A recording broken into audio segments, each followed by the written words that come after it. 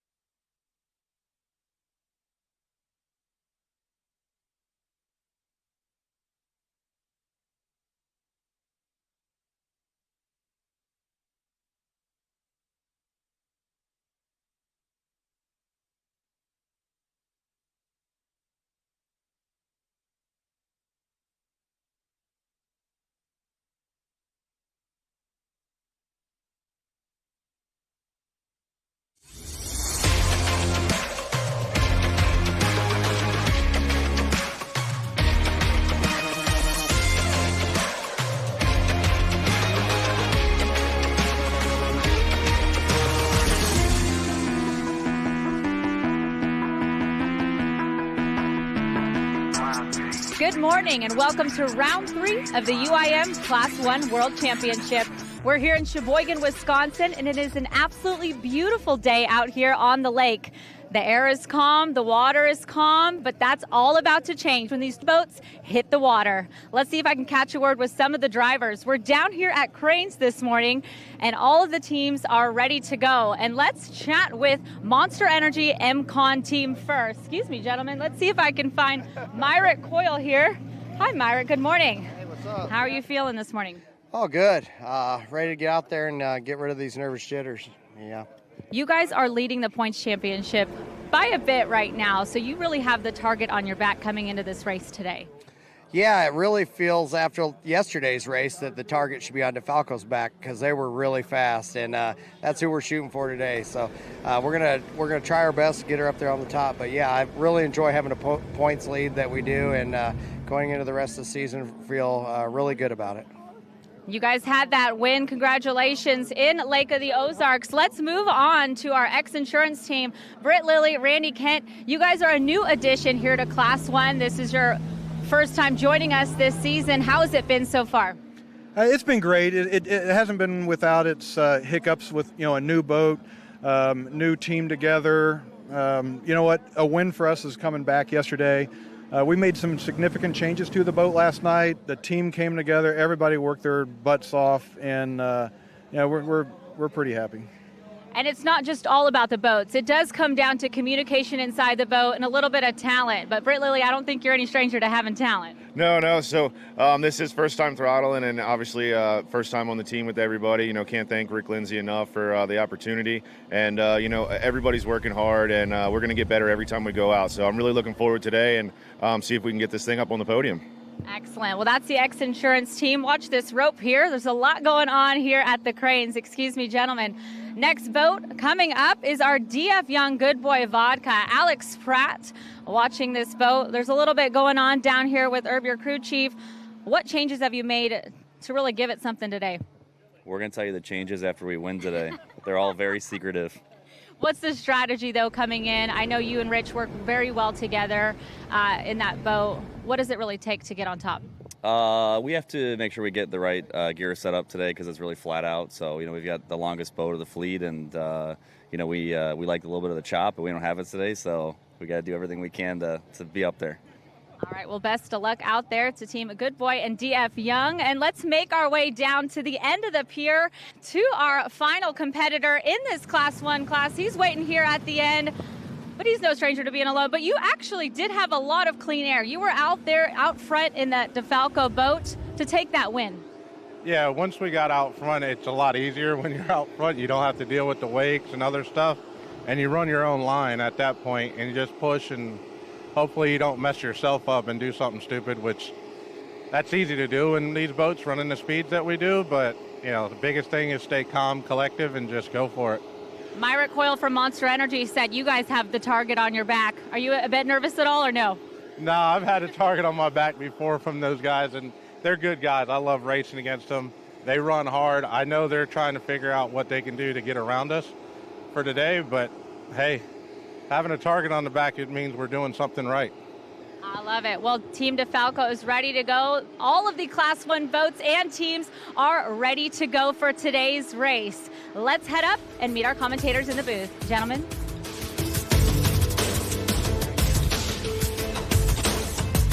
The UIM Class 1 World Championship is brought to you by Monster Energy.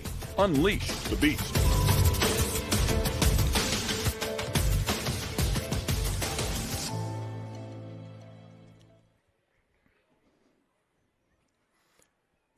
Welcome, ladies and gentlemen, to the Midwest Challenge on Lake Michigan for Round 3, race number 5 of the UIM Class 1 World Championships, along with the APBA National Championships, all part of the Powerboat P1 USA Series. As Taylor had mentioned before, we're in Sheboygan, Wisconsin, known as the Malibu of the Midwest. Did you bring your surfboard? Ken Stout and Mike Iwaski sitting right alongside, man. They said they go surfing here. I'm like, are you kidding me? But if there's a day, man, it doesn't get any better than this one. Now, we were just talking to Stuart Haley with P1, and I said, is this a normal summer day for you? Because yesterday it was cold.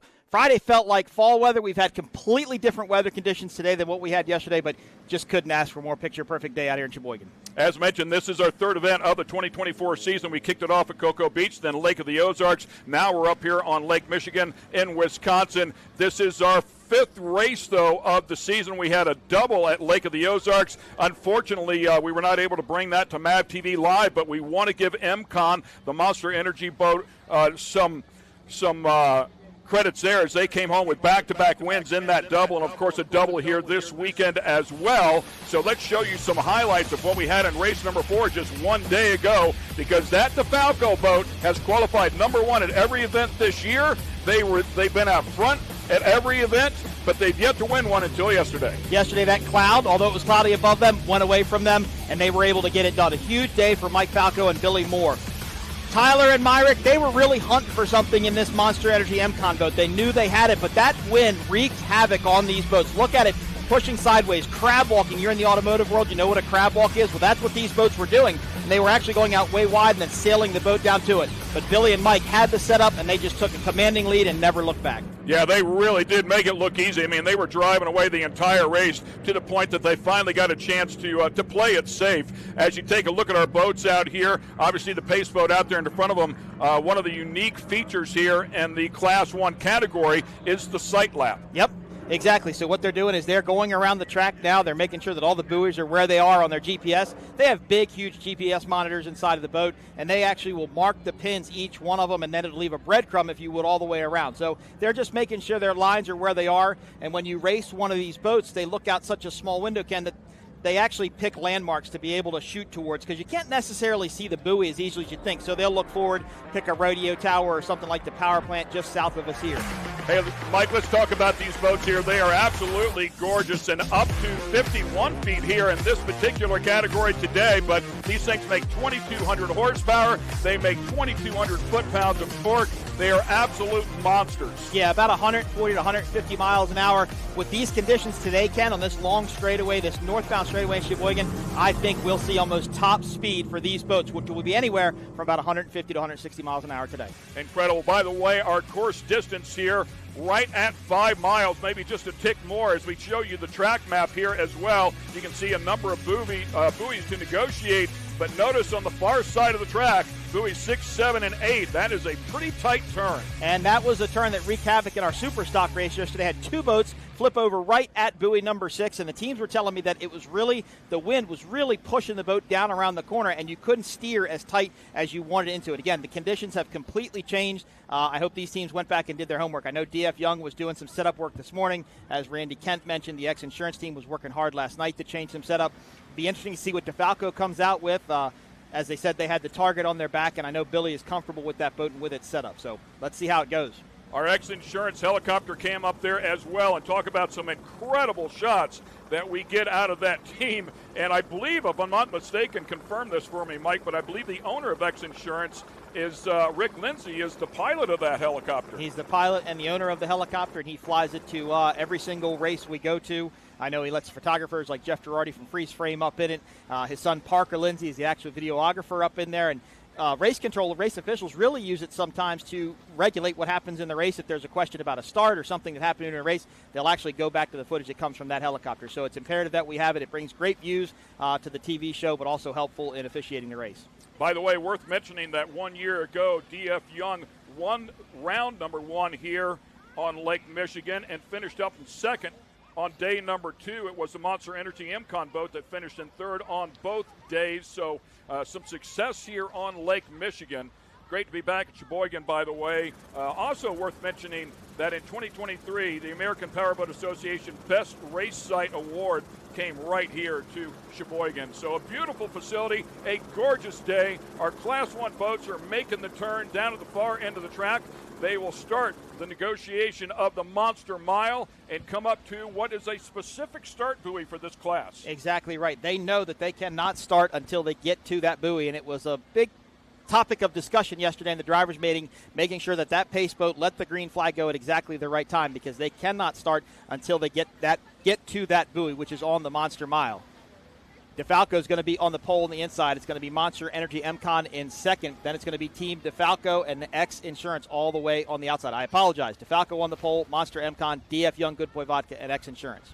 Yeah, and as we talked about, DeFalco has qualified in that number one position at every event so far this year. The boat has a ton of speed, no doubt about that.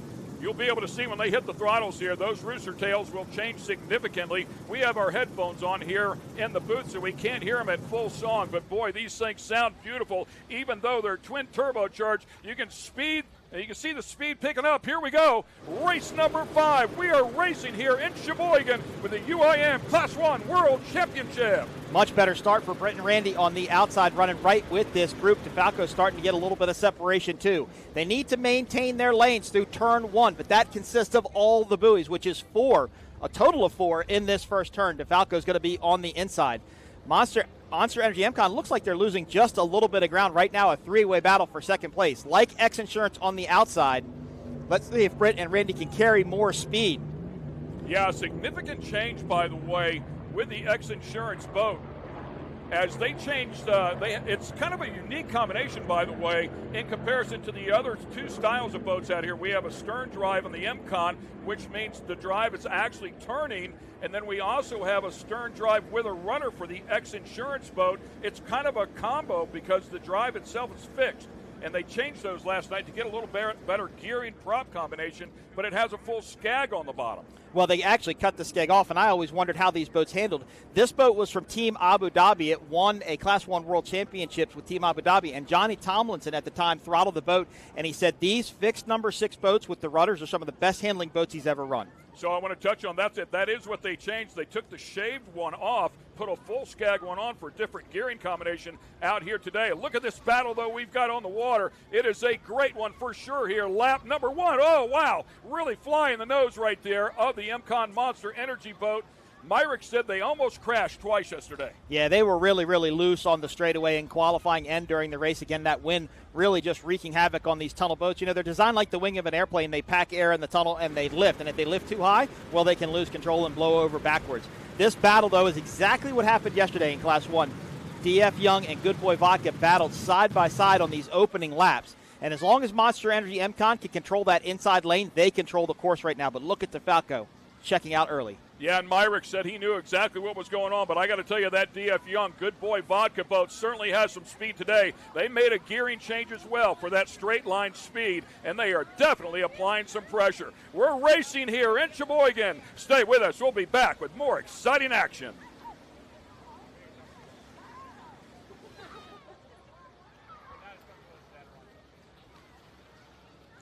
That's a great shot. Mm-hmm.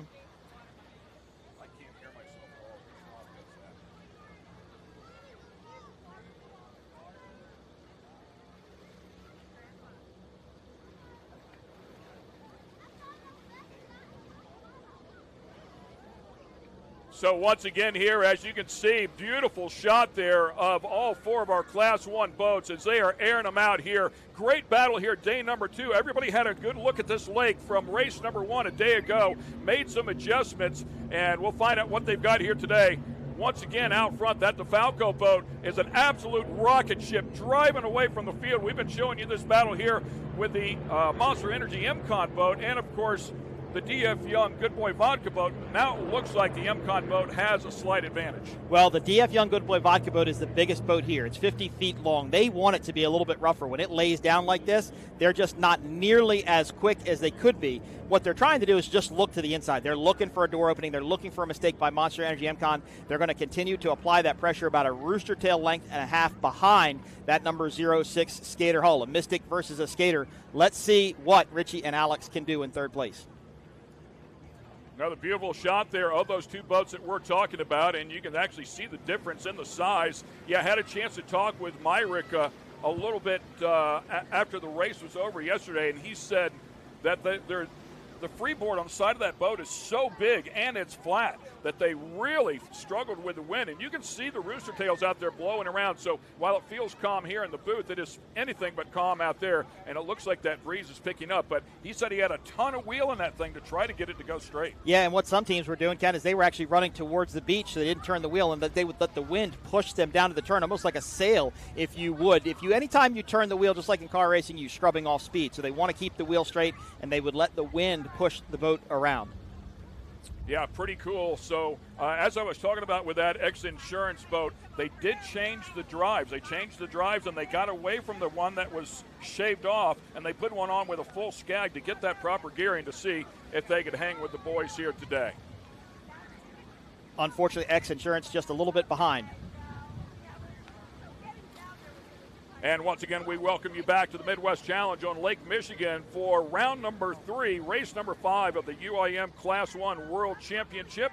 And, of course, the APBA National Championships. We have the Class 1 boats out on the water. The Tefalco boat with an early lead here. Once again, they were the boat to beat yesterday. Of course, they were the boat to beat at Cocoa Beach as well, but they couldn't find the end. They kept having something bite them, and the boat DNF'd a couple of times. But they got it figured out here one day ago, and, boy, that boat is fast here again today. I talked to Billy at the drivers' meeting this morning, and I said, Billy, who's a pretty colorful character, I said, Billy, if you win tomorrow and you get out of the boat, can we see, like, the colorful Billy? And he goes, Mike, I was exhausted after yesterday. He said it was so mentally draining inside of the boat. They had so much to think about, and he said the team was telling them to slow down. The team was telling them to back down, and he didn't want to. He wanted to stay in the groove that they were in. He felt comfortable. He said the engines were happy, the boat was happy, and he just wanted to keep getting it on. But he said, man, by the time that one was done, he said, I was exhausted.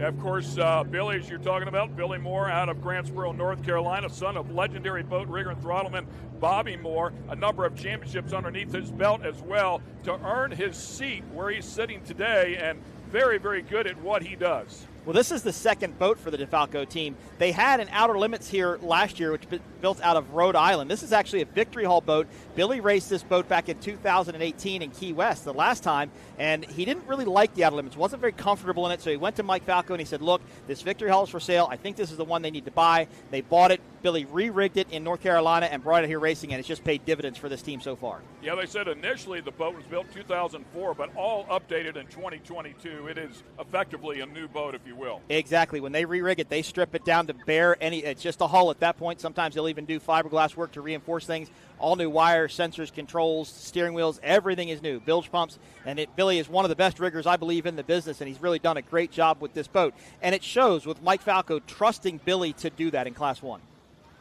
Mike Falco making his Class 1 debut in 2022, but has a lot of experience, been running high-performance V-bottom boats, a lot of outer limit power boats over 15 years, 48-foot MTI, Mercury Racing 1650 engine, so he's definitely not afraid of the speed, can get it done, and he proved that as well one day ago. They love the big speed in this boat. Well, they were racing an XCat, believe it or not, a couple of weeks ago over in Italy. Mike got invited to go run XCat, which is similar to what we have here in Superstock or Factory Stock 450, and he really liked it, had a lot of fun over there. I think we'll see Mike Falco race a lot more in the coming futures. I've heard some plans about some things that he's buying or has potential to buy to expand in racing. I think we're going to see a lot more from this DeFalco team. Here they come down that monster mile as they leg them out here, top speed on these boats, and trying to get everything out of those 1,100 horsepower engines, the twins in the back, twin turbocharged Mercury Racing power plants producing 2,200 horsepower, and they are getting all they can get here,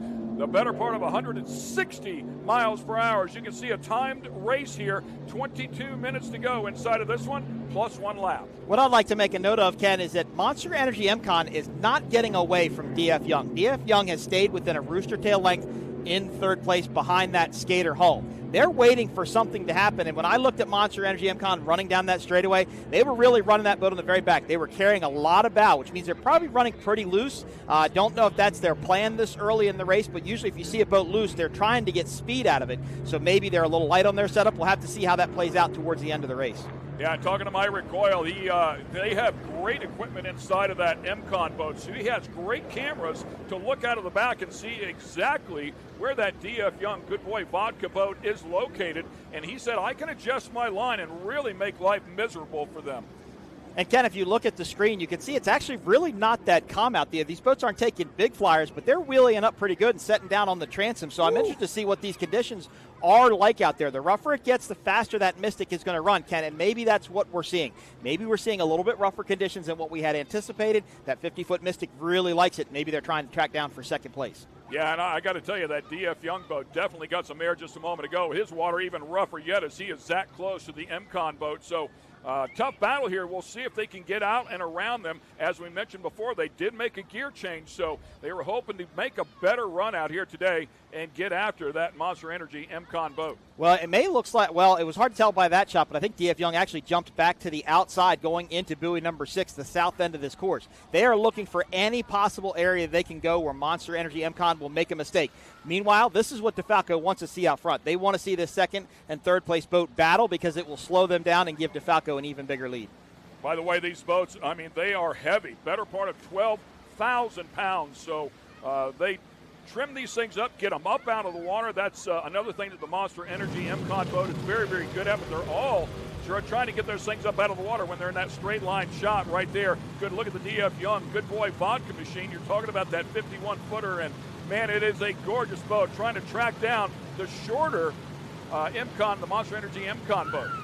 Well, and I said that about being about a rooster tail length behind the Monster Energy MCON team, and now they've lost a little bit more ground. Not sure what happened on the south end of this course. Ken, it's worth noting that skater hull of the Monster Energy MCON team had the same transom set up last year as these other boats. They had the BPM surface drives with the rudders. Myrick and Tyler felt pretty good about it, but they didn't feel 100%. Because their other boat has full number 6s. So the boat went back to skater. They basically cut the transom off of it, redid it, and put the number 6s on it. And I think it's paid off very well for this team as they show in their setup and running here in Sheboygan. A little bit shorter boat in comparison to the DF Young Good Boy vodka boat as it comes in at about 43 foot in length. It's a better boat in the calm, the flatter water. If you get into the chop, the big rough water, as Mike had mentioned before, then the big boat is going to shine a little bit more. But so far today, that thing is doing great. And as we saw at Lake of the Ozarks with back-to-back wins, it was spectacular there. Once again, we'll take a quick break, and we'll be back with more great racing action in just a moment. Stay with us. So DF Young went on the outside of that corner. They carried a lot of speed, and they were able to close up the gap up to second place Monster Energy MCON. They seem to like that outside corner. So if they can stay in clean water and not have to hop back and forth over the wake like they're having to do right now, I think they can keep that skater in sight and not let him get too far ahead. Yeah, I couldn't agree more. We can see it. They actually close that gap back up here again, but they get down to this tighter turn, and that's where it becomes difficult. He went from inside to outside, as you mentioned last time, and it cost him some real estate. It does, and look at how it's getting rougher down there. When they go around that dogleg, they're really starting to kind of carry the bow a little, pack some air under the tunnel, and bounce around. So I think it's definitely a little rougher on the south end of the course. Beautiful shot of the 06 Monster Energy MCON boat. Of course, we will see this team later today, Ken, in Supercat, which will be our last race of the day. Lots more racing happening here in Sheboygan on day number 2. We've got Mod V, we've got classes 6, 7, 5, and 4, Supercat, and we'll wrap up this class 1 here shortly. It is the closest battle on the track right now. That is second and third place that you're looking at. By the way, Tyler Miller looking great. He's lost a ton of weight. He came back. We saw him driving for the first time, or back inside of the boat, running the throttles for the first time at Lake of the Ozarks since his back surgery. So feels great out here doing a beautiful job. That was a big flyer by DeFalco there. That proves to me that it's a bit rougher. You can see how they're hopping around a little bit and carrying that bow. A little bit more bump out there than we had anticipated. Again, let's see if that benefits DF Young Good Boy Vodka. Right now, this is DeFalco's race to run. They're controlling the pace. They're setting the pace, and they're doing a great job, just like they did yesterday. Another big hop there, and that's going to start slowing those boats down. That's what DF Young wants to see. And look at that gap close up. That was a big moment right there, and you're right. Here comes a DF Young Good Boy Vodka boat now on the outside. Again, the preferred inside line going to the Monster Energy MCON machine, but they had that big moment. No doubt had to check up on the throttles a little bit, but back, hammer down now, trying to hang on to that spot. Side by side, here we go. DF Young is trying to make a move on the outside. MCON Monster Energy controls the narrative through the corner. They control the inside lane. They can push this boat wherever they want to, but DF Young Good Boy Vodka is within striking distance. Let's see if Alex and Richie can make a move. Surface drive with a rudder for the DF Young machine, and then you take a look at that Monster Energy MCON boat. As Mike mentioned, the M6 stern drives on that one doing the steering. and providing the power. And that DF Young boat is still right there. It's as close as they've been the entire race. Going to have a good run here up the back straightaway. Well, Ken, they're going to be on the inside of the dogleg. They're going to be able to control the narrative this corner. If they're going to make a pass, this is the place to do it. This is the time. Look how close they are to 160, ladies and gentlemen. It doesn't get any better than this. Talk about hanging it out right now. That is what it's all about out here. That's what we come out here to see. They've almost established overtake going around the dogleg. Let's see if they can make it happen. Welcome back, ladies and gentlemen, to the Midwest Challenge here on Lake Michigan for the UIM Class 1 World Championship. And you are seeing a pass for second place. It was spectacular going up the back straightaway as the DF Young Good Boy Vodka boat was able to finally get around the Monster Energy MCON machine. What a battle it has been. That DF Young boat, Ken, was really respectful going to that corner. They could have surely shut the door on Monster Energy MCON, but they didn't. And that may have been a mistake. See how it's allowed that skater hull to catch back up, get back on the inside. That boat can turn very well. That black skater can really turn underneath, but they had to jump back outside. No room to go there. So that should give DF Young Good Boy Vodka solid second place behind DeFalco. Yeah, so that tighter line that they took there, they could not capitalize on at the end of that very tight far-end turn. The second half of this course, good look at them right there, and you can see, yeah, now they've created some separation. So that is kind of what the DF Young boat did. I think they set up with a late apex in that turn, and it forced them across the chop. Yeah, and you don't want to go behind the wake of another boat. It's kind of like driving on a slippery surface. Anytime you get to the aeration of the props, you lose just a little bit of grip, a little bit of forward bite, and you will lose some ground. Now let's see if DF Young Good Boy Vodka, who has pulled away from Monster Energy MCON, let's see if they have anything for DeFalco. Just past the halfway point here as we are down to 14 minutes plus one lap. Now DeFalco can run their line. They can see DF Young can run their line. They can see what DeFalco's doing. They can see where that boat's going. They can study what they're doing. They've got clean water. They've got nobody pushing behind them. They can now look forward, race forward, and go after DeFalco. Yeah, wonderful job there out of the DF Young Good Boy Vodka machine. Of course, Rich Wyatt, the owner of that one, and running throttles. Alex Pratt doing the driving inside of that one. Rich Wyatt, a very accomplished racer. How about 3 OPA Unlimited World Championships, 2012, 19, and 21. He can certainly get it done. Very, very experienced, run V-bottoms and cats his entire career. Nothing to take away from Alex Pratt. Alex Pratt, plenty of racing experience as well. In fact, she used to run the X Insurance boat, then jumped over to this Good Boy team. Alex Pratt, of course, Good Boy Vodka. Every pour helps a pup. But they really have pulled away from Monster Energy MCON. I'm wondering if Monster Energy MCON is just really light on their setup and just can't keep up. But there's a big gap between those two now, as that shows you really first, second, and third. Yeah, by the way, as we take a look at this DF Young Good Boy Vodka machine, I had a chance to chat with Alex Pratt at the end of the event at Lake of the Ozarks. Used to race super bikes and actually has a win at Daytona. That'll give you an idea of that guy's nerve. Yeah, he's got an ability to commit to a corner if he can go around Daytona on 2 wheels. Pretty cool for sure. DeFalco continues to lead over DF Young Good Boy Vodka. Monster Energy MCON now in third. X Insurance running in fourth. It's just like Randy and Kent said in their pre-race interview. Just to go out there and finish is a win for this team. It's their second time in a boat. Yeah, and good they're just stuff. trying to get it figured out. And we're going to get it down to our good friend Taylor Snyder. She's been busy all day long. Taylor, who do you have? I'm down here with the crew for DF Young, and you've got your lap times going. I spoke to you guys earlier about are they gaining speed? Is MCON losing speed? What's going on here? At first we were holding speed and just feeling the track out. Now we're it looks like we're kind of pacing it. Might be speeding up a little bit now that they're getting more confident with the track and more confident with, the boat. So. And you did mention a possible error in the beginning, swinging a little bit wide, but it seems that had no effect on this incredible takeover now. We lost 2 seconds in one lap. It was on the back end. I don't know exactly what happened, but it seems they picked it up and they're dialing it in now. All right, well, anything can happen. This race is still going on. Incredible strong competitors out here. Ken, back to you. Thanks a lot, Taylor. So, yeah, the crew members keeping an eye on. There's a good look at our set. We couldn't have a better place right here. We're sitting on the balcony here at the Blue Harbor Hotel or Resort. I mean, it's absolutely gorgeous looking out, obviously, at Lake Michigan and watching this race. We call it off with the monitors, though, and there's a beautiful shot of the DeFalco construction machine. Obviously, driver Billy Moore there, as you can see. Mike Falco, the owner, running the throttles as well. Very successful construction business in the New York City area.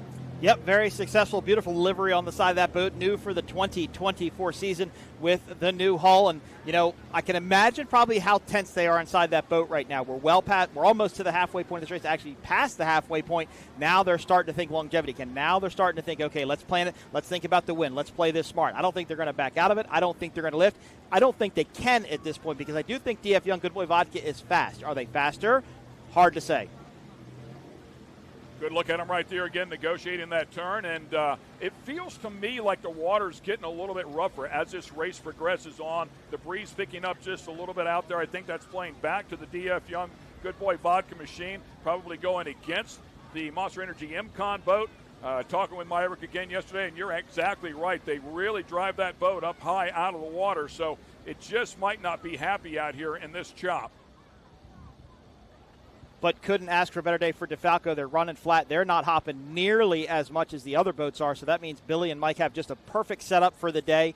You know, Billy spends a lot of time testing this boat, Ken, down in North Carolina where he's from. The boat lives at his shop there. Another beautiful shot here of all three boats here as they negotiate their way down the Monster Mile.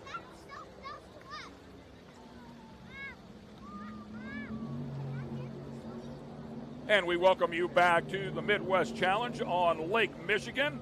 This is the UIM Class 1 World Championships, also in conjunction with the APBA National Championships going on here this weekend, all part of the Powerboat P1 USA Series. We're in Sheboygan, Wisconsin, known as the Malibu of the Midwest. It's a spectacular day, as they would say, a Chamber of Commerce day out here, about 75 degrees or so, nice breeze, and the big dogs are putting on a show.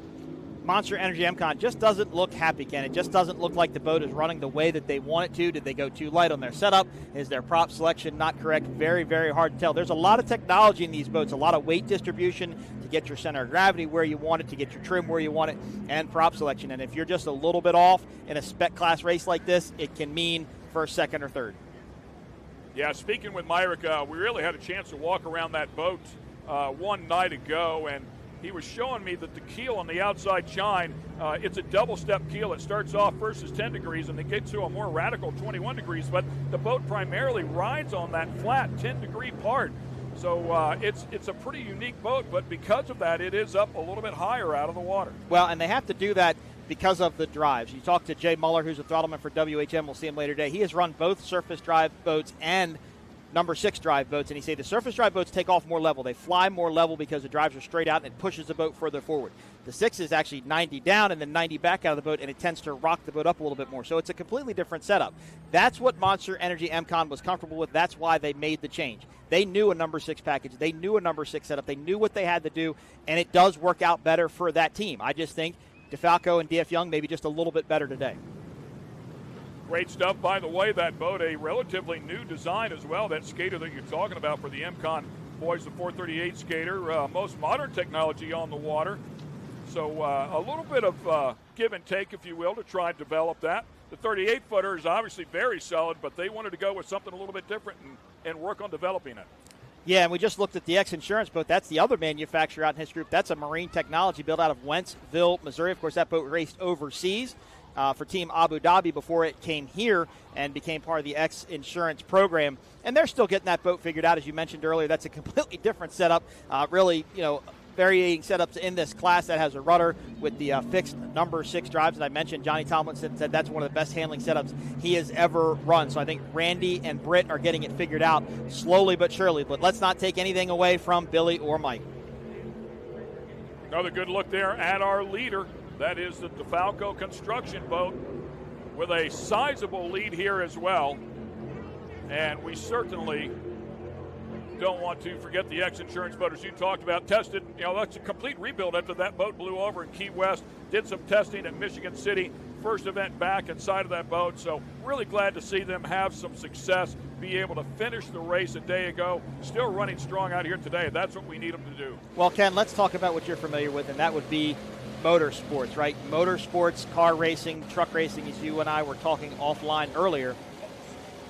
We were talking about motorsports. So imagine in one of the Pro 4 trucks, your son driving and you throttling. And tell me how that would go.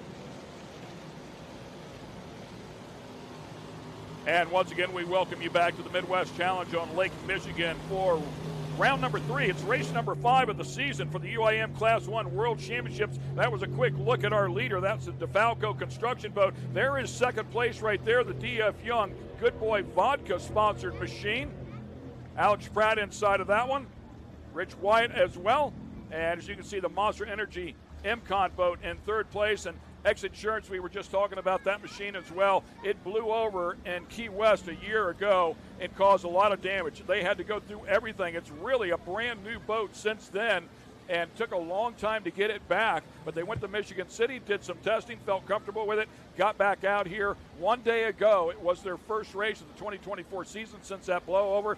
They weren't competitive in terms of a win, but they made it to the end under power. That's a lot of data. You can start making adjustments and then go after it. Exactly right. We have a long break until our next race in Sarasota. It won't be until mid-September. So I know that Gene and Randy and the entire team will go back and figure something out. Although I do see, as I look up from our broadcast booth, Ken, I do see a boat down on the outside of the course, I believe, right out behind the camera here. And that might be X Insurance because I don't see a boat running south currently. I only see 3 rooster tails, so I do think X Insurance might be down the outside of the course, but let's see if a camera can get on that. Hopefully it didn't jinx them. Unfortunately, you always kind of feel that way when you talk about how good somebody's doing.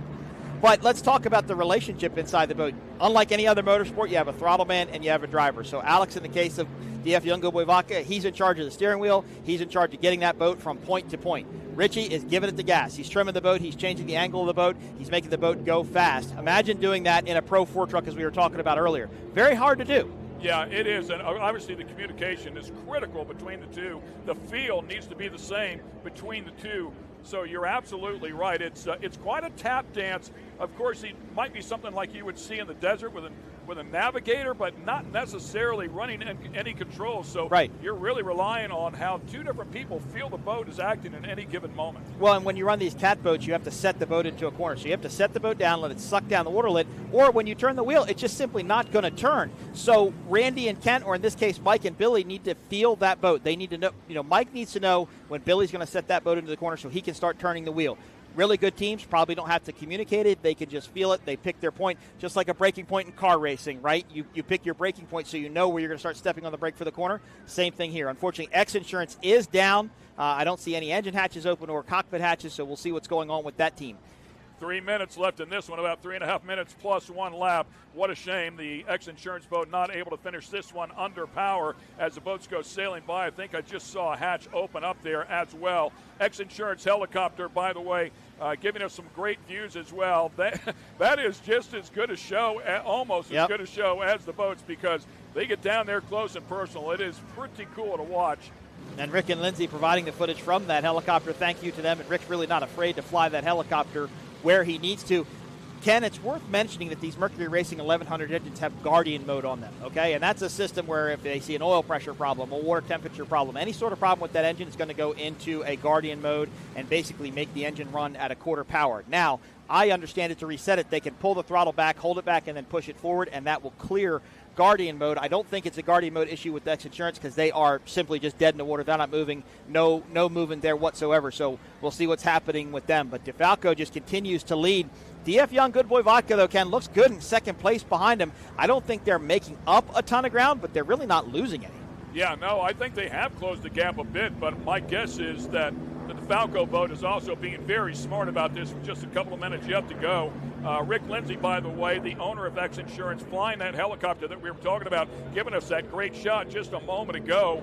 Also very, very good at what he does, owning X Insurance, and found a really nice niche in that business as well. We'll throw him a little bit of love since he's one of the major sponsors out here. Helps out a lot of teams as well, but if you have a high-risk business, X Insurance is certainly a great place to go with, and he's a wonderful guy to make all that happen as they are giving us that shot right there. That is from the X Insurance helicopter. Rick Lindsay doing the flying there, and a beautiful shot right alongside the DeFalco construction machine, our current leader. And I was asked last night, how many boats does X Insurance actually sponsor here at the races? And I'm going to count them real quick on our entry sheet, but I think it's close to 8 or 9 boats between their own their own Class 1 entry. They do some Class 5 boats. They do some Class 7 boats. They've got a Mod V boat. So, really kind of spreading the wealth, if you would, around offshore powerboat racing, and it's great to see that kind of support. Yeah, Rick Lindsay, obviously loving extreme sports. By the way, came close to making the 1980 Olympic hockey team, believe it or not. How about that? So, talented young man as well. I'm sure he's well past his hockey days.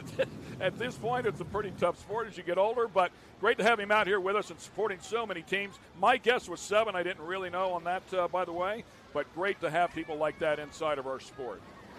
Winding this one down, we're less than a minute plus 1 lap to go in race number 5 of the 2024 season. Team DeFalco, who has struggled all along the way. They've shown the speed. Qualified number 1 at Cocoa Beach and Lake of the Ozarks. Also qualified number 1 right here, but could not find the finish line. They are looking to find the finish line in back-to-back races here on Lake Michigan for the number 1 position. That boat looks beautiful.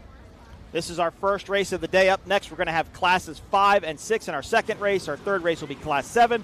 Fourth race will be Mod V in class 4. And our fifth race will be Supercat. And Ken, I'm really looking forward to that Supercat racing. There's been a lot of trash talk, a lot of grudge racing going on in the pits and some things happening. And I think it's going to be really, really exciting to see those cat boats come out here later today. Yeah, all part of a 2-day event. By the way, Friday night there was a street party here in Sheboygan as well. All of these big boats were on display downtown Sheboygan on their beautiful custom-built trailers, turned up sideways to give you an idea of just how large they are. They are massive machines, huge beams on them, very, very wide. Obviously, we've been talking about the length as well. As we're closing things down here, 1 lap to go inside of race number 5 for 2024. That is a good look at the D.F. Young Good Boy Vodka sponsored number 17 in second place, having a great run here and a spectacular battle with a Monster Energy MCON boat. And I believe the way the points are structured, this should give them second place overall for the weekend here in Sheboygan and help as they were in second place in points. It would have been nice to get a boat between them and Monster Energy MCON, but just not going to happen today. But I think this will be a good points boost for them as we go into Sarasota, Florida, the next stop on the P1 UIM APB. We're talking to one of the crew members for the DeFalco team, and he said, I've been doing the math, man. If we win every race from here on out and they have a couple of DNFs, we can still win this championship. So, yeah, they're digging hard, man. You never give up out here. It's just the way it goes. Another great shot there from that X Insurance helicopter cam. So the DeFalco team just needs to go through the south end of this course one more time. This is the white flag lap. Billy and Mike look like they're going to take it. All they've got to do is get around this course one more time. And just a great day for this Victory Hall. Great day for this team. Great day for Mike and Billy. You know, and it's important for a guy, Ken, like Mike, to win a race like this because the investment he makes, you see his pit setup. He's got the hauler, the motorhomes, the trailers, the boats. You know, they want to win, right? They're competitive, but this really boosts their confidence. It helps them want to continue to be in the sport because, as you said off air, this is a huge monetary investment to be out here compared to a lot of other motorsports. So hats off to Mike and Billy for being able to get it done here in Sheboygan. Making their way around the final turn, back onto the Monster Mile to complete this final lap. What a great run here, looking for back-to-back wins. Is the DeFalco construction machine, that beautiful New York City skyline on the side of it as well. Proud of where they come from. Man, airs it out right there one more time just for good measure. They have not backed off yet as they are looking for that finish line here right in the middle of the Monster Mile. What a spectacular run for these two tough competitors inside of this boat. Excellent job for Mike Falco and Billy Moore completing this one here. Back-to-back wins in Lake Michigan. Let's hope we get the happy Billy Moore on the post-race interview with Taylor. If not, I'm going to have to say something to him later. Got to give hats off to DF Young Good Boy Vodka. They are the largest boat in the fleet. This is a calm water race, and they were really able to put the pressure on Monster Energy MCON, and they come away with second place after a very, very solid run. They will look forward to Sarasota as well. Ken, one thing to think about is we are racing on a freshwater lake, Lake Michigan, pure freshwater. We will now go back to saltwater. That changes the setup completely on the boats because the buoyancy is different. Great racing out here, courtesy of the UIM Class 1 World Championship. We'll be right back. The boats will start to slow, although it looks like DeFalco is running down the back leg up, maybe starting to slow now. But I'm totally impressed with DF Young Good Boy Vodka. Again, just the larger boat in the fleet. and they were able to pull away from what is undoubtedly one of the fastest, best setup boats in the class with this Monster Energy MCon team. But you can guarantee Tyler and Myrick and Jake, the entire team, they're going to go back and do their homework, and they're going to get ready for Sarasota, Florida. They have an advantage, Ken. Lake of the Ozarks, Missouri is where these guys call home, and they can go out and test quite frequently. Tyler Miller actually has a lift on his dock to fit that race boat, so they can go test really whenever they want. Yeah, I like what you were talking about before on the different waters that we have competed in, from salt water to the fresh water at Lake of the Ozarks, the cooler water here in Lake Michigan, all of them with their own unique density, if you will. They'll monitor the RPMs inside of those boats whenever they're qualifying, of course. They'll make gearing adjustments based on what they see to get all they can out of it, anticipate maybe some chop to go along with it. But you're absolutely right, and now we will go back to the salt water where it's more viscous, it's thicker, they get a better bite. So plenty of changes for these crew chiefs and teams to adjust at every event. And air conditions will change too. Obviously, going down to the southwest coast of Florida, it's going to be hot. It's going to be more humid. The air is going to be thicker. So the Mercury Racing techs and the teams may have to mess with the mapping just a little bit on the computers to account for that thicker air. From there, we go on to St. Pete, run again on Tampa Bay. That will be salt water as well. But congratulations to DeFalco, Mike Falco, and Billy Moore getting it done with the Class 1 win. That should give them the overall for the weekend. Nice shot right there of our winner once again. You see the shoreline here as well. The fans having a great time. Hospitality area here, of course, for some of the folks, and also off the back of the resort that we're in here. The Blue Harbor Resort is absolutely gorgeous. If you come to this area of the country, you would certainly want to look that one up. Be a great place to stay. And possibly maybe go surfing, as they said here. Depending on weather conditions. Exactly right. I got here last year and looked out and was like, man, I think you can go surfing out there today. So up next, it's going to be classes 5 and 6. We're going to start bracket class boat racing next with 5 and 6, then 7, then Mod V and Class 4, and then Supercat towards the end of the day.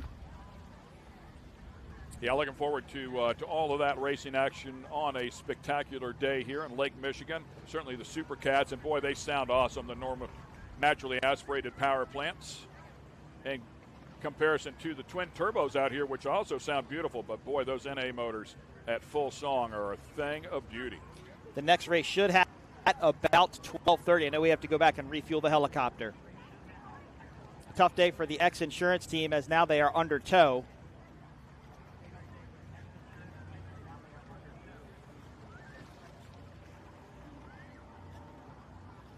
And once again, we welcome you back to the Midwest Challenge on Lake Michigan. It is race 5 of the UIM Class 1 World Championships, and it is in the books. There's a look at the X Insurance machine. Congratulations to that team getting that boat fixed up after the big blow over at Key West a year ago. Their first event here of 2024. Unfortunately, did not make it to the end of this one, just about to the end. They were just a few minutes short. They did complete the race one day ago, so they will have a lot of data. They'll be able to go back now to the shop and make some changes as you take a look at the boats making their way back in around the jetty as well. We want to congratulate our winners in the Team DeFalco construction boat as they go back-to-back here on Lake Michigan. And let's see what that did with the points with DF Young and Good Boy Vodka getting up into second over Monster Energy MCon. We know our winners, well, actually our top 3 boats should then head down to Taylor in the pits, and she'll be able to catch up with them. That's a beautiful shot of the VIP tent there where you can go to and check out the races. And just a great view to see this kind of action. Yeah, this was the pass here for second place. And, of course, the DF Young Good Boy Vodka machine had been tracking down that Monster Energy MCon boat.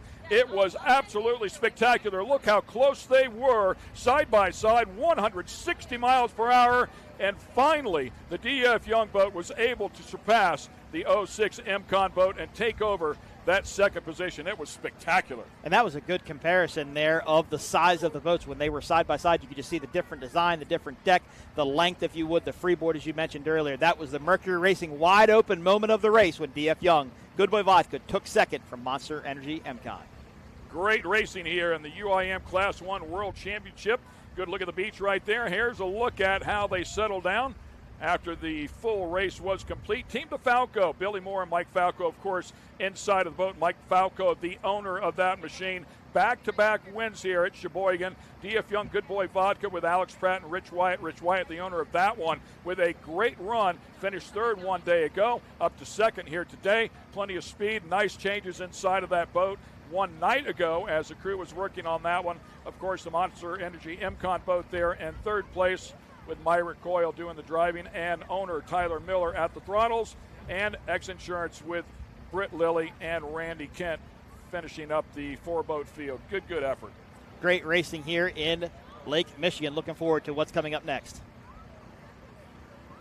The UIM Class 1 World Championship was brought to you by Monster Energy, Unleash the Beast, and Mercury Racing. Live life wide open.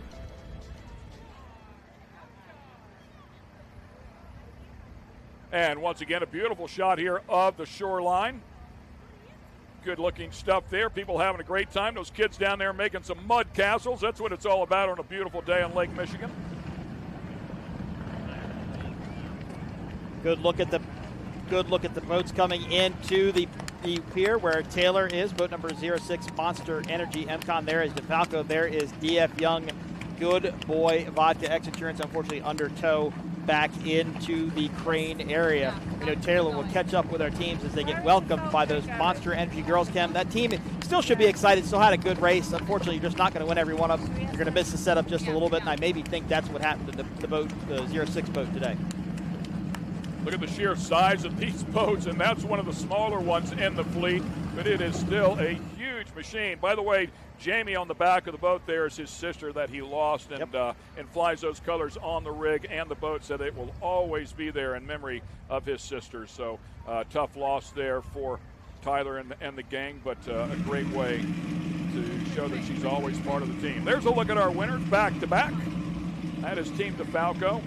Mike Falco, of course, the owner of that machine, and great effort out of them. That boat has been a rocket ship all year long, but they needed to get it to the stripe, the finish line, and they were able to do so one day ago in race number 4 of the season and race 5 here today. So Billy Moore will get out of this boat, Ken, and he will jump in Graydale and run in Supercat in our last race of the day. Let me ask you, do you think there's a benefit to Billy going out and running here this morning and then going back to that Graydale team and saying, hey, this is what I saw, this is what I found, this is what we need to do?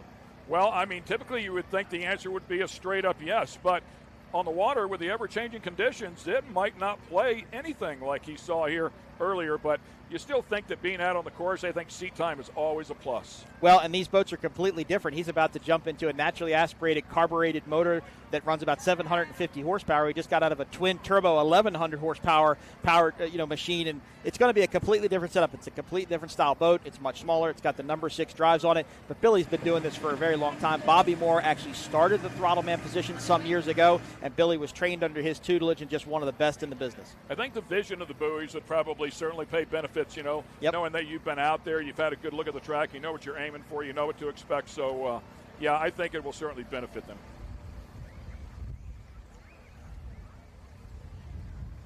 And once again, our Taylor Snyder has been very busy down there, and now she has the pleasure of talking to our winners as well. Let's get it down to her. Taylor? All right, congratulations, Team DeFalco, Billy Moore and Mike Falco taking the win. What a dominating run for you guys. You did it yesterday, and you did it today. How was that? Just a fun race for you out there? Yeah, it was a lot of fun. My helmet come unplugged probably lap 4, so I had no communication with Mike or anybody, so we were just winging it. But we actually did pretty good, and I was trying to look around to see if we, how big the lead was, and then we just kept pushing. It's like same thing.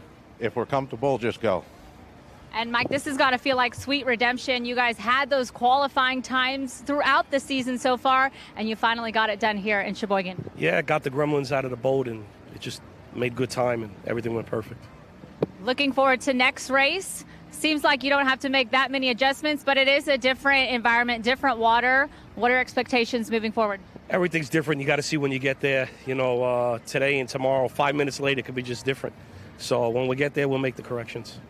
Well, congratulations. Give it up for these guys. Team DeFalco. I've got our mayor of Sheboygan, Ryan Sorensen. You can head on up.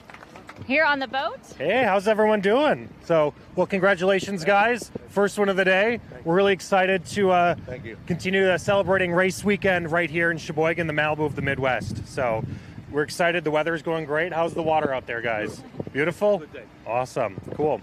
Great day on the water, a great event in Sheboygan. We look forward to seeing this event here next year, but we still have more racing action to come in the UIM Class 1 World Championship Series. I'm Taylor Snyder.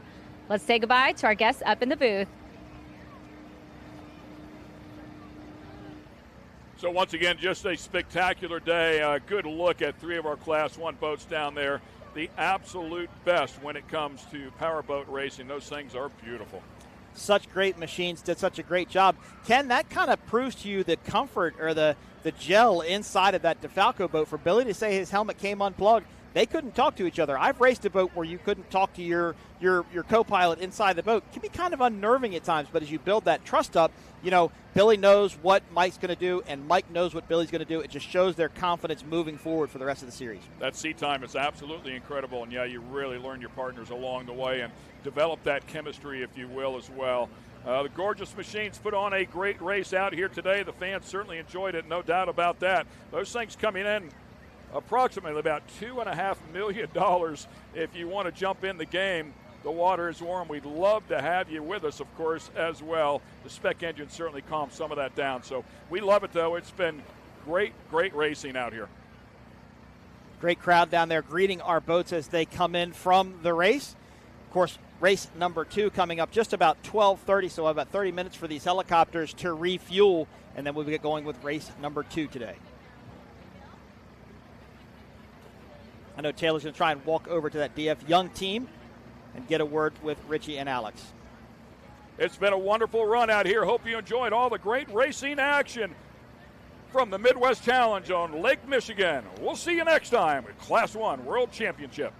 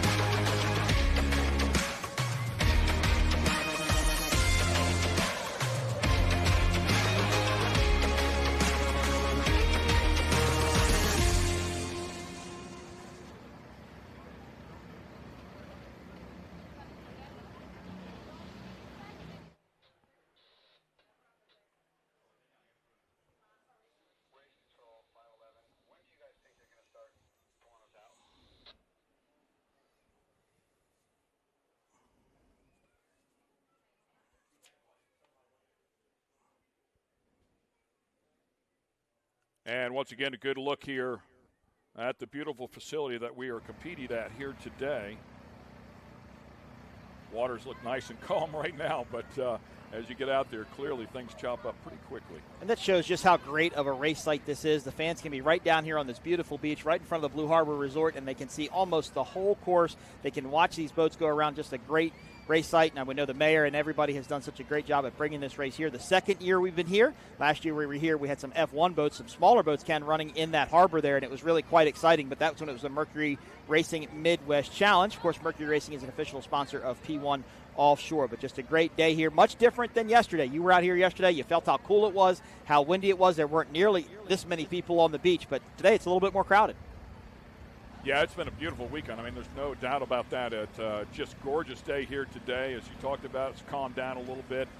Just white, fluffy clouds up there in the top. And, of course, plenty of racing yet to go here today. The day is just getting started here with our Class 1 race. Plenty to go here, courtesy of the APBA National Championships. Once again, we will take a quick break here. Stay with us. We'll be right back on the other side. Rated M for mature. Who are you counting on? Hey. Who are you leaning on? Who are you counting on? Hey.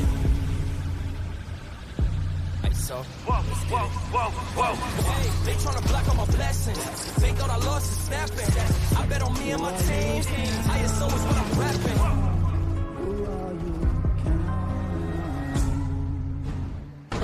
Insurance sucks, and we think so too. Why? Because traditional policies don't provide complete coverage, leaving you to deal with the holes and gaps. But not anymore. X Insurance's True Umbrella and True Homeowners are a true partner, covering any potential gaps and exclusions.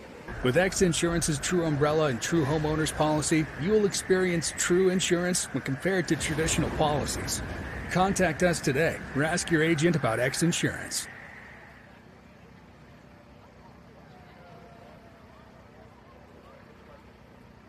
Right now we are in Sheboygan, and we are going factory 450 factory stock racing. There is, I believe that's the green flag, and we are going racing. That was quick, but this is a pretty small fleet, so pretty easy to get them lined up. Peppers Racing is going to be all the way to the outside right-hand side of your screen.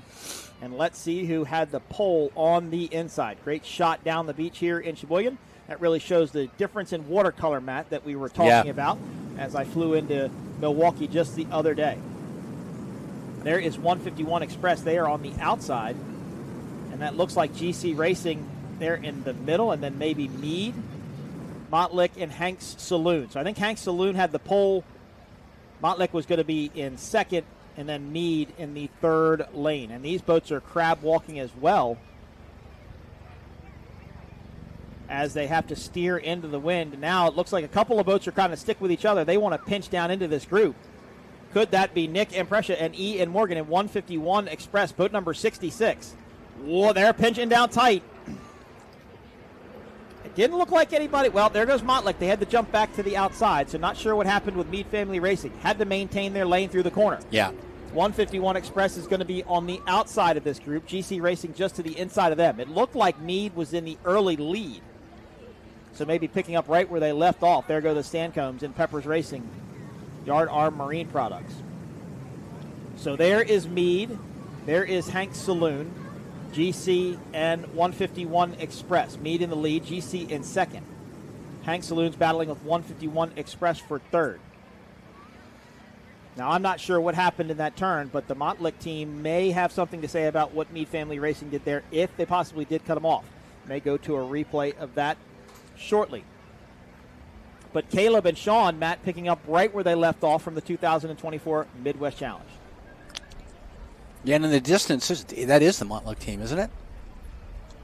Is it? Yes, I believe it is. As we look up for our commentary booth, I believe the Mottlick team is down off a plane. Now, they got hosed down. They could have gone into Guardian mode or had some sort of an issue. Not the first race that Giovanni Carpatelli does. So it's two MTIs out to the early lead, Meade Family Racing and GC Racing. I'm sure Randy's on shore watching this, cheering on these two teams. GC Racing joining forces with Grant Bruggerman. And Grant's got some experience in MTIs. Ran Broadco with Chuck Brodus. He's run Pro Floors with Wayne Valder. So he knows MTI boats, and I think Willie Cabiza, who owns the GC Racing team, really wanted to solidify his racing program and talked to Grant over the winter and said, come on board with me, and did that, and here they are. I understand Mr. Valder is in town in Sheboygan this weekend. I hope we get to see him. And look at that. So there is GC Racing. They are currently in second, 151 Express in third. I did see Hank's Saloon come into one of our shots, so I'm not sure if Hank's Saloon is catching up to this MTI leader pack. The Doug Wrights now running towards the back. There is 151 Express. They are currently in second place. Ian Morgan and Nick Impressia. And looking pretty strong. Now, these guys have come up through the ranks. Actually, there's Hank's Saloon there. So is Hank's Saloon actually in second?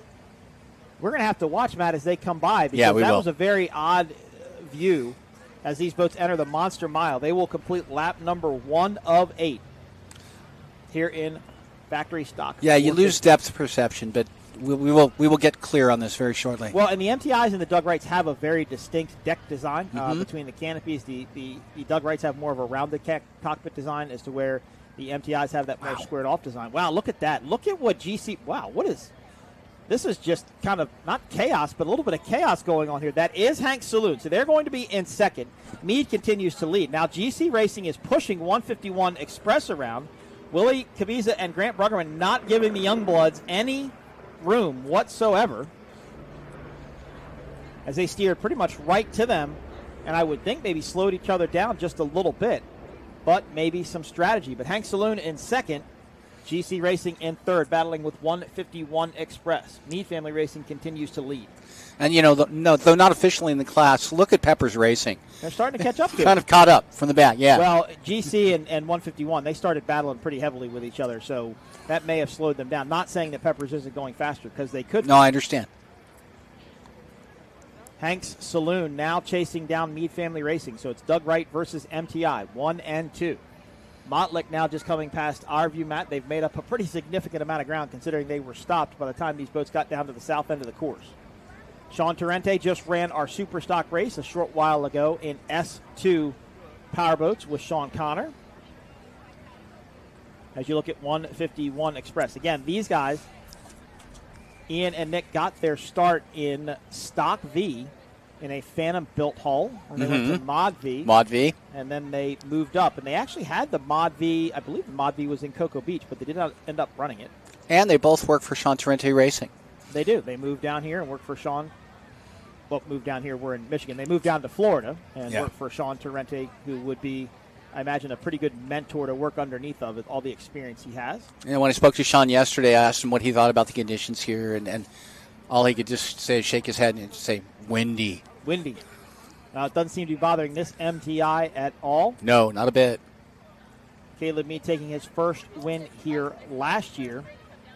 Hank's Saloon Racing should be giving chase to the number one boat. They're currently in second. Of course, Hank's Saloon, a very famous, well-known bar in Key West. I've enjoyed many libations there, as I'm sure my broadcast partner Matt Trulio has. I know enough to know that Hank's Saloon is named for the owner's dog. And if you've been there more than once, you should know that. 151 Express pushes way out wide. That's GC Racing, and that is Hank's Saloon to the inside of this group. 151 Express way out wide, trying to find clean water. And as I looked up from the broadcast booth, Matt, now it looks like some of these teams are figuring out they want to run out towards the beach and sail the boat down to the corners, turn number one. I don't see as many white caps now. If you look out, on the edge, I don't see as many white caps as I did. I still think there's a breeze, but even the trees are laying down just a little bit. But there's a rooster tail. See, that's Hank's Racing Saloon right there. They keep diving to that inside, and they make up a lot of ground through the turn, but then I think they start to lose it on the straightaway as they cross the finish line. This will complete lap number 2 of this factory stock 450 race. Looks can be deceiving, but there is Meade Family Racing. There is Hank's Saloon. And kind of look at the difference, Matt, there of a boat that went out wide to run to the buoy and then a team that's trying to run pin to pin in these conditions, and you can get to see how much ground they lose. But look at 151. They're trying to put a move on the outside on GC. Let's see if they have enough space to get there. They may not. Hank's Saloon seems to be the only team taking that pin-to-pin approach right now. And it's not hurting them. I mean, no, they're in second place, and it didn't look like GC and 151 are catching up to them. But I imagine for 8 laps, they're not going to be able to continue to do it because they will just eventually continue to lose ground. But the battle right now is for third. 151 Express goes back to the inside of GC. GC will control the inside corner going through the left-hand dogleg turn. And these two MTIs, Matt, are scrapping back and forth. Yeah, they are. It's very tight. Ian and Nick trying to look for any way around GC Racing, but Caleb Meade picking up right where they left off. Now, of course, last year when it was a Mercury Racing Midwest Challenge, we actually raced the classes on 2 days. So everybody raced on Saturday and everybody raced on Sunday. So Caleb actually won on Sunday, but now he'll win on Saturday if everything finishes as it would. And I believe he finished second the first day. I could be wrong. I do not remember that. I just remember because I like announcing first-time winners. There is Peppers Racing Yard Arm Marine Products, the lone skater out there on the course right now. As Mottlick did come by, I mean, they're still running.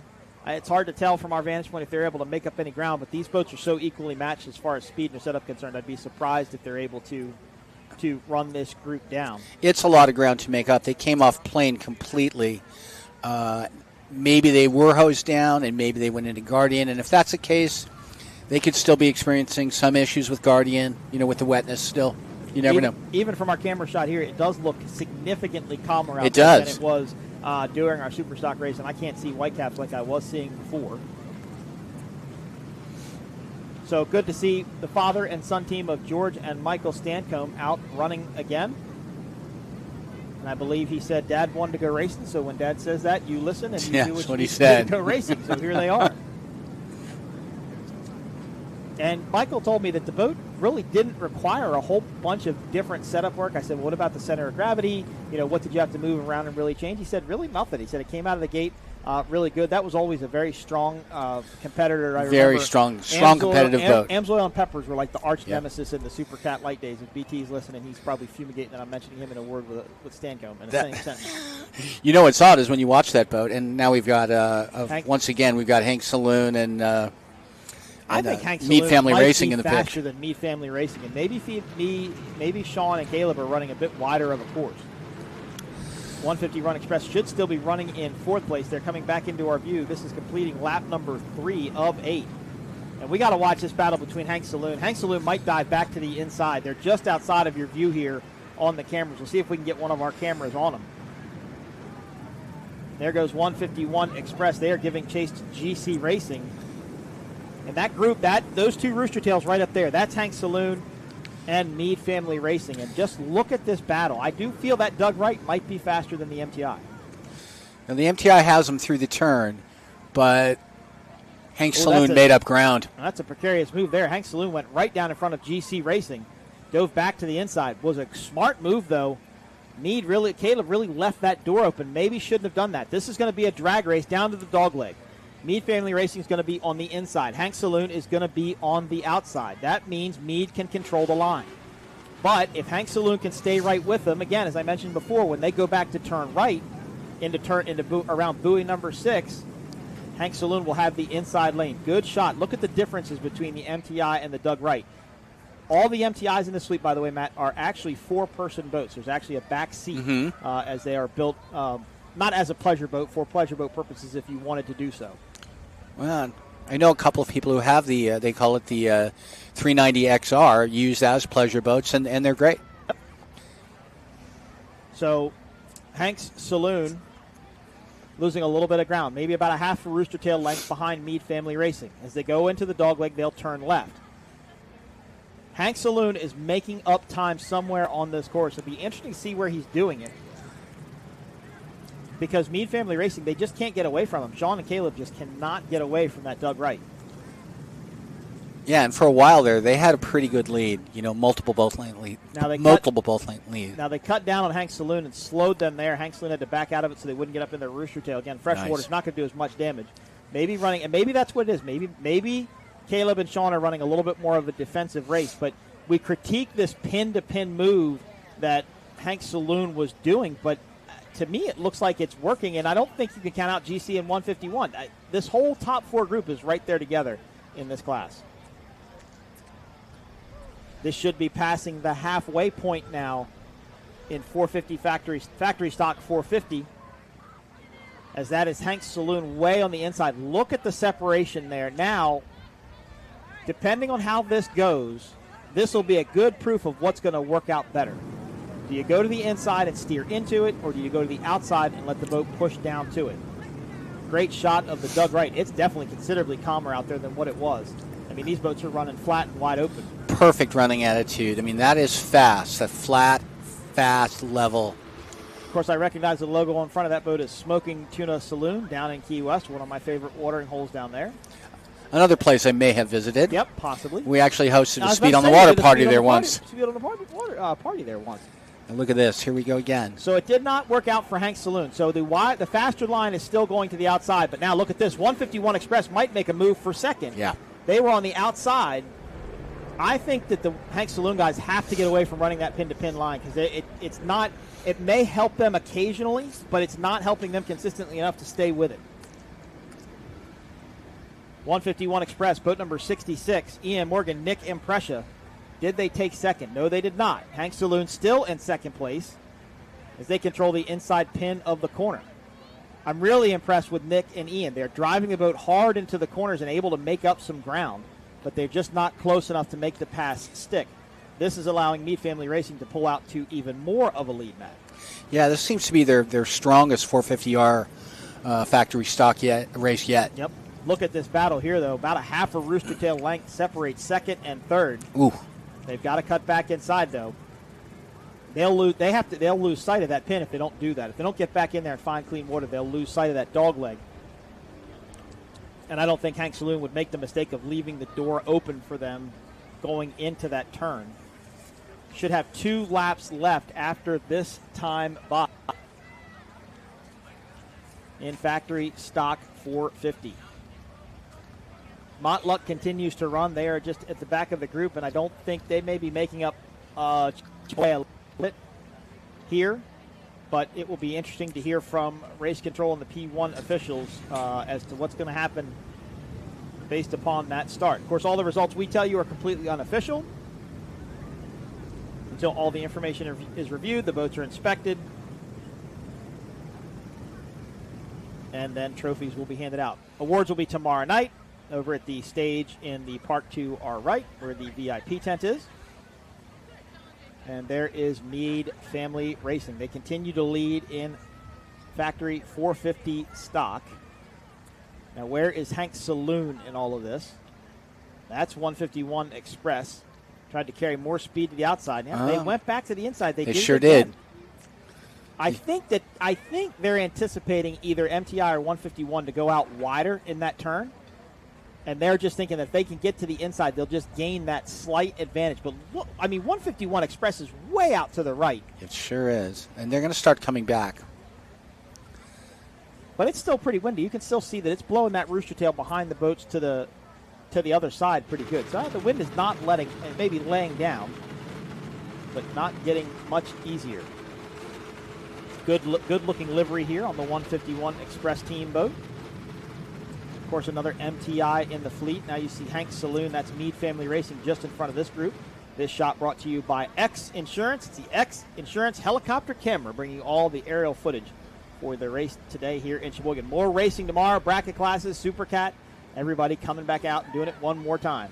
Yeah, and I realize it's not a fashion show, but this class, the colors of these boats have far and away the best optics. It's great for fans. If you're a fan of any one of these teams, you should be able to follow it going down the course. Excuse me.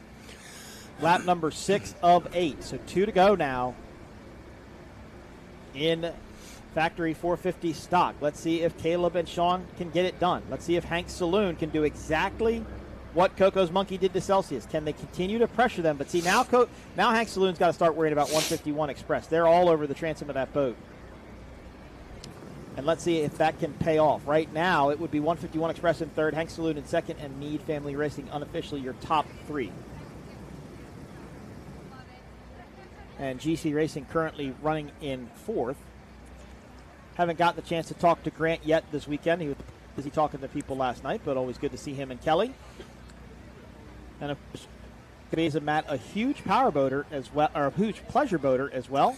Yeah, Willie has a couple of MTIs in addition to his race boat. He's collected a few absolute beauties, and he's just a genuinely nice gentleman. He's fun to hang out with. He's a good guy. Caleb Meade and Sean Torrente continue to lead in boat number 5, Meade Family Racing. Hank Saloon was giving chase, but now I think Hank Saloon has to start looking around for 151 Express. There is Peppers Racing Yard Arm Marine Products, boat number 2. That boat likes those 500s on the back of it. It's light in the front. You can see it kind of carrying the bow a little bit and hopping around on the back. So I think they've got that boat figured out. It'll be interesting to see as this class transitions to the 500s where that boat ends up and how it does. But don't you think, having you and I having both seen that boat in so many races, there's 2 things that disconnect me from it. 1, outboard on the back. 2, the sound. It doesn't sound like a pair of 525, inboard stern drive engines. Well, I was talking to George this morning, and I said, it's weird. It's much quieter. And he goes, what? And I was like, that's my point exactly. 151 Express should be in third. That should be Hank Saloon, Rooster Tail Wake, just to the side of them. And it looked like Hank Saloon did the same exact move, went back to the inside corner. This will start lap number 7 of 8. Yeah, it's been working for them. Let's see if it holds on. Well, and it's funny because 151 Express doesn't make any ground up by going way to the outside like that. So it's kind of you're kind of splitting hairs, but maybe Meade Family Racing's got it figured out. See, they're dead in the middle of all of it. And that's actually Motluk coming into the view behind this group. So Motluk is catching up. I think it'll be a little bit late for them to get up onto the podium, but they are making up some ground. But they have nice, clean water, so they can go really as fast as they need to go to get it done. Hank Saloon on the inside. Motluk. Probably called it Motluk. Sorry, Motluk. Insurance or lawyers. Was a new sponsor for that Doug Wright team. Always good to bring. Oh, look at this move here. Again, 151 Express is trying to get around Hank Saloon, and they're trying to do it on the outside.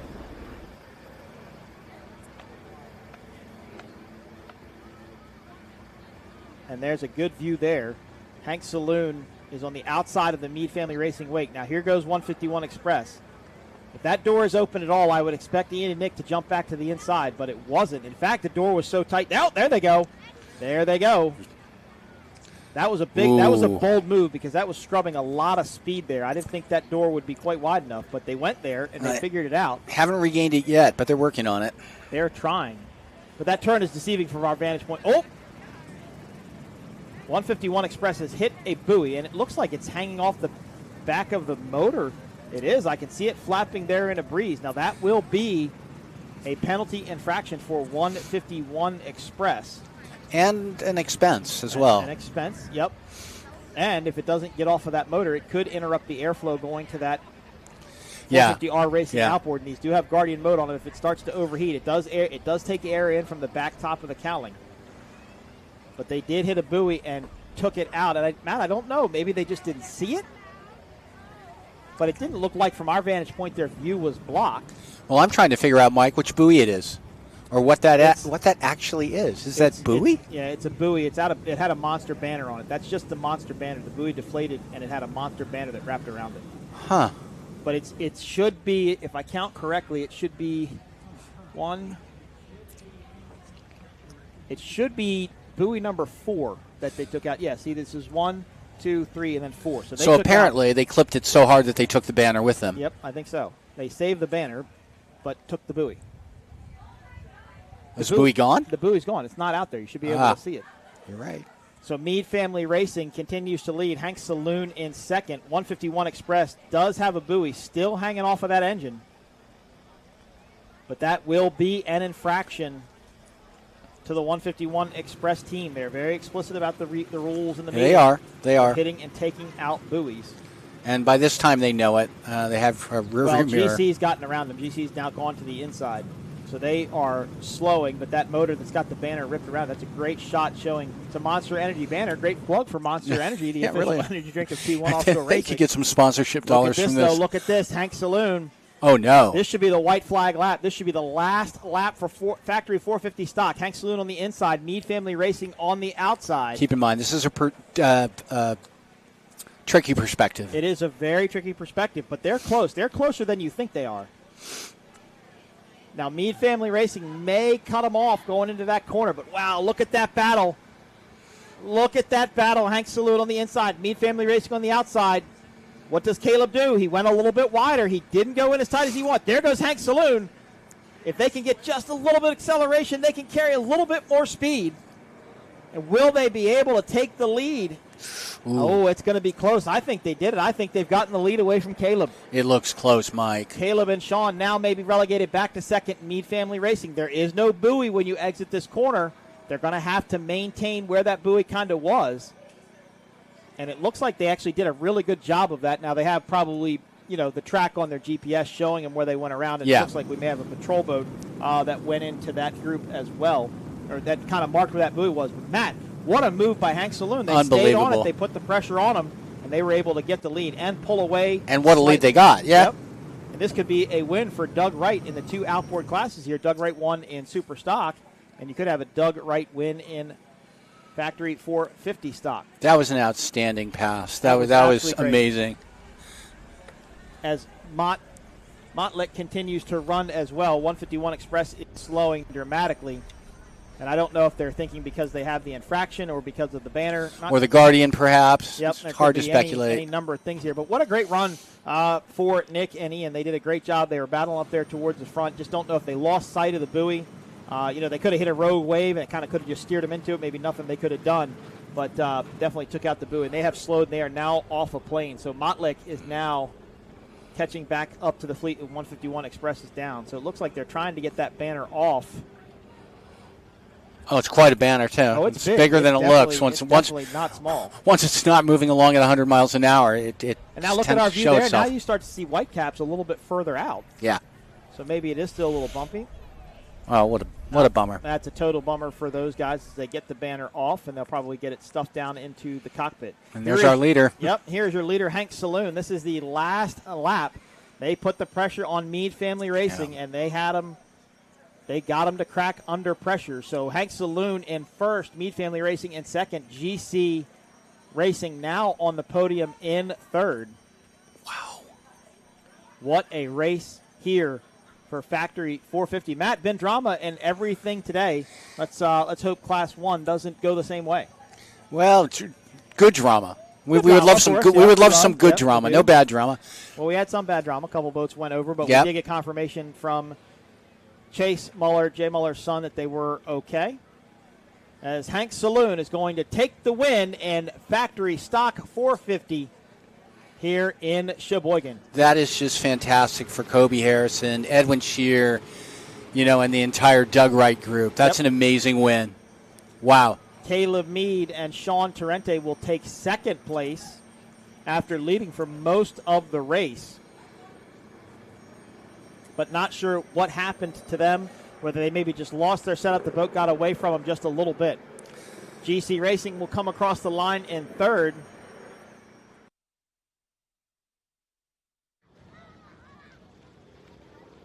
And once again, we welcome you back here to the Midwest Challenge on Lake Michigan. This is the APBA National Championship portion of the weekend. We had a busy day one day ago. Of course, we're back here at day 2 now with some more classes. All going down here in Sheboygan, Wisconsin, known as the Malibu of the Midwest. This particular facility won the 2023 American Powerboat Association Best Race Site Award. We're going to kick off our bracket classes here. 3 classes out here together. We'll have bracket class 500, 600, and 700. Worth noting that in the 600 class, there's only one boat, so that will be combined with the start of the 500 class. And then, of course, the class 700 will have a separate start. The X-Insurance Statement Marine boat leading in the points in the class 700 category. Max speed there, 60 miles per hour, 70 miles per hour for the class 600, and class 500 a little bit faster at 75 miles per hour. The X-Insurance TFR Golf and Gator category, boat number 511 leading in the points in class 500. Coming around the buoys down here, 6, 7, and 8, and no sight lap for these categories. When they get around the buoy here and pick up the throttle, it will be on. Welcome to the booth here. I'm Ken Stout. Mike joins me here. Mike Jaworski is fine. Jaworski. I knew I'd get it. It's no TV name. Jaworski. Yeah. Okay. I knew I'd get it sooner or later, It's all but good. looking forward to this. We had a great Class 1 race, of course, as always, and looking forward to this as well. The bracket boats is a way to get into powerboat racing. Class 7 was developed as entry-level racing, right?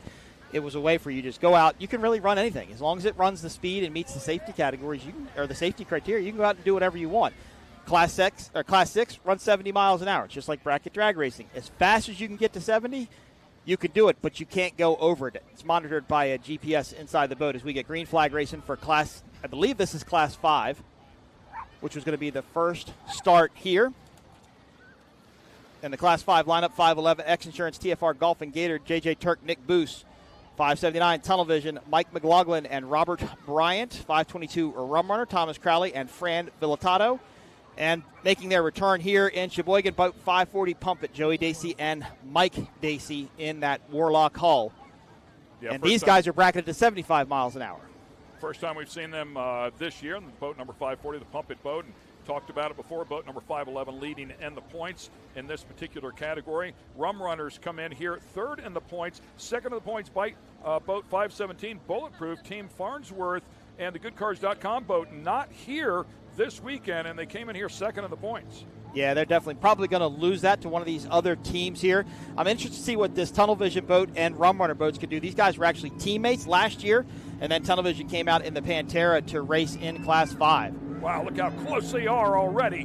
Great battle here. Always exciting at the start, but really hugging the outside right there. That is boat 522, the Rum Runners boat that we were talking about. You mentioned Thomas Crawley inside of that one, and Francis Filatato doing the duties.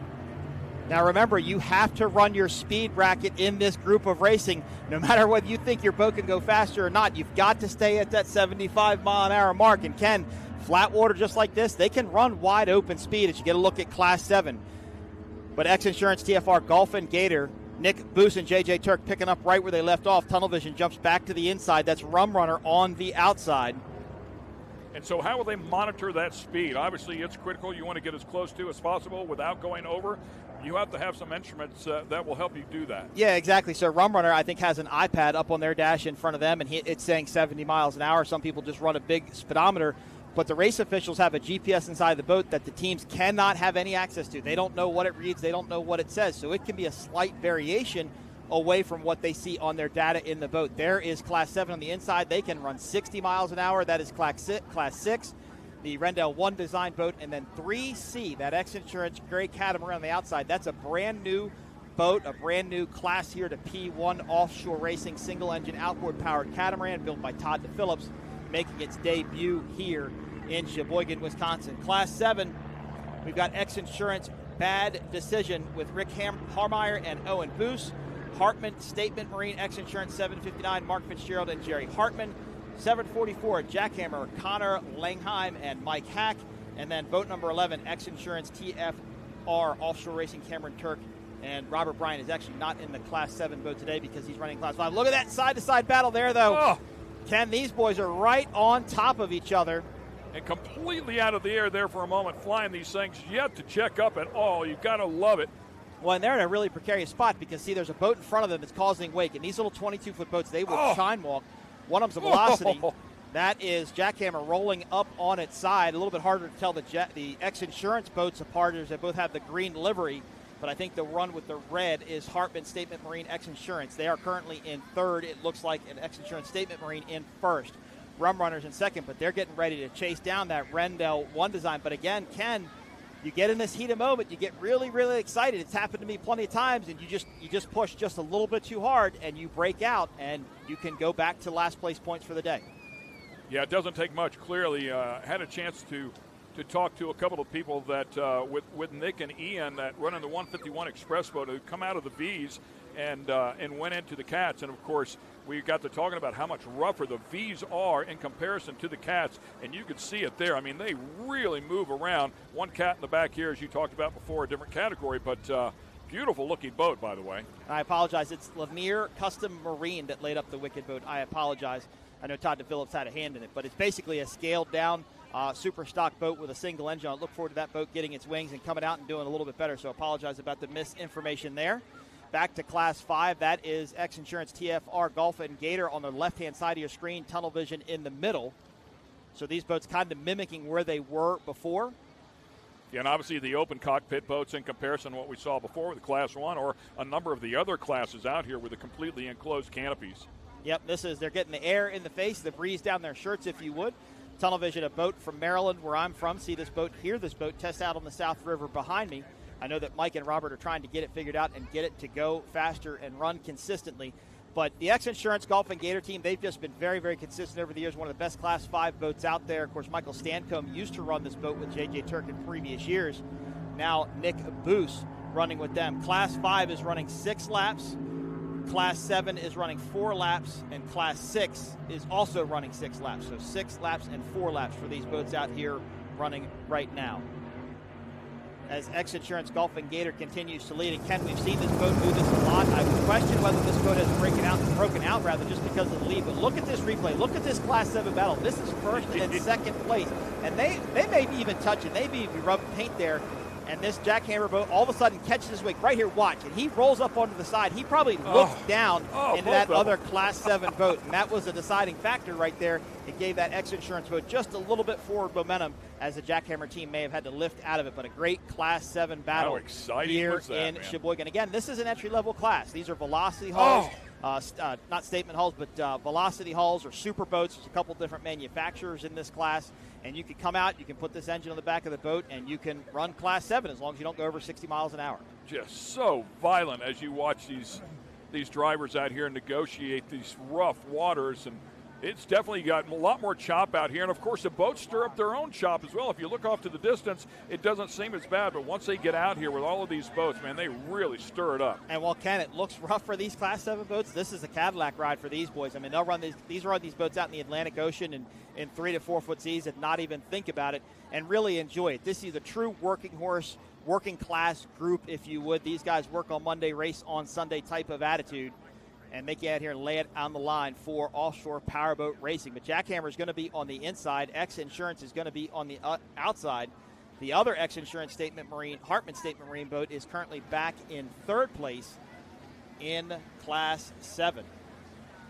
Jackhammer boat there, of course, Connor Langham, as you were talking about before, and Mike Hake, side by side inside of that one, hanging right there. I mean, this is a great battle between these two, and not a whole lot of laps, but in terms of distance, a pretty good distance and for a race. For these guys have plenty of time to get it done. Well, they try to make the distance the same, right? So it's a 4-mile course or 5-mile course. They're only going to run 4 laps, but remember, they're only doing 60 miles an hour. They're not doing the 140, 150 we were seeing in Class 1 earlier.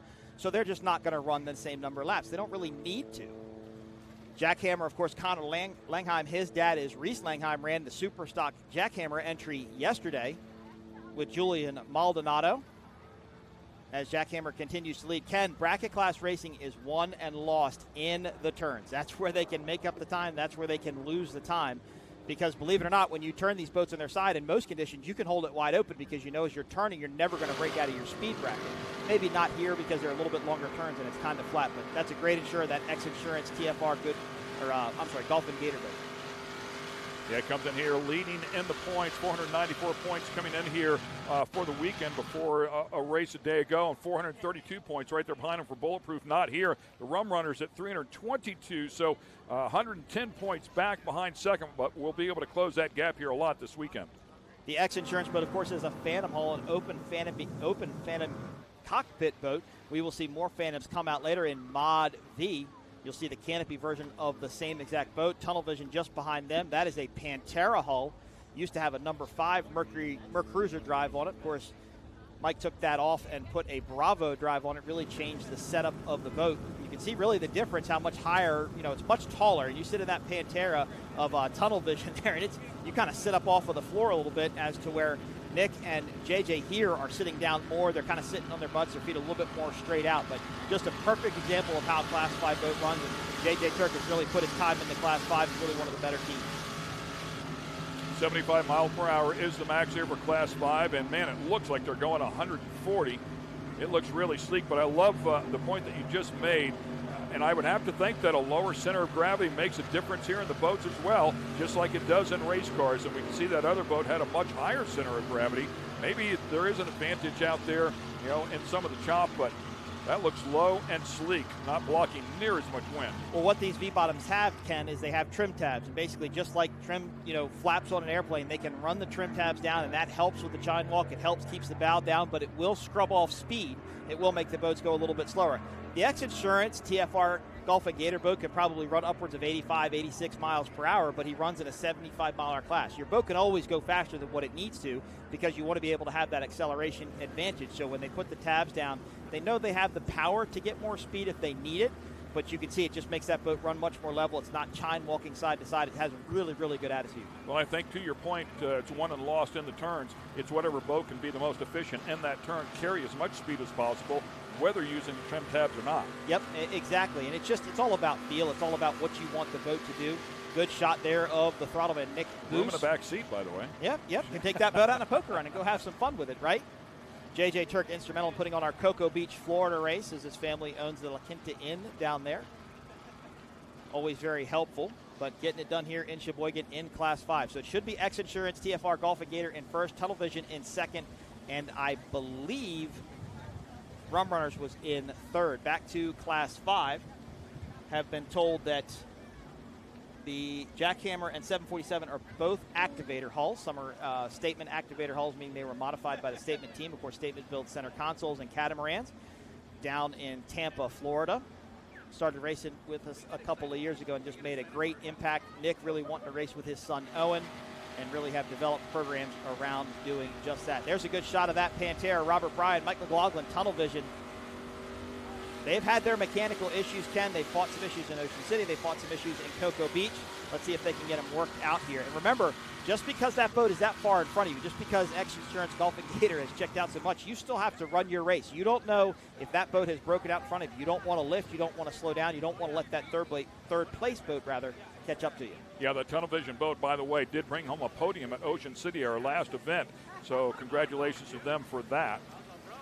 Ken, if you look closely there, you can see the trim tabs on the back of this X Insurance boat. It's a little black plate that kind of sits down in the water. They're really running a negative tab, trying to prevent the chine walking and trying to keep the bow down, but it's a great attitude for that 22-foot activator. Here is Rum Runners. This is a Larry Smith-built Scarab.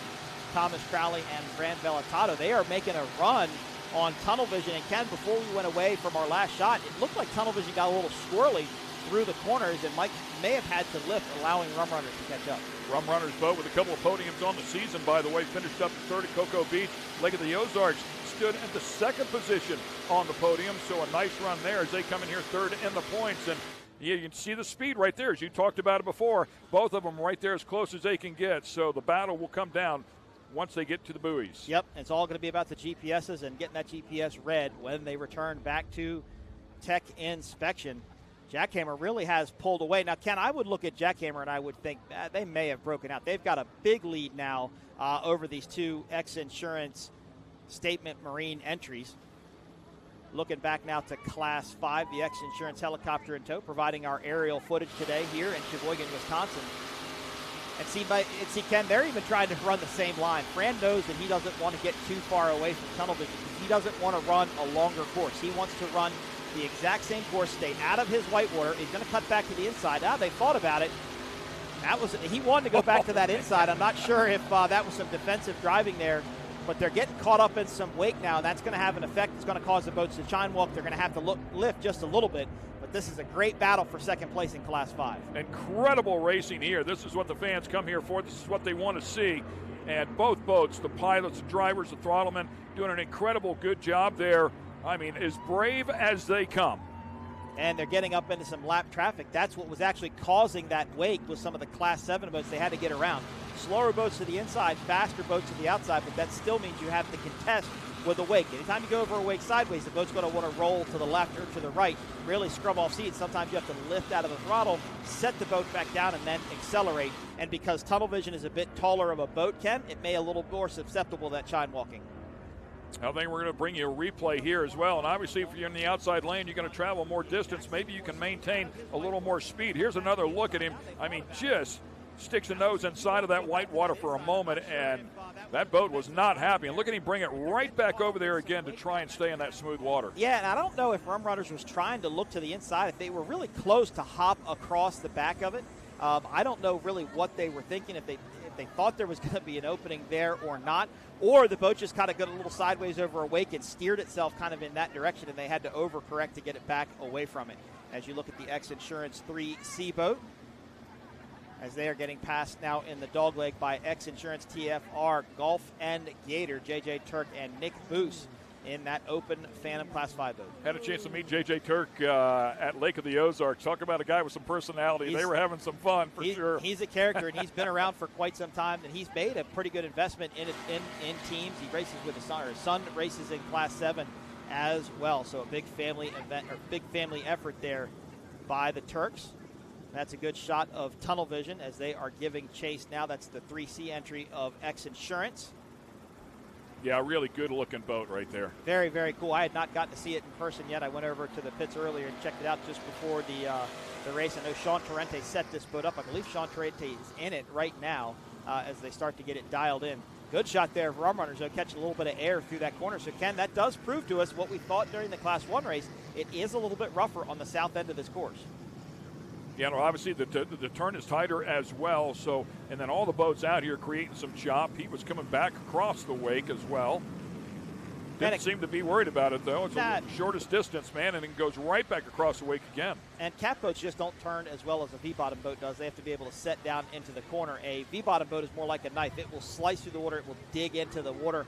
And when you turn a V-bottom boat, you actually feel by the seat of your pants when it sucks it down. That means the boat has gotten to where it wants to be in its turn, and you really don't turn the wheel anymore unless you have to. But they are having to contend with the lap traffic of Class 7.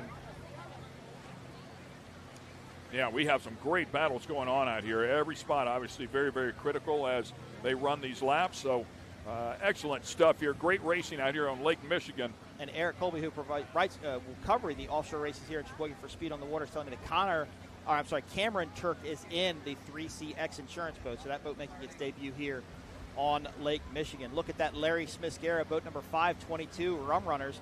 This boat used to be teammates. Mike McLaughlin, who runs the tunnel vision boat, used to drive this boat for Fran just a couple of years ago. So two teammates now doing battle in Class 5. Give me an idea of a budget to run one of these bracket boats. Any idea? You could probably do it for maybe $100 a year. It just depends on how much you commit to it. I know Fran and his wife, they tow the boat all over the country themselves. They don't fly anywhere. They have a minimal, really, it's a big investment, but not a big investment if you would. The price of a competitive boat? Anywhere from $45,000 to $80,000. It just depends on what you want to spend. Something somebody could do and come out here and be part of the fun for sure. Yep. It's a great atmosphere.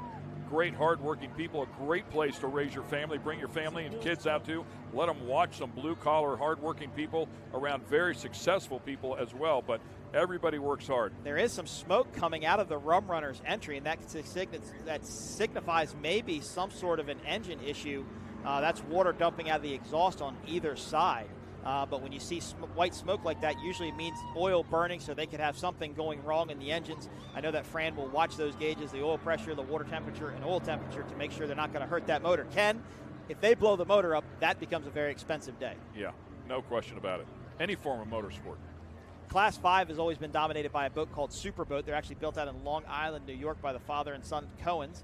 And they've really dominated Class 5 for many years, but a lot of those teams taking some time off, and it's allowed these other boats, the Panteras and the Phantoms and these Larry Smith-Garrets, to come up and run. But that's a lot of smoke coming out of Rum Runners. I'm kind of surprised that Fran is still running it as hard as he is, because if you see that much smoke, you may want to try and save the equipment. He will be in Sarasota at our next race in September. And Ken, if that motor has to come out and get rebuilt for any reason, if it needs a top end, a bottom end, heads done, whatever, you could be looking at a month or two based upon lead time of parts, how busy the machine shop is, how long it takes you to get the motor out. That could set this team back tremendously if it's some sort of big mechanical issue. Again, good look here as we have three different categories out here on the water with the Class 500, 600, 700, and I guess actually 4 if you want to talk about the C3 as well, which is out there. So taking care of a few classes here at once, each of them following their own rule set. Now it looks like the smoke maybe has gone away just a little bit for this Rum Runners team. I can hear the exhaust. I can hear the engine running. It sounds pretty good. Not sure what's going on with it, but it's been X Insurance, TFR, Golf and Gators race. They have led since the start, picking up where this Class 5 team leads off. Very dominant. And Ken, they're so dominant and they run the boat so good that it doesn't make me even think they broke out, because they're not known for it. It's not something they do frequently. They're really good at running that speed, getting that boat up to that 75 miles an hour. So to me, this just looks like another day for them as we get ready for the white flag lap. You talked about that. They've been on the podium. They've got a 3-race win streak working here. Started off in Marathon in 3rd place, but Cocoa Beach, Ozarks, Ocean City, back-to-back wins. So, yeah, very, very solid, consequently coming in here as the points leaders. Looks like I still see some smoke there at the top of the screen out of that turn, out of the Rum Runners entry, so still having some sort of mechanical issue. And it's a lot of smoke, Ken. From motorsports, you see that much smoke, you got to wonder what's going to go on. Call it money smoke. Yeah, yep, exactly. That's dollar bills just going out the exhaust there. Exactly right. How far do you want to push it? And like you said, could completely destroy it versus maybe a minor repair that wouldn't be too lengthy in time or money. We go back on board here. By the way, white flag flying, so 1 lap to go, yep. Yep, Thomas Crowley, who is driving the Rum Runners entry, will be out later. Yeah, that's running a lot in of smoke, RNS man. Racing. He will be throttling that boat, but they're not backing out of it. They're staying in it. That's Tunnel Vision in second by this shot, and that's the X Insurance TFR Golf and Gator entry in first in Class 5 as we get ready to start our lap. Almost looks like a Blue Angel plane flying overhead, releasing the smoke trail there. So hard to throw the towel in whenever you see the white flag. It is. And if you can make it at the end, as you mentioned before, I'm sure watching gauges, so they're watching temperature, they're watching oil pressure here to see if it's all maintaining. Some would say as long as smoke out, there's fluid in there. When the smoke stops coming out, now you're really doing some damage. Yeah, and these boats don't have any sort of computer system on them, not telling them what's happening with the engines or what's going on with the engine packages, so they're just going to keep running as long as they can. It's interesting, though, Ken, I think that was X Insurance that just went by. They are your leaders. Brummaners is currently in second place. I'm not sure what happened to Tunnel Vision. I don't see them anywhere on the course, so it looks like Tunnel Vision might be out of this race. And it looks like the Class 7 boats are, so that's Class 7. As we look at Jackhammer, this is where announcing boat racing gets complicated because when you get all these groups together, it's very hard to keep a lap count up and know who's on what lap and where they're currently running. Actually, I think I see Tunnel Vision down on the middle of the course. They may be under tow. And I know that they've had a drive shaft problem in that boat, trying to get it figured out, and I wonder if that's what's happened to them again. I know Mike and Robert will go back and get it figured out. Jackhammer boat with a couple of podiums on the season, by the way. The fans down there cheering as they come back across there. Looks like it might have been the checkered flag. There's the 3C X Insurance catamaran. Sean Torrente throttling that boat as he was the one that set it up, built by Eric Lanier. Well, what an absolutely gorgeous day out here. And watching different classes come out here and duke it out as they chase this championship in 2024. Errol Lanier, I'm sorry, it's Errol Lanier. Look at the smoke there coming from Jackhammer, or Rum Runners, rather. If you look up coming down that straightaway, again, a big smoke trail. Good shot of a V-bottom there, just how small that boat is compared to the buoy. Do they have spotters out there? What are the chances they don't know the boat's smoking? There's a good possibility of it because it's dissipating before they can come around. And I don't know, some of these teams will run spotters. They'll have a headset with a private band radio inside the boat. I'm not sure if Fran does or not, so they may not have any way of knowing. It's not like they can smell it or really even see it. Maybe if he has a rear view mirror mounted on the dash. But Ken, that's a good shot of what I believe is an iPad in the X Insurance boat. And Nick Boos, who throttles this boat, is probably looking at his speed right now, 74.5, 74.6, all the way up to 74.9 miles an hour. What will happen is these boats will go back to the crane area. The Race World Tech officials will come. They will take the GPS chip out of the boat. They will plug it into a computer, and then they watch the entire race all the way around. And if they see a breakout, then that boat will get last place points for the day, and the boat behind them will move up in points, bearing that they didn't break out of their speed bracket. There actually is a system out there that will give them some real-time GPS as well, along with a couple of onboard cameras, something even that the production crew can tap into. So there's some technology coming around that's pretty cool, a Starlink-based system that will have it's a panel actually small enough you can put inside of a backpack. Oh, wow. So it shoots up and will give you some real-time data. It's pretty cool, man. Yeah, the technology has really advanced a lot. Of course, a lot being in road racing and truck racing, a lot of technology has evolved there. It just hasn't quite made its way over to boat racing because boat racing is a pretty harsh environment with the water. I mean, even out here today, all of these boats have probably gotten wet in some form or another. They've gotten hosed down or sprayed down or even just from the mist. Not freshwater, but saltwater is much harder on the equipment. It's almost like an acid. You really have to protect everything that you own in that type of condition from getting damaged. But I know that the bracket class boats are always evolving, always changing, and trying to find better ways to monitor that speed. Yeah, the system I was referring to is actually developed Starstream Pro, and it's actually developed out in the desert for the trophy trucks and some of those. Well, that's pretty grueling it's conditions pretty tough out there as well, too, right? Yeah, so if they can make them waterproof, then they've certainly been tested in terms of roughness. This is the Rendell 1 Design Class 6 entry. Of course, this boat was designed and raced by the late Chris Rendell.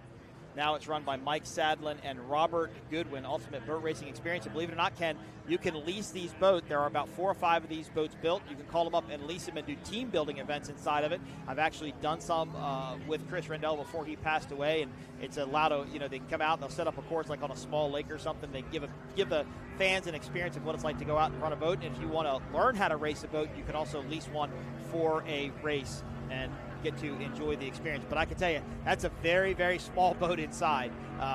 Very narrow design, if you would. So it's pretty tight quarters. If you're not used to that or not into it, then I wouldn't try it. Claustrophobic, Yeah, might not be the one for you. I saw it down at the on the street party Friday night, and they had the doors open there to see inside the cockpit, and you could see, it's pretty tiny, and just one person in that boat, correct? Nope, two people, Is there driver, two people in there? Yep, two people, oh, wow. driver and a throttle. That's really tiny then. Yep, here is Jackhammer in Class 7. They continue to lead. Of course, all the results we will bring you will be unofficial until the GPRs are read. So Ken, in Englewood, Florida, back in, I think it was 2021, they actually put a Tesla motor in one of the Rendell 1 design boats, and I had the privilege to go out there and run it and try and set a world speed record in the electric boat. The boat just wasn't set up properly.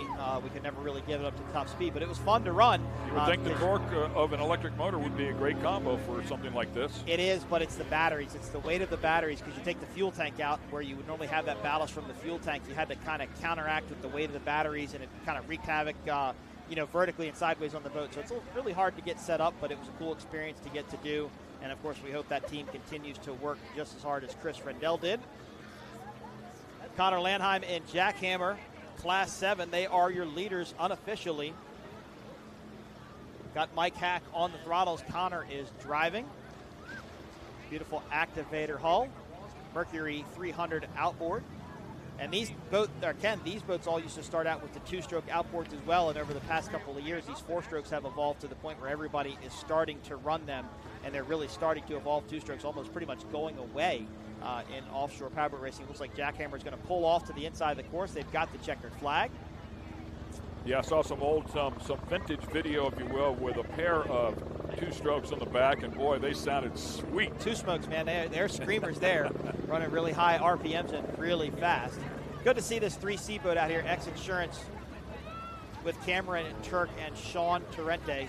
Now, this boat currently, I believe, has a 250 horsepower engine on it. We'll get a 300 horsepower engine on it maybe before Sarasota, but they're trying to develop this into a single engine outboard entry-level class, if you would. And a very cool looking boat built by Earl.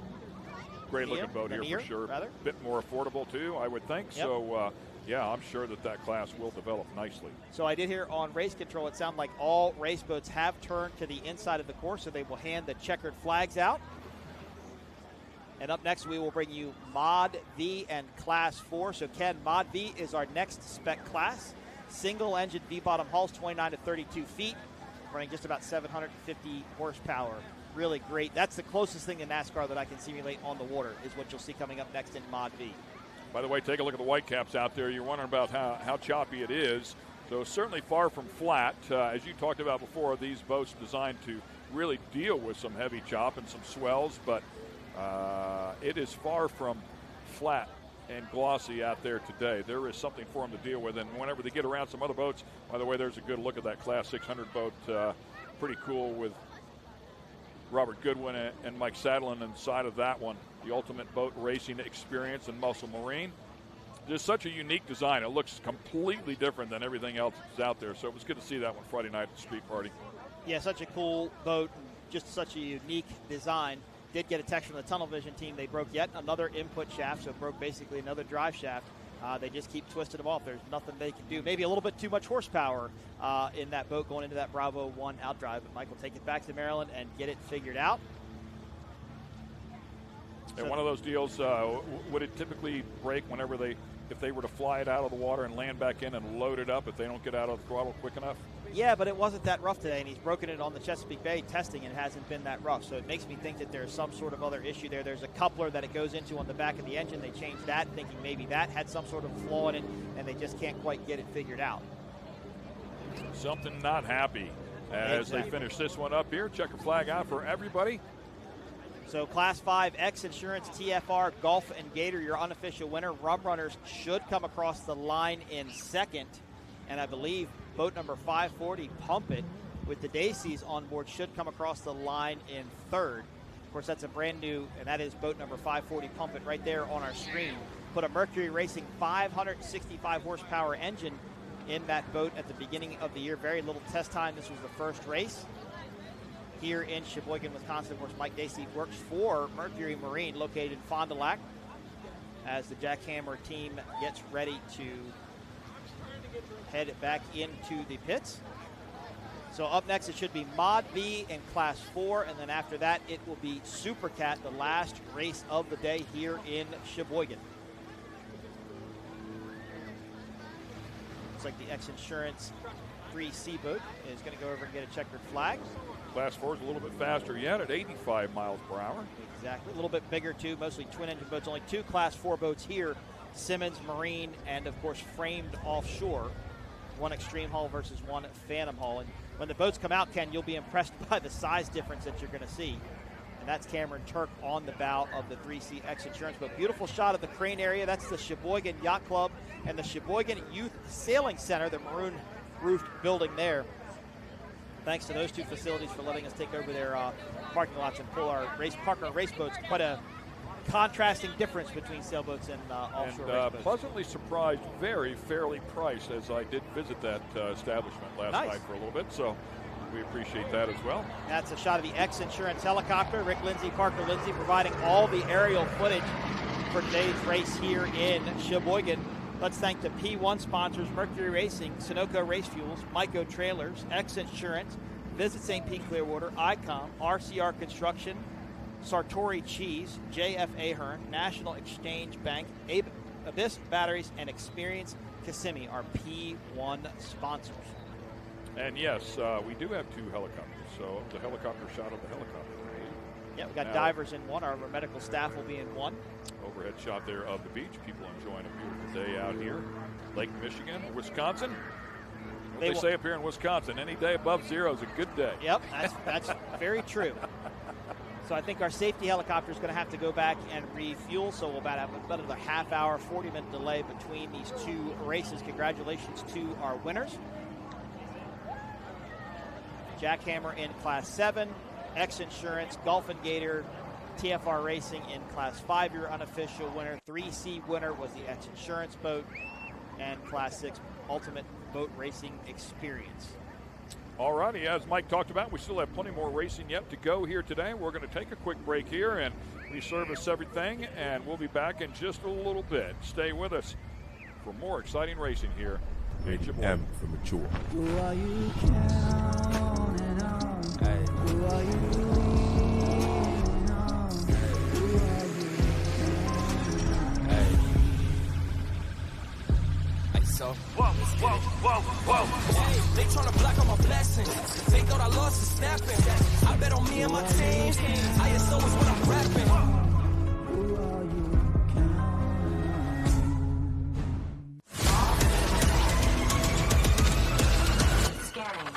Rising up, pushing up to the summit. Got the keys to the show, yeah, we run it. To the place for the race, and we don't race. Give it all for the win, this is our day. Energy, unleash the inner beast. Energy, running to the top. See you at the peak. Unleash the inner beast, but we never stop to the victory.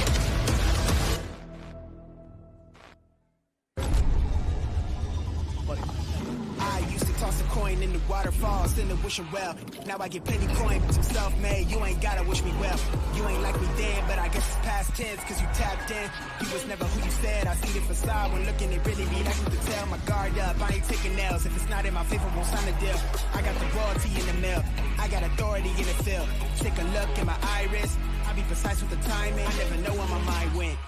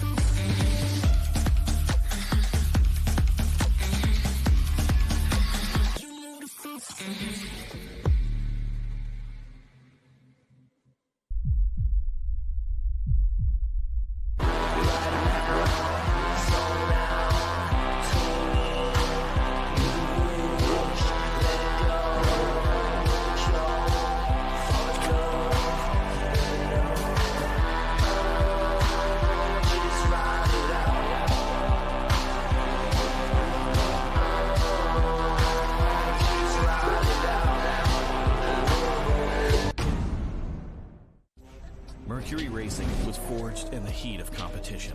The will to win is in our DNA. Competition isn't just what we do, it's our proving ground. It's about the pursuit of power, performance, and endurance that pushes our limits and yours. We create premium marine power to take you faster and farther. The world offers limits. Mercury Racing offers freedom. Live wide open. It takes your breath away. That's how you can tell you found the perfect vacation. It doesn't get any bigger. A place that opens your eyes and your spirits. It's a Kissimmee thing. This is your getaway, your escape. Recharging, rediscovering, reconnecting. Welcome to Kissimmee. However you spin it, never forget what's at the heart. It's big and it's bold, day after day. Welcome to Kissimmee, the big, bold heart of Florida. The big, bold heart of Florida. Let's make every day a beach day. Let's induce some serious vacation envy.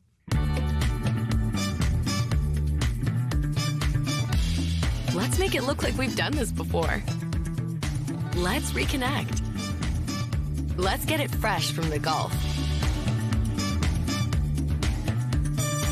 Let's shine in St. Pete Clearwater.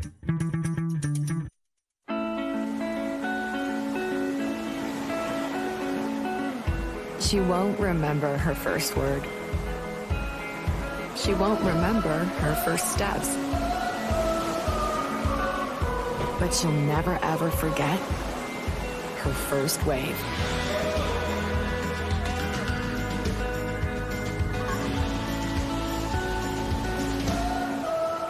Plan your trip at DaytonaBeach.com. For over 60 years, ICOM has been your trusted companion, keeping you connected on the water, in the air, and on the ground.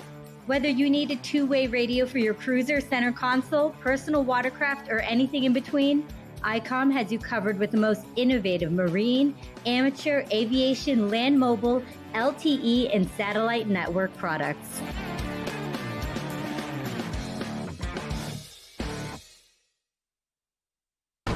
Insurance sucks, and we think so too.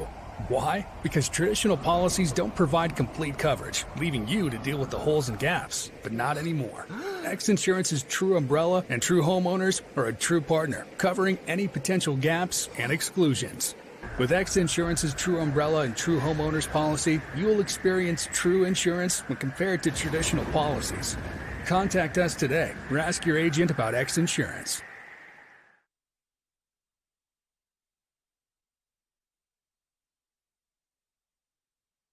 And once again, we welcome you back here to the Midwest Challenge on Lake Michigan for the APBA National Championships. This finished up 3 of our bracket classes. We have another bracket class coming out here. It will be Class 400 along with the Mod V, so we'll pick up the pace here just a little bit. Ken Stout and Mike Kowalski doing the calling, the race directing for you here today, if you will, enjoying some of the action that's going out both on the water and also there on the beach. The fans having a great time. So great to be out here. What a spectacular day. Temperatures approaching the upper 70s. I think yesterday the high was about 73, today about 78, but the wind seems to have laid down a little bit. We had gusts approaching 25, 30 miles an hour at the end of the day yesterday, so it got pretty sporty out here. Last year it was even rougher. Last year we were here. I mean, it was big, almost like ocean water out here. Big holes, big swells on Sunday.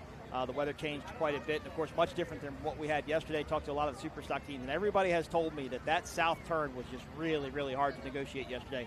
There are some white caps, as you mentioned, out here. They look like they're blowing from almost the same direction as they were. So as this race goes on, as the day goes on, rather, be interesting to see what happens with the conditions and how these boats will adapt here. But we just watched the smallest boats run, and we'll just start to get bigger and bigger and bigger all the way up to Supercat, which will be 40-foot catamarans with 750 horsepower engines. Yeah, the Supercats are certainly very, very exciting. A little bit of action of what we saw here just a few moments ago. It was X Insurance, TFR Racing, Dolphin Gator getting out to the early lead in Class 5, but the battle was in Class 7. Look at those 2 Class 7 boats, chine walking, almost touching, rubbing. Is racing in some conditions. A bad day for tunnel vision as they broke another input shaft. There is X Insurance. That's father passing son there. Ken Cameron running that 3C bragging rights catamaran boat. Jackhammer took the unofficial win in Class 7. And the Ultimate Racing Experience Rendell One Design in Class 6. Congratulations to all our boats here finishing the race today on Lake Michigan. And once again, we will get it down to Taylor Steiner, who's with one of our winners. I am down here with the winners in the 511X Insurance boat, JJ and Nick. Come on over here, Nick. What an excellent run out there. The weather is incredible today. How did that wind feel for y'all? Feels great. Awesome. Great weather. Yep. Great event, great water. Glad to be here. First time in Sheboygan. Last year I got to sit on the couch and watch everybody else race. This year we got invited up here and couldn't be happier. Talk about your competition out there, or lack thereof, obviously, since you're coming home with that checkered. Talk about that race for me. We have a lot of competitors in this class, and most of the guys were here. A couple people couldn't make it, but you never know. I mean, until these things make the last lap, anyone can win. Absolutely. Anyone's game out there. Well, congratulations, guys, on an incredible finish in first here in Sheboygan. Go X. X for the win, baby. And that was JJ Turk, of course. Great and shot. Another beautiful shot there of that boat, yeah. Yep, 30-foot Phantom boat built by Will Smith down in Florida. Boat's been around for a long time. JJ's actually raced it for quite a few years, and then get hooked up with Nick from the Statement Marine team this year. Yeah, and he said it best. I mean, it's one thing to show up here, but you've got to finish these races, man, and it is tough on all this equipment. So you never know who's going to really cross that stripe first. That's the beauty of racing, right? Yep, and we'll see Nick and JJ up next in Mod V. They will hop out of this boat and hop into their Extreme 30-foot naturally aspirated boat. Of course, the Mod V group is our next group of spec class racing. They go as fast as they want. They just have to meet minimum rate requirements, prop requirements, drive requirements, more technical than our bracket class. So JJ was just with Nick Buis and now is going to be with Owen. No, maybe. I have to double check on that. I thought Nick was in the boat, but maybe he isn't. I'll have to double check on that. So once again, I believe Taylor's down there working. We'll see if she can catch up with another one of our winners here. Great to have you back up here in the booth with us. What a spectacular day. Gorgeous view for us as well to watch out over the water here. Sitting here at the Blue Harbor Resort on the balcony. So enjoying a beautiful day here of boat racing. It's great to be back in Sheboygan, Wisconsin for the second year in a row. And one more time, let's get it back down to Taylor. Connor and Mike taking the win here in the Jackhammer boat for Class 700. What an incredible race you guys had out there. All smiles coming here on the dock with that checkered flag. How was the race? It was wonderful. We haven't been really getting around them all year, so it was we finally did, and worked out perfect. We got ahead of them and we stayed in it, and we came out on top. So good job. Good job, buddy. Wisconsin's a new favorite place then, right, for that checkered? Love it, love it. We fought hard. We've been battling these guys all year, and it's been a hard time to get around them. We finally got around them, and whenever we did, we just kept going and kept it straight and kept going. So we did a great job. Well-earned win, guys. Congratulations. Taking home the checkered at the Midwest Challenge. And once again, congratulations to those competitors. And you know what? You get the win if you're the only boat in the class. It still counts. It still counts. You still have to finish to win it. You're still getting points. points. Get it done. Yeah, and you mentioned you brought that up. You have to finish these races, otherwise it doesn't count. No. I mean, even if you're by yourself. Yep, exactly. And there could be more Class 6 boats that could come out in Sarasota and St. Pete. So by that Ultimate Boat Racing Experience team running here in Sheboygan, Wisconsin, they gave themselves a leg up on the competition, as you would, as I know there's other Class 6 boats out there that can run. I looked at our entry form that we were given to by race officials. It looks like Owen will be in the boat with JJ coming up next in Mod B. So Owen Buis and JJ Turk running that Extreme Hull up And the next. relationship between Owen and Nick? Father-son. Father-son. Yep. Okay. So it gives you a good look at that cockpit we were talking about earlier on that Rendell One Design boat, number 602. And Mike Sadler, Robert Goodwin inside of that one. And, yeah, you got to be buddies there. You got to be really tight. You got to be really close. Your arms are pretty much touching. But they're so neat. Just how they run and how they're designed, they don't really chine walk because they actually will lift up kind of like almost like a catamaran with those wings on the side of it. The boats just want to tend to fly nice and flat and level. And they slice through rough water very, very well. Beautiful red, white, and blue design is once again, they will climb off, the winners of their class, which means they get the opportunity to talk to our Taylor. Taylor?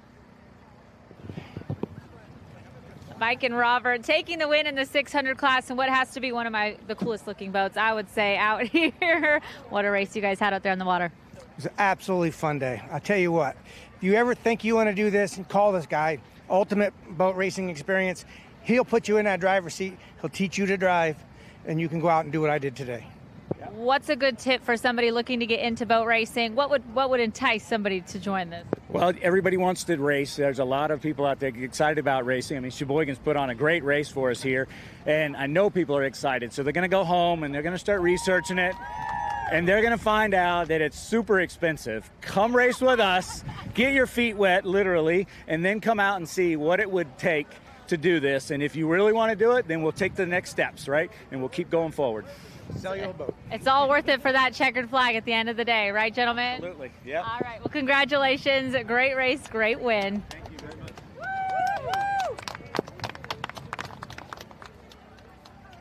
Yeah, and what a great opportunity.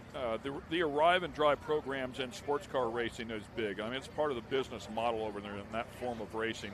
Here, I don't know how prevalent it is here, but there's a number of drivers here that don't own the boats, but a lot of times they're put inside of the boat courtesy of the owners that want their boats to go out there and win and put the best people in that they possibly can. But if you want to go boat racing, you don't want the expense of buying the boat, the truck, the trailer, all the maintenance that it goes inside of it. This is a great opportunity. Yeah, it's a good thing to do. And like I said, I've driven the boat. It's a great way to learn what it's like to be inside the canopy, to be in that racing experience. There's nothing like it. Even racing a trophy truck or a Pro 4 truck like we were talking about earlier, there's just nothing like it. It's a completely different environment. That's a good way to learn how to do it. I've known a lot of people that have done that program and really enjoyed it.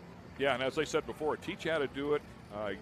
Get used to what it's going to be like, and then if you really get bit by the bug, which there's a really good chance you will, then you can go out and make your big investment if you want to do that, or maybe just continue and keep doing it that way. It is certainly a great approach for sure. Show up with your helmet and your suit and go have some fun and then go home at the end of the day. So we're going to take another quick break here. Stay with us. We have some great racing action yet to go here on Lake Michigan in Sheboygan.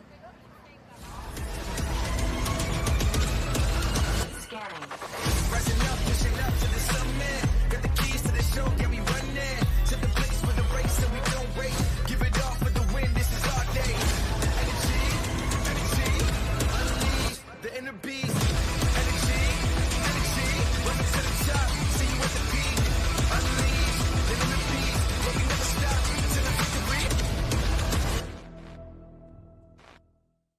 For over 60 years, ICOM has been your trusted companion, keeping you connected on the water, in the air, and on the ground.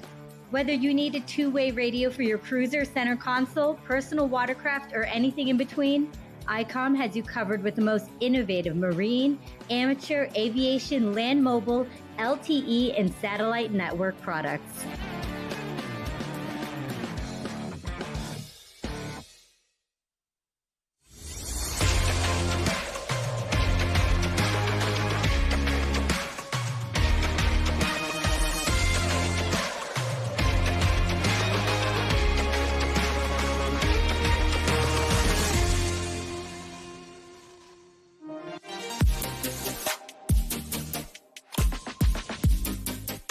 Hey everybody, it's time to go racing. Welcome to Thunder on Cocoa Beach for round one of the UIM Class 1 World Championship and the APBA National Championship. It's all part of the Powerboat P1 USA Series. This marks the 15th year for the Thunder on Cocoa Beach offshore powerboat races here on Florida's Space Coast. I'm Ken Stout, joined in the booth by Mike Yowowski and Matt Trulio.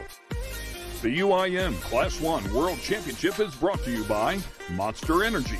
Unleash the beast. Let's go racing. Green flag, we're going racing in Superstock. There is steel on the inside. Jackhammer, it looks like it's in the middle. There you see Big East Construction. Steel had the pole as the boats start to separate. Jackhammer's pulled out to a little bit of a lead, but Steel is right there with them. There is Big East and Steel.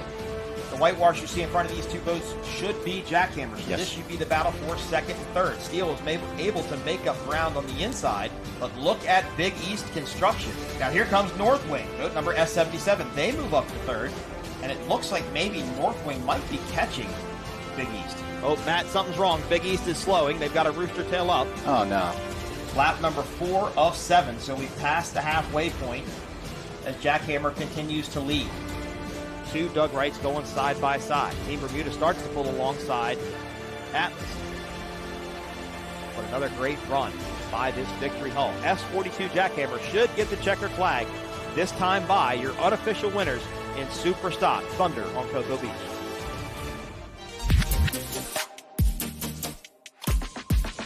Congratulations to the top 3 in Superstock. Jackhammer, your winner. Northwing Offshore and Team Allen Lawn Care and Landscaping round out the top 3.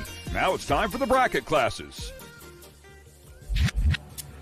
That looks like maybe a green flag, and we might be going racing. We are! Right now, I've got a deck-to-deck battle in Class 5, though. Wow. Rum Runners on the outside. That's Ivy Racing, then Farnsworth, then X Insurance. Cheer, look at this. X Insurance, TFR, Golf and Gator, early lead. Here is Class 7. Look at the single-engine V-bottom. What a great class this is. Have so much fun watching this group. These are the true heroes of off-road racing. As we go back to the battle in Class 5. Now, this is for third. Something happened there, Matt, to Yabba Dabba Doo. They were right there with Bulletproof Team Farnsworth. Well, a few seconds ago, they took a flyer, but I don't think that was the problem. I think they were slowing before that. Yabba Dabba Doo, Matt, definitely having some sort of a problem. They've slowed way off the pace. They are now getting put down by Rum Runner. This will put Rum Runner in third. The X Insurance boats are starting to reel each other in just a little bit. This is bracket class racing, though. The Hartman X Insurance boat, that's going to have the inside line going into turn number 1. They control it. They have overtake established because they passed the halfway point of the boat on the outside, so they can really go wherever they want. But they have officially taken the lead from this vantage point in Class 7. Oh, what's going on here? Jackhammer has slowed tremendously. They are under their own power, and they are upright. But they have pretty much just shut down and come to a dead stop. 511 X Insurance, Golf and Gator win the race.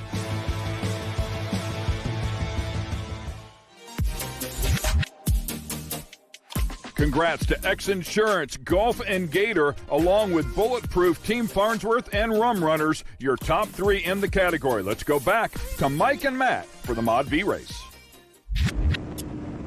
We got Mod V started right away. This is going to be the first start in the second race of the day with Class 1 happening prior to this. This is Mod V. That's El Bandidos, X Insurance. There is Fast Boys. There is Float Boat. It looks like El Bandidos is out to the early lead. X Insurance in second. But look at Fast Boys, Matt, making a move on the outside. Yeah, we got a bit of an early start because we're trying to get ahead of weather. Beat a little bit of weather coming in. Yep. The first boat, the tightest boat, has to turn really, really sharp, slow down a lot, and then all of them have to turn around that. If they do anything strange or weird, then they can get disqualified or lose points or get a yellow card. There's all kinds of infractions that can happen. So that's one thing that when we do this type of racing, it's not like Class 1. You know, Class 1 has to maintain their lane, but they win their lane or their pole position as to where these guys draw at number 4. El Bandidos continues to lead. It looks like Safe Cash X Insurance is in second now. Fast Boys in third on the outside. There is Boat Floater in fourth. What a start by El Bandidos. Matt picking right up where they left off from Marathon. Oh, yeah. I mean, they were the 2023 national champions and the 2023 world champions. I think it was the tequila. They added the tequila sponsor, and it seems like that helped. So these are 30 to 32 foot single engine V-bottom power boats. Again, a driver and a throttle man, just like we had in Class 1, but they are powered by naturally aspirated 650 horsepower motors, matched up to Bravo 1 outdrives. Ken, for me to relate this to you, this is the closest thing to IndyCar or NASCAR that you're going to have on the water. This is completely spec class racing. They have to weigh the same. They can only run a certain type of outdrive. They can only run a certain type of lower unit props. They can really do whatever they want, but the motors have to be built to a certain spec, so it really is a leveled playing field of racing. Matt, look at that run, though, on the outside by X Insurance Safe Cash with El Bandidos. They were about a rooster tail length, maybe 2 rooster tail lengths behind, and now they're going to be on the outside. They will have the inside lane going into the dogleg, though. And, Matt, they're pulling them. Look at that. They sure are, and I think they're going to end up in the after the dogleg. They're going to end up at the inside as well. Yeah, they can cut them back off because they have established overtake. So X Insurance Safe Cash now takes the lead over El Bandidos. OC Racing continues to lead in Class 2 over Team Woody. Two Conch Charters out a few laps ago. Look at this battle here, though. This is X Insurance and Fast Boys in Extreme versus Phantom. Forrest Riddle and Ken Bollinger. Forrest out of Virginia, Ken out of Pennsylvania. Oh, hello. Big hop there in the corner. Both They're going to of be them. running with that swell. The Extreme way on the outside. JJ and Nick trying to carry more speed around that corner, and it might pay off if Forrest and Ken can square this corner up. Oh, they got one more buoy to exit out of. Sorry. They'll square on the last buoy. Kind of hard to see. Yeah, when you can't see all four buoys. And the boat behind him is really getting beat up. He's in the wake of both of these boats, but look at this battle side by side. Awesome stuff here. So I told Matt on the way to the hotel this morning, we were talking about you, no offense, I hope your ears were burning. But I said, Ken's a professional. He's done his homework, but now I'm going to ask you a really serious question. If you know the answer to this, we'll be super impressed. Do you know what kind of hull this is? V-hull.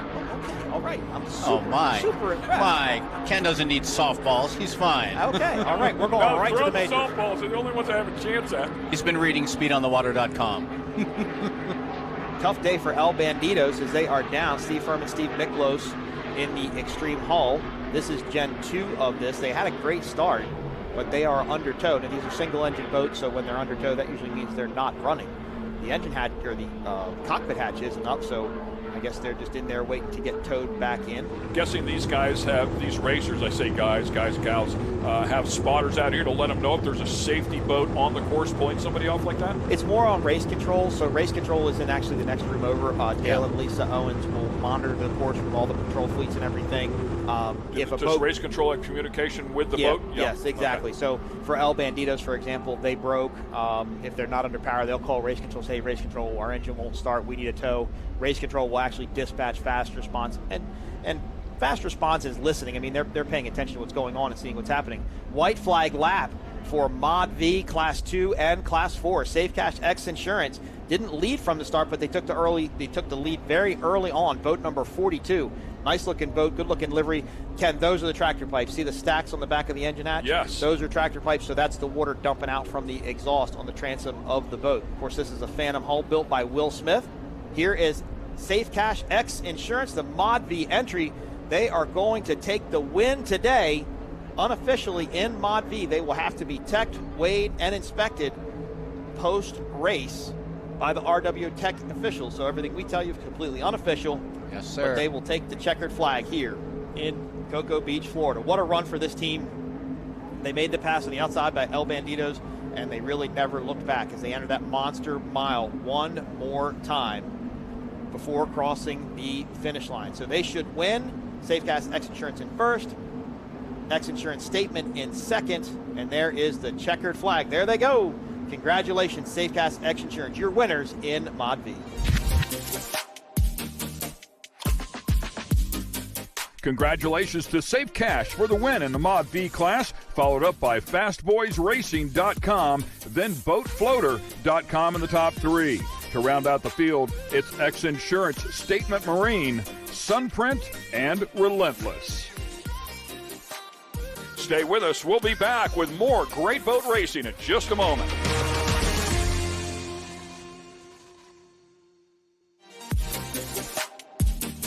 Once again, welcome back. We are racing here at Cocoa Beach.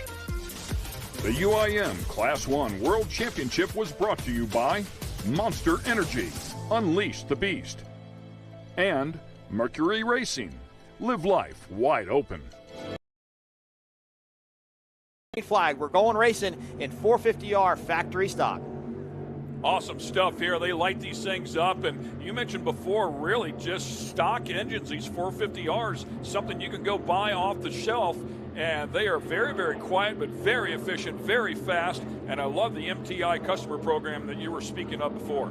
Meade Family Racing was on the pole, and they are out to the early lead. But, Matt, look at those three MTIs. There is GC, Willie, and Grant on the outside. They've got a tremendous amount of speed. Woo. They will have to maintain their lane going through the corner. TS is going to be on the inside. Meade Family Racing in the middle, and GC Racing. The rest of the boats have kind of gotten swallowed up behind these guys. But here comes 66, 151 Express. Now 4 MTIs deck-to-deck going into turn one. Yeah, that 66 finished second of the points a year ago as well. What are top speeds here for this class?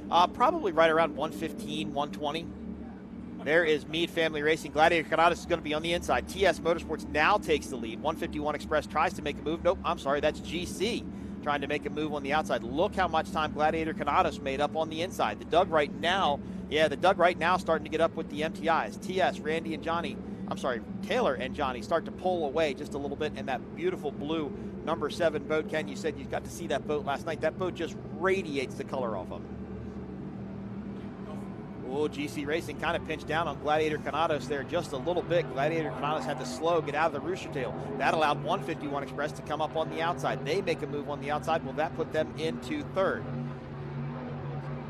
Montlick, and they are all the way on the outside of this group. They are racing in their own water. They want to stay out of this whitewash of all of this battle here happening in the top 4. The 151 Express was suddenly on the outside there as things closed up. I was wondering if he actually had a mechanical, but seems to be up to speed now. It's hard to tell from our vantage point. They don't, oh, look at that. Gladiator Canadas had to jump to the outside, so Nick and Joey did pinch them off. That's a completely legit move. They could do really whatever they wanted. And obviously, Gladiator Canadas could not stay in that line, so they had to jump to the outside. They are approaching the Monster Mile for the final time, and they will take the checkered flag at 450R factory stock. It looks like 3 MTIs, 1, 2, and 3 here today in Cocoa Beach, Florida. Thunder on Cocoa Beach, presented by Keltec.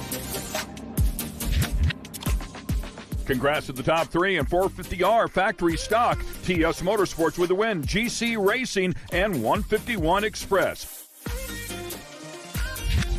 I'm here with the winner of the factory 450R race, Taylor Sism. Obviously some girl power going down here, Taylor, but I first met you a few years ago and you were the only boat in the class. Now we've got 7, but I think that extra time gave you a little bit of advantage because now you're on the top. Congratulations. Absolutely. Every race you definitely learn something different. This is our 4th year out here racing, so we had 25-mile-an-hour winds, we had a little bit of chop out there, so all those things come together and you just have to learn how to overcome them in the race. You absolutely did that today, but we've got a long series to go, a few more races. Moving to the Lake of the Ozarks next weekend, what are your expectations, things you need to improve or keep going with? Absolutely. So Lake of the Ozarks is one of our favorite races because it's kind of our hometown backyard race. So we'll probably spend the next week down there with Memorial Weekend doing some testing, getting ready, but we're really excited to be back down at Lake Race.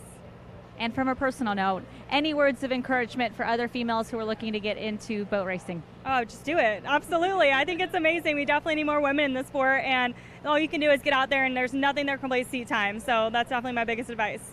Love it. Well, thank you so much for your time, Taylor, and best of luck on to Lake of Ozarks. Up next, it's always exciting, Supercats. What a beautiful start, Supercat. You talk about engines, you'll be able to hear them shortly. That's WHM. There's Hancock Farnsworth.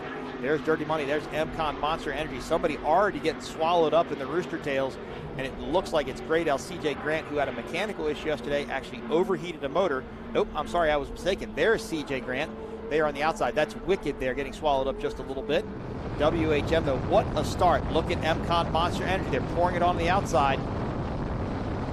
A 9-lap event here on the Atlantic Ocean, and the 2 boats who checked out Marathon have hooked up again, Matt. They're running side by side to turn number 1. They look like they're tied together.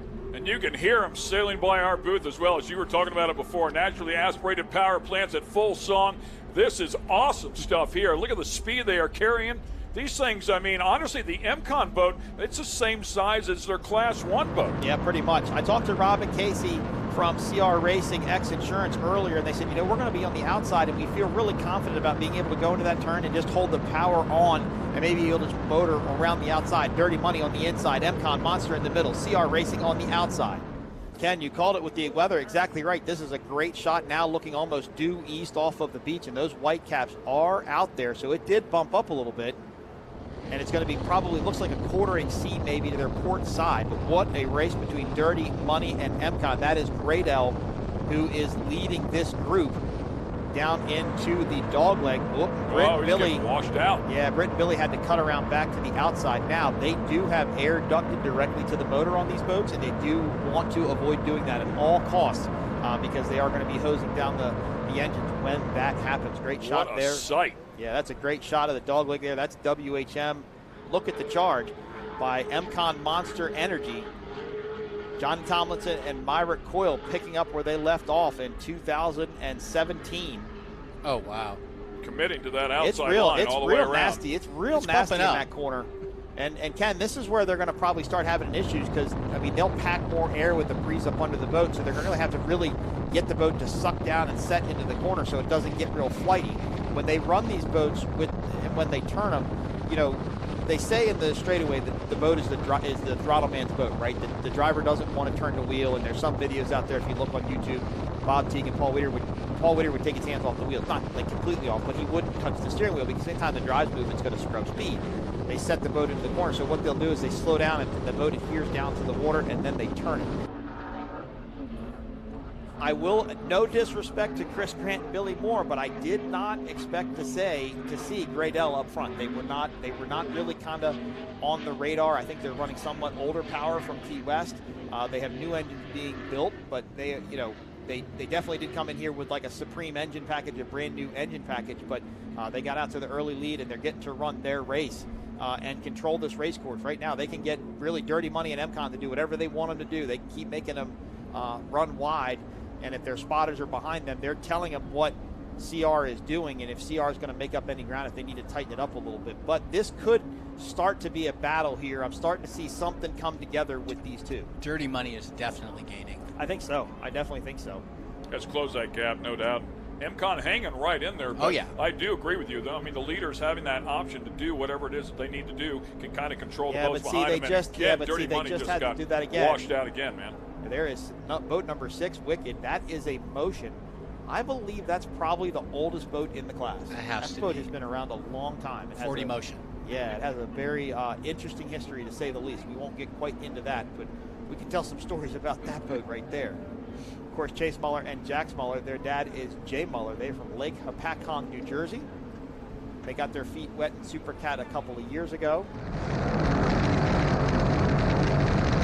Oh, it looks like Graydell's having some issues here. Chris Grant, the driver, and Billy Moore, unfortunately slowing down here just a little bit. That's going to open up the door for Myrick Coyle and Johnny Tomlinson to take over the lead here in the MCON Monster Energy machine. And it looks like the Dirty Money boat is also going to be able to get around as well, with Britt Lilly at the wheel and Bill Pyburn running the throttles.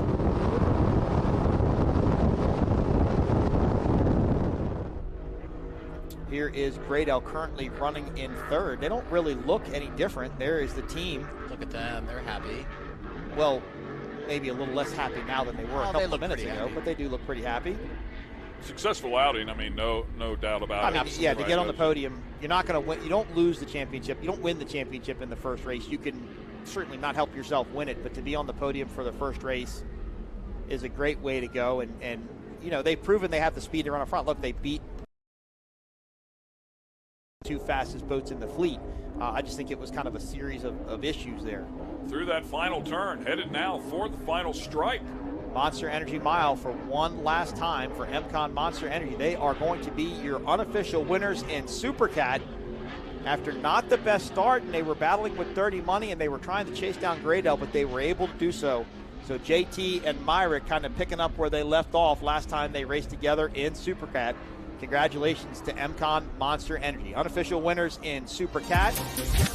That'll wrap things up here with the Supercat category. Always a lot of fun to watch these gorgeous boats. Congrats to the MCON Monster Energy team for the win.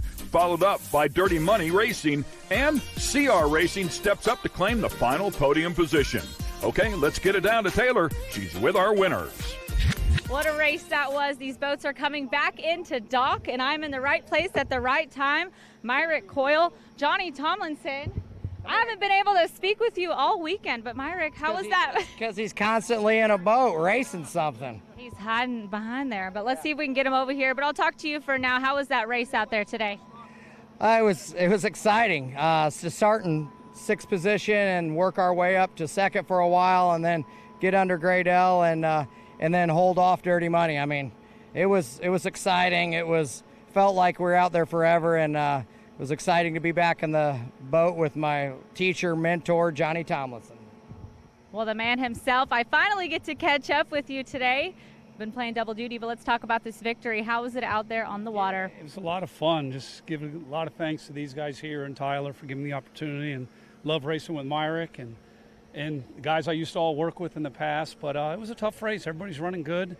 We just stayed at it, ran it as hard as we could run it, and try and keep it upright. Had a little fire in the cockpit. Not fire, but we had smoked out cockpit the whole race, something shorting out on the floor, burning the floor up. But it was all good, all good. The thing ran absolutely flawlessly, and it just shows what these guys do day in, day out. Hot on the water, hot off the wind. Looking forward to the next race, Lake of the Ozarks? Absolutely. That'll wrap things up here at Thunder on Cocoa Beach. We had so much fun, but we're not done. You can join us at our next event, Lake of the Ozarks, Thursday, May 30th to June 1st. We'll see you then. So long.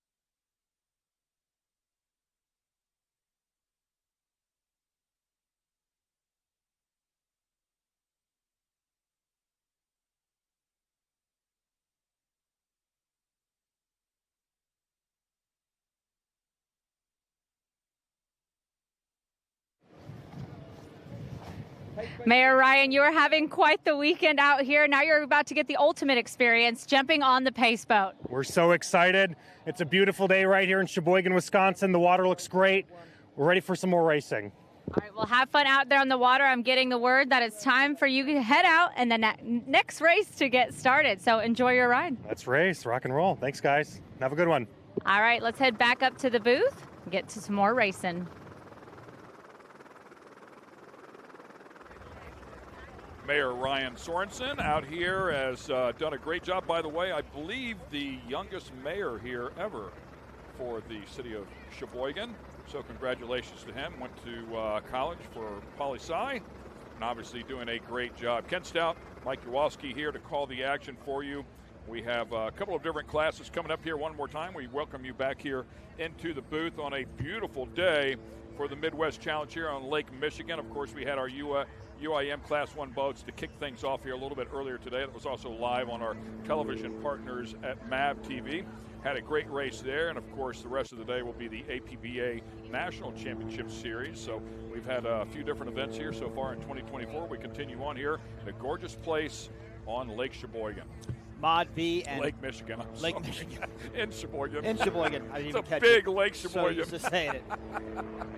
Beautiful day, like you said. Next up, we're going to have Mod V as they start to come out of the wet pits area and Class 4 in this race. So Ken, you were asking really the difference between these two classes. And as I said, Mod V, if these guys don't want to race in Mod V, they can actually jump down to Class 4 because all these boats should run about 90 to 95 miles per hour. Class 4, we only have two boats here. We have Simmons and Framed Offshore Racing. And then Mod V, quite a big fleet here in Sheboygan. And we'll get through a lineup here in just a couple of minutes. But Mod V is spec class racing. They can go as fast as they want, fast as they need to. They have to meet a minimum rate requirement. There's some drive things that they have to meet, engine specs they have to meet, but they have no speed bracket whatsoever. But Ken, that's an interesting shot right there. It does look a little bumpy. Yeah, a little bit choppy out there, and obviously our cameras will give us a better view when you're sitting here looking at it from the balcony. It just looks like the wind has laid down a little bit. It doesn't look too bad at all.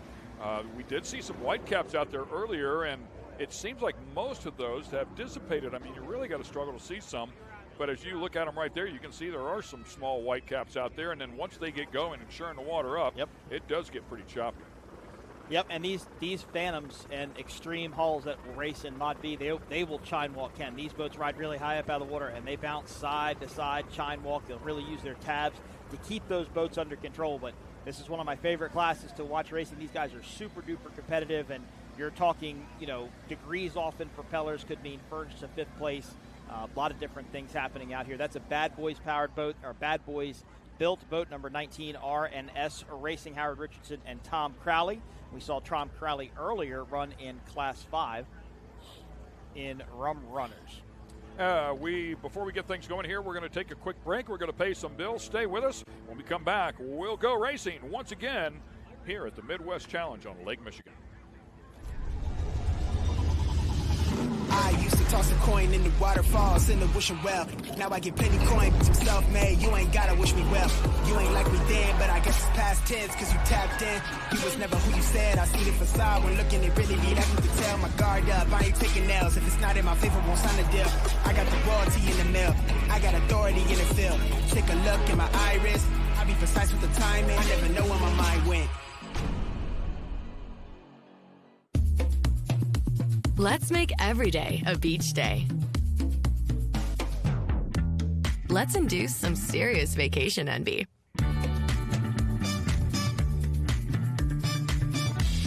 Let's make it look like we've done this before. Let's reconnect. Let's get it fresh from the Gulf. Let's shine in St. Pete Clearwater.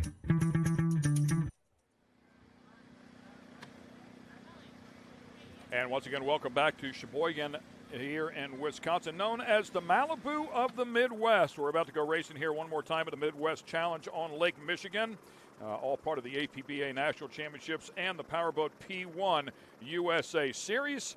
We'll have a couple different classes, as Mike had just mentioned before we went to commercial break. A couple of boats in the bracket, class 400. They go a little bit faster here, up to 85 miles per hour in the 400 class. And then, of course, the Mod Vs that do not have a speed limit. It's as quick as you can get back around to that finish line, complete those laps, and a few more boats competing inside of that one, including the 3 podium finishers in terms of points. A year ago, the El Bandito Tequila Sunprint was the champion from 2023, followed up by X Insurance Statement Marine, and then Boat Floater, and they are all in competition out here today. Steve Miklos and Steve Furman in that El Bandito Tequila team. That's an extreme hull, so I'll call that Extreme Hull Gen 2. There's a Gen 3 and a Gen 1. Gen 1 is going to be what you see in Boat Floater. Got boat number 74, X Insurance Statement Marine, J.J. Toke and Owen Buis. In Mod V. Mod V going to run 7 laps today. Got number 42, Safe Cash X Insurance, Rick Rabb and Scott Jobin. They're going to run a Phantom hull. RNS Racing, Howard Richardson, Tom Crowley in that Bad Boy Powerboats entry. Boat number 2, boatfloater.com, Steve and Stephen Kildall. Speed Marine, another LSB Extreme entry, Kyle Miller and Jay Waltman from New Jersey. Got Relentless Latacrete in a Phantom. That's Travis Petco, Robert Hartman, and then 51 El Bandito Tequila Sunprint, Steve Furman and Steve Miklos running in Mod V. Class 4, we've got 443 Framed Offshore, John Jenick Jr. and Michael Flamia.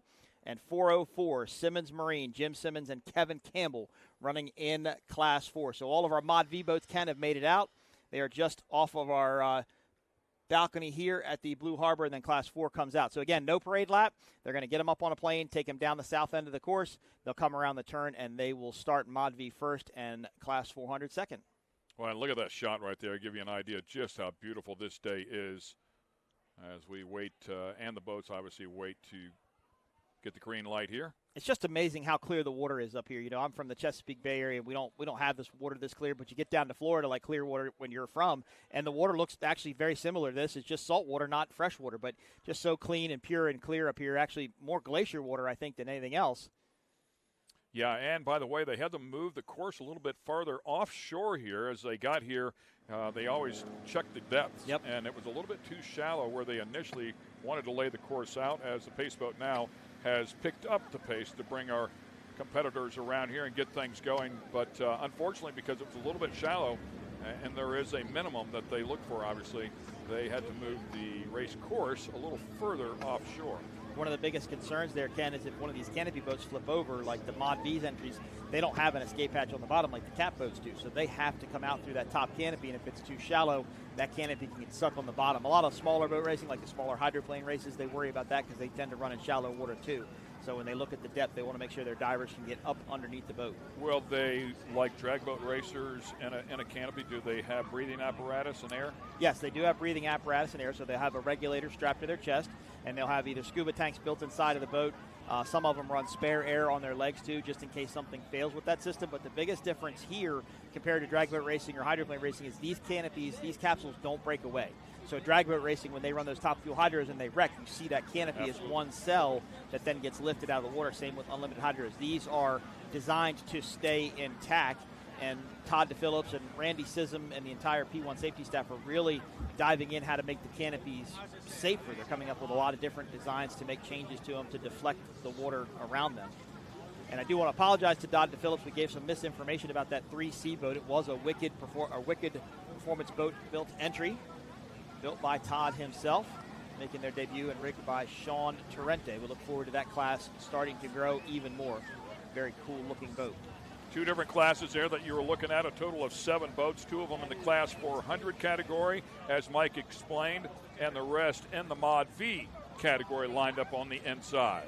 Mod V probably going to run about 88 to 90 miles per hour today in this water if it doesn't bump up, but it does look like, Ken, as you mentioned earlier, it laid down. I don't see the white caps like I used to, so these Mod Vs are really going to fly. Now, these boats have ballast tanks in them. They can run weight up in the front of the boat to get the nose of the bow of the boat down to get it running flat and more level. They can bleed water off to get it to carry more. So a lot of different setups. Got some extremes, got a Phantom, and got a Bad Boy Powerboats entry here racing in Mod V. Wow, that is an absolute beautiful sight. I believe the distance here will be 7 laps for both categories on the Monster Mile. As we take a look at them right now, throttles down. We're going to give them the green flag here, and there it is. Let's go racing. They're going to race down to that first turn and maintain their lane through the first corner. So imagine, Ken, putting blinders on the side of your head, not being able to see about 90 degrees past. That's even giving them a lot, saying 90 degrees, but they're not going to be able to see. A lot of boats now run cameras off to the side and off to the rear, but look at these V-bottom hulls jumping around already.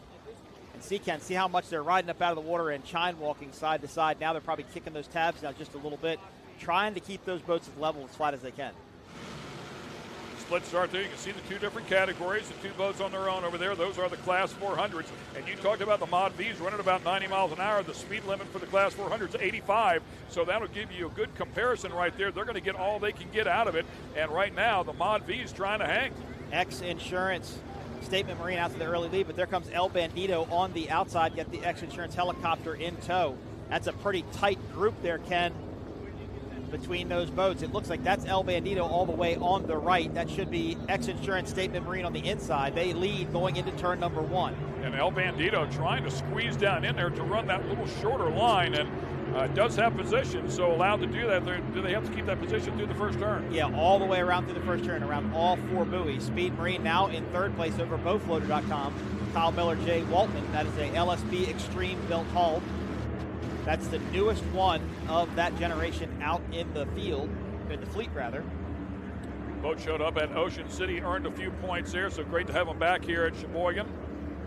Talked to Kyle and Jay, and they're just trying to get the boat worked out. You know, they both run businesses and just don't have as much time as they need right now to test the boat and get it where they want it. This would be the first LXB Extreme that Britt Lilly built. This was a boat that he raced last year. Owen Lewis racing it with JJ Turk this year in Mod V. A great handling boat, did a great job with the wrap. They finished up second in the points 1 year ago, kicked the season off with a second place finish at Marathon, then missed the podium at Cocoa Beach, but rebounded at Lake of the Ozarks and Ocean City with a pair of first place finishes. The battle now is for second in Mod V. That's El Bandito Tequila, and Speed Marine. It looks like Speed Marine has gotten to the inside of El Bandito and has taken over second place, but they're headed into the dogleg now. That could change everything. Of course, the El Bandito Tequila Sunprint machine, that boat there, is the reigning champion inside of the class. As we take a look at the Hog's Breath Saloon, supported number 443. That's the Class 400 boat, currently leading in the points coming in here with 3 consecutive wins. Did not go to Lake of the Ozarks. Frame Offshore, that was Britt Lilly's first race boat. He bought that boat from a guy out in California, used to be known as Pig Iron Racing. Of course, now the guys from Key West racing it as Framed Offshore. That boat could run in Mod V, but they put a big motor in there, big supercharged engine. So it could probably run closer to 100 now with the setup that they have, but that gives you a good shot of what it's like to turn one of those Mod Vs as they come around to complete lap number 1 of 7. The battle for second, Speed Marine and El Bandito Tequila. I'm going to say tequilas a lot, I have a feeling. You've been in the tequila? Right, yeah, maybe, just a little bit. Yeah, good stuff coming back at us here on the Monster Energy Mile, that is. Good look at that X Insurance machine. Beautiful wrap, as you talked about there. And one of those 7 or 8 boats that X Insurance sponsors out here. It looks like Speed Marine has really got themselves away from Steve Furman and Steve Miklos, kind of solid into second place. Top 3 boats will get tech inspected post-race for weight and other requirements of this class. And a lot of separation behind our top 3, Ken, is actually, it's like 2 different groups of boats running. And look at these boats coming up out of the water. Again, it looks flat from our perspective, but when you see them out there, and this is already 1 lap in the books, and they're already starting to get some chop, but these boats flying completely out of the water, so far from flat and smooth. That's a great shot of R&S, the Bad Boys powerboat entry. Ken, if that top to that boat looks very familiar, it was actually modeled off of a Corvette. That's why the windows, look how they do, kind of square, just like a car. Howard Richardson getting this boat figured out slowly but surely. For those of you watching the live stream, obviously we appreciate you doing that, but man, you're missing some beautiful sounds here from these power plants. And it's only going to get louder as the day goes on. Once those Supercats come out, they will really, really make some noise. X Insurance Statement Marine continues to lead in Mod V. Speed Marine was in second with El Bandito in third. El Bandito, Ken's trying to make a move up the inside. These boats are very, very sensitive to turning. Some boats can turn very, very well. These are step-bottom boats. What a step-bottom does is it actually aerates the back of the boat, creates little air bubbles, and these boats will want to slide through the corner. Some boats want to may turn just a little bit better than the other based upon setup. And I think El Bandito, I think Steve Furman and Steve Miklos can turn that boat maybe a little bit better right now. Good look once again at the X Insurance helicopter, giving us that great view as well around the track. Look at this great battle here side by side. Once again, you've been talking about it in the Speed Marine boat right there with the El Bandito Tequila boat. Speed Marine's going to control the inside leg, going into the dog leg. Oh, wow. Big flyer there by El Bandito. They're going to have to lift out of it, get that boat to settle back down. That helps Speed Marine. Yeah, right into the wake. Yep. And that's actually, I believe that was the X Insurance Statement Marine boat in front of this group. That should be RNS Racing to the left. That should be Phantom X, or the X Insurance Safe Cash entry there, the red boat. Kind of hard to tell from this perspective. So you can see there that dog leg that Mike was just referencing there, just to your left. Boat just went by it, but a fairly significant left-hand turn to come down and set up for what is the tightest return turn. And those buoys, I believe it's 6, 7, and 8 down there. It's a fairly tight turn, certainly in comparison to what you would call turn 1 here, or the first couple of buoys. Right, more of a sweeper turn up here at the north end of the course in Class 4. Framed Offshore is leading over Simmons Marine in Class 4. But this battle in Mod V, is starting to tighten up, Ken. Speed Marine has got a lot of speed, and I believe they're closing in on that X Insurance Statement Marine boat. I would agree with that 100%. They've certainly closed that gap there and closing it more yet. Now, dealing with the spray, dealing with the roost, if you will. Look at these boats dancing around. Oh, my goodness. Lots of chine walk in there, and that's what they want to avoid. Sometimes they'll have to lift and get that boat resettled in, but they're starting to get now in cross wakes. They're starting to get wakes from the other side of the course that have come all the way across and are starting to affect how these boats run. And when that boat starts to chine walk too much, you've got to lift out of the throttle, set the boat back down, and get back in the gas, and you lose a little bit of ground every time that happens. There's a great shot from the X Insurance Helicam.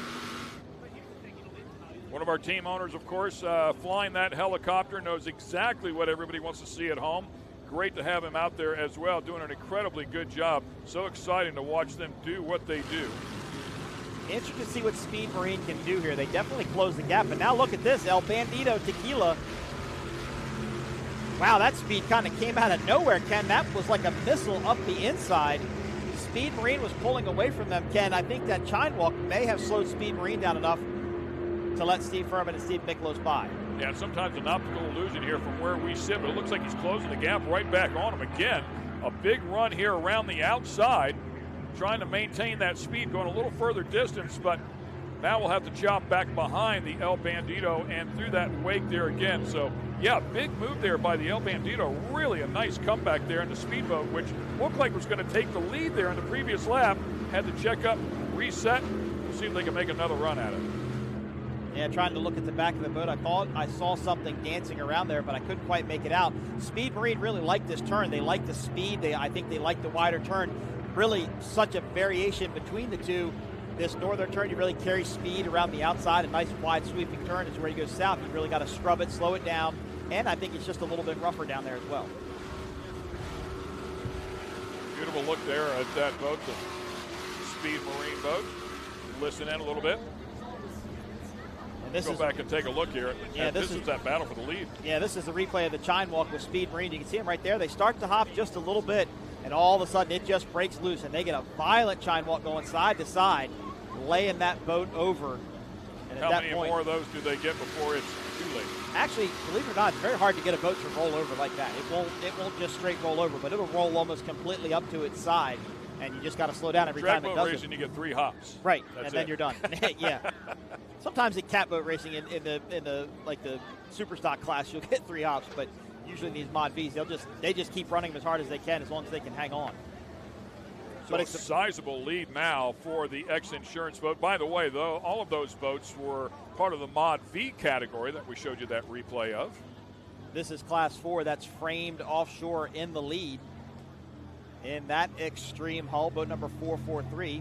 They are leading over Simmons Marine in Class 4. This is a bracketed class. Cannot run over 85 miles per hour. What a great sponsor. All Express Saloon probably had a couple of beverages there, just like the Hank Saloon. And there is El Bandito Tequila, currently running in second in Mod B. That should be the wake of X Insurance Statement Marine, just to the left-hand side of your screen. That boat looks really fast all of a sudden, Ken. They didn't look that fast at the start. I think they found some speed, maybe got their setup, figured out where they wanted to be, and they might be hunting down our leaders. So you said they have ballast tanks in them. Is that something that can be adjusted during the race? Yeah, it just depends on how the boat is set up. Some of them are done electronically. Some of them have a lever. Some of them take water straight from the bottom of them. Some take it from the exhaust. It just depends. I don't think they'd be running any ballast here because it's pretty flat. They're not bouncing around bow to stern that much. Maybe a little bit more chine walk, but that doesn't really help with chine walk. Only the trim tabs will really get you out of that. You can see the battle right there, first and second. It is not separated by much. And El Bandito now coming on for sure. As you talked about, they're now closing the gap on the X Insurance boat to see if they can take over the point of this race. El Bandito is going to try and stay on the inside of the wake. They were unable to do so, but they were far enough behind that they didn't get hosed down. Freshwater not really going to hurt the boats at this point, but every time they jump across that wake, they've got to be careful because they're breaking the bottom of that boat free, and one overcorrection or undercorrection may cause that boat to spin out. So kind of a precarious position. You've got to jump over that wake. But it looks like JJ and Owen just want to run it right to the pin and run the inside line. You asked the question before, do you think it's a benefit to be in the boat earlier in the day, like the Class 1, and then get into a boat a little bit later? Maybe it's about Britt Lilly who's going to run in both the Supercats and also the Class 1. I believe Myra Coyle, too, if I'm not mistaken. But as we take a look at these, we just saw J.J. Turk climb out of the previous race and then get into this boat for this race. I think that is a massive benefit to go back-to-back. Oh, yeah, for sure. And I think he has the best judge of conditions from his race to this race because I do think they have changed some. But they probably couldn't have made too much of a change unless he called them on the way back in. These boats were already sitting in the water, were already set up. They'll do a prop change in the water if they have to, if they think it's going to be that beneficial to them. And maybe they did that, but they are running a perfect race right now. So, and by the way, they do have cell phones inside of these boats, so I wouldn't put it past them that if he felt like something needed to be changed in the middle of that previous race, to somehow get a message to that crew, say, hey man, it's this way out, it's really choppy out here, or whatever the case may be, let's go to this prop. Well, all the might be very busy to do, but I wouldn't put it past them. Well, all the X Insurance boats are on one big team together, right? So as long as he can get something across to one person, they can get it to another person, they can probably get it done. They'll trim the drive up and then change out the prop in the water if they feel that will be a big difference. Ken, this class really uses weight bags as well, so they're bags filled with lead shot. They can weigh anywhere from 50 to 75 pounds apiece, and they have boxes built into the boat where they can move that weight around accordingly. Really will change the center of gravity of the boat, but it'll also change the side-to-side motion of the boat. They can put it narrower, they can put it out wider to get the boat to settle down, or back and forth. The cool thing about boats is the way you check the center of gravity is you take a set of yard arms and you try and pick the boat up exactly in the center where you think it would be. And if the center of gravity is right and you're on spot, it'll balance on those two areas. That's kind of where you figure out where you want your center of gravity to be, and then you kind of play with your weight and measurements from there. And we talked about obviously getting the message back to them. The easiest way obviously would be via radio, but you don't know that all of the boats in the previous bracket classes utilizing radio communication back to the shore. Another good look at the El Bandito here. Boat number 51, just a beautiful piece.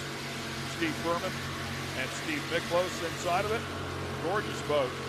You should talk to Steve Miklos because he's a big car racing guy down in Florida. Does a lot of, I believe, open wheel racing down there. So that's really where a lot of his experience comes from. He's running this Mod B class or this Stock B classes has been for quite a few years, and he's a very technical, very analytical guy, has lots of data to put into that boat, kind of know everything it's doing, and he's brought a lot of road racing information over into this Mod B class, and that's where he gets a lot of his experience from.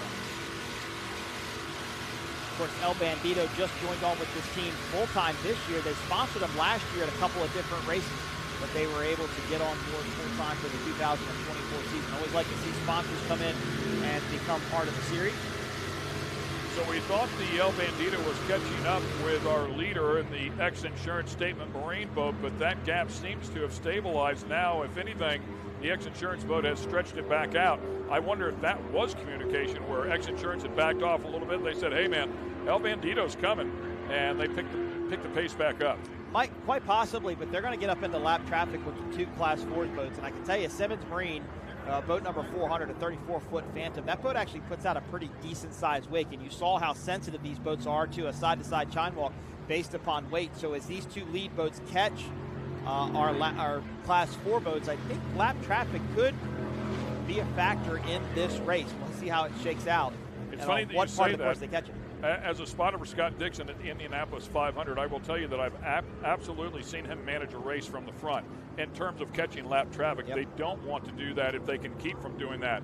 Now, they have an advantage of pretty tight confines in terms of what lanes can be used around that speedway. But I've seen him control a race from the front, not trying to catch the guys that he was about to catch, the lappers. Here, I don't know how much they can do that, but I would think it's something that he would be concerned of. If he can finish this race without dealing with the wake of a lap boat, then why not try to do that? Yeah, but he can't really do that because he's, the four boats are limited to 85 miles an hour. If he's running 92 or 93 right now, he's going to catch him inevitably, and he can't lift out of it because El Bandito will just stay in it and eventually catch up to him. What they've got to do is they've just got to make sure they kind of stay clear of their wake. They've got to stay in clean water. If they get caught up in the wake going through a turn or going down a straightaway, then they may have to lift, and that'll slow them down. As I mentioned before, when you're lap traffic and you're a slower boat, you're supposed to go to the inside, and the faster boats are supposed to go to the outside. But that can be hard to do in a turn because you can't always see who's behind you or what's going on around you, especially in a canopy boat. Rules of the road, if you will, to be respectful. All forms of racing have it. Not everybody follows it. That is true. Some just don't even realize it's going on, so they don't do it on purpose. We do have a boat slowing on the northbound straightaway on the Monster Mile. Hard to see who that is, but they are basically right down in the middle of the course, just before you get to turn number 1, buoy 1. It looks like it's RNS, but it's very hard to tell. So, Ken, a good thing to point out. So when X Insurance Statement Marine went through that turn and came up the Monster Mile straightaway, to me it looked like they stayed right on the outside of the wake of the boat that was in front of them. They saw it through the canopy, and they just wanted to turn just enough to stay right there. They didn't want to cross or get down into it and stayed away from it. So safety looks like they're coming to the rescue of that boat, and it almost looked to me like X Insurance might want to pick the inside lane, but would now have to switch up, go to the outside lane with safety coming in. So something I'll have to pay attention to as they negotiate down in there. But with that said, it also looks like that boat made its way off of the course, floated towards the inside. Well, race control Dale Owens is probably telling all the racers via VHF radio channel number 78, look, there's a boat down on the course, make sure you steer clear of it. So they kind of know what's going on, and he'll tell them, look, it's right past the start-finish line. You can see the yellow flag now up on the safety boat. That is telling racers just to stay clear. Unfortunately, these are single-engine boats, and when they break, the engines break, there's nothing the teams can do. So Fast Response Towing will probably come over and lend a hand to RNS Racing. That is Howard Richardson getting out of the cockpit. Tough day for that team, but I talked to Howard at dinner last night. He said, Mike, we're just trying to get the boat figured out. We're just testing bit by bit, piece by piece, and getting this boat to go fast. Yeah, that was a good call, by the way. That is RNS Racing. Unfortunately, they done a little bit early here as we get pretty deep into this race. And a good look at them right here. This is when it, unfortunately, something mechanical went wrong. Yep. Just shut down in the middle of the course. That's a precarious position because they're right at that turn. And these boats coming down are going to be wanting to get to that buoy and want to be able to get right to it. So it's kind of a weird position for the RNS team to be in, but glad everybody's okay, and they'll get put under tow here shortly. But what a race by X Insurance Statement Marine. Yeah, again, just a beautiful boat there. Love the design on it. The extended stripes there off of the windscreen as well. I should point out a pass right there. I should point out that is 2 LSB boats right there. The black one was Britt's first boat. This one was Britt's second boat. Kind of cool to see them in the same frame there for just a couple of seconds as the framed boat is running in Class 4, so they're getting put a lap down by X Insurance Statement Marine, your leader in Mod B. Getting close to the end of this one. 7 laps in distance. By the way, we did see that yellow flag as you were talking about before, what I would refer to as a local yellow. As soon as they get past the incident, they can go back full throttle. And as you talked about, race control communicating with them to let them know when they're past that incident. it's just so hard to see outside of these boats. And I've raced a couple of cars and kind of know what it's like, but normally you get a pretty full-size or decent-sized windshield in a car. In these canopied boats, you're really looking out of something that's probably 6 or 7 inches tall, and you're looking out of a helmet, right? So you're getting distorted vision from the lens of your helmet, and then you're getting distorted vision through the plexiglass. So it can be really hard to see what's going on. What a turn by El Bandito there, Ken. They slid that boat around that corner and went through that turn as fast as they possibly could. They're really trying to catch our leaders.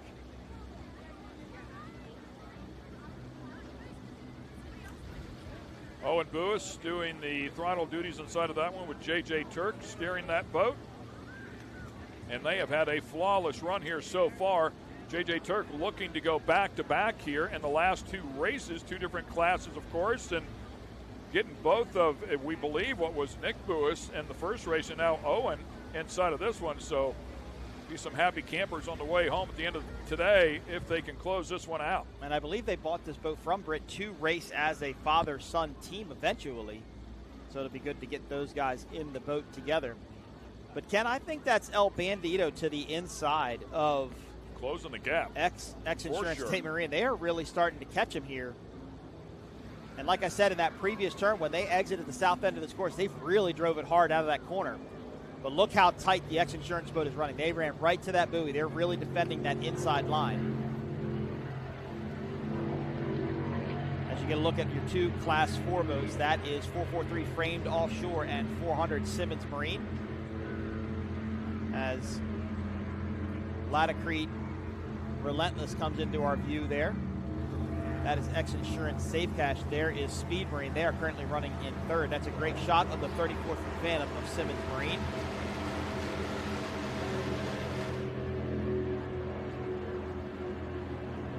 Twin Mercury Racing 500 horsepower engines. Jim Simmons based out of Ohio. So, by the way, I was just told that this, we saw the graphic come up, lap 7, no white flag, so it is an 8-lap race. Right. Coming around here to pick up the white flag here in just a moment. Speed Marine really challenged for the lead in Mod V early on. I'd be interested to talk to Jay and Kyle later to see what happened to them. I know they got that pretty bad chine walk there, got a little out of control, but they've had a good amount of speed. Just not sure what caused them to lose so much ground. To our leaders. Here it McCann, goes. look at this. Pass for the lead in the Mod V category. Here comes El Bandito, as close as they've been right there. Did he have to check up just a little bit? Well, X-Insurance is on the inside going through that dog leg, and I think maybe they were going to try and push him out wide. El Bandito jumps back across the wake. Now, Ken, what I'm interested to see, does El Bandito try and tuck back to the inside as they exit turn 8? That's where he's going just really ate some fast. roost and eating some more right there. They're as tight as they can be. JJ cannot leave that door open going into this turn. If he does, Steve Furman and Steve Micklin's going to dive right back to the inside. Let's see what they do. They ran it pretty tight. The reigning champs applying their pressure here late in this race. They'll be picking up the white flag here in just a moment. Still back there eating some roost. Trying to get back to the inside, but it looks like JJ and Owen are running really tight. Yeah, they couldn't do it. Man, what a spot to be in, though, because you lose all vision when you're getting roosted by another boat. But just look at the speed of El Bandito. They just looked faster. The boat is carrying different. They had really good acceleration out of that corner. This is going to go down to the very last lap. No doubt. Back on the monster mile here. El Bandito trying to close the gap here. Got oh so close in that final turn. Coming back around here to pick up the white flag. And they are all but side by side here. I think they're going to catch him, Ken. I think they're going to catch him before they get to this turn, to be honest with you. But will he catch him and have an opportunity to get back over and take control of that lane, or will he push him wide? That's the one disadvantage they're going to have. He's going to be on the outside. X-Insurance is going to be on the inside. He controls the narrative through this corner. Oh! And they're way too close to cut back to the inside. Big air there out of the X-Insurance boat dealing with that, but did not pull back on the throttles. Look how close they are. He's pulling him. He is pulling him. He's got more speed, just a bit, maybe a mile an hour or two, if that. How awesome is that? The X-Insurance Helicam right there with him as well. All 3 vehicles to the inside is the X-Insurance boat. The preferred line here. We'll see how long the El Bandito can hang on. Pressured right there. Whoa. Oh, almost touch. Maybe a little bit of contact there. X Insurance is going to control this corner, but look at El Bandito. They carry just a little bit more speed on the outside. El Bandito staying in the throttles, running as tight as possible, not to get pushed wide, and might be able to feed it back to the X Insurance. He can come down if he wants to. He can pinch him off. He didn't. He left. Oh! And whoa, that's a bad spot to be in a step bottom boat. They had to swing way outside. Ken, I saw that boat spinning out right there. I saw that boat getting sideways. They had to lift out of it and jump back across that wake, but that was a completely legitimate move. El Bandito had passed him. They were out in front of him, and X Insurance Statement Marine had to react. They're the ones that had to make a decision. What a pass by Steve Furman and Steve Miklos. How exciting was that?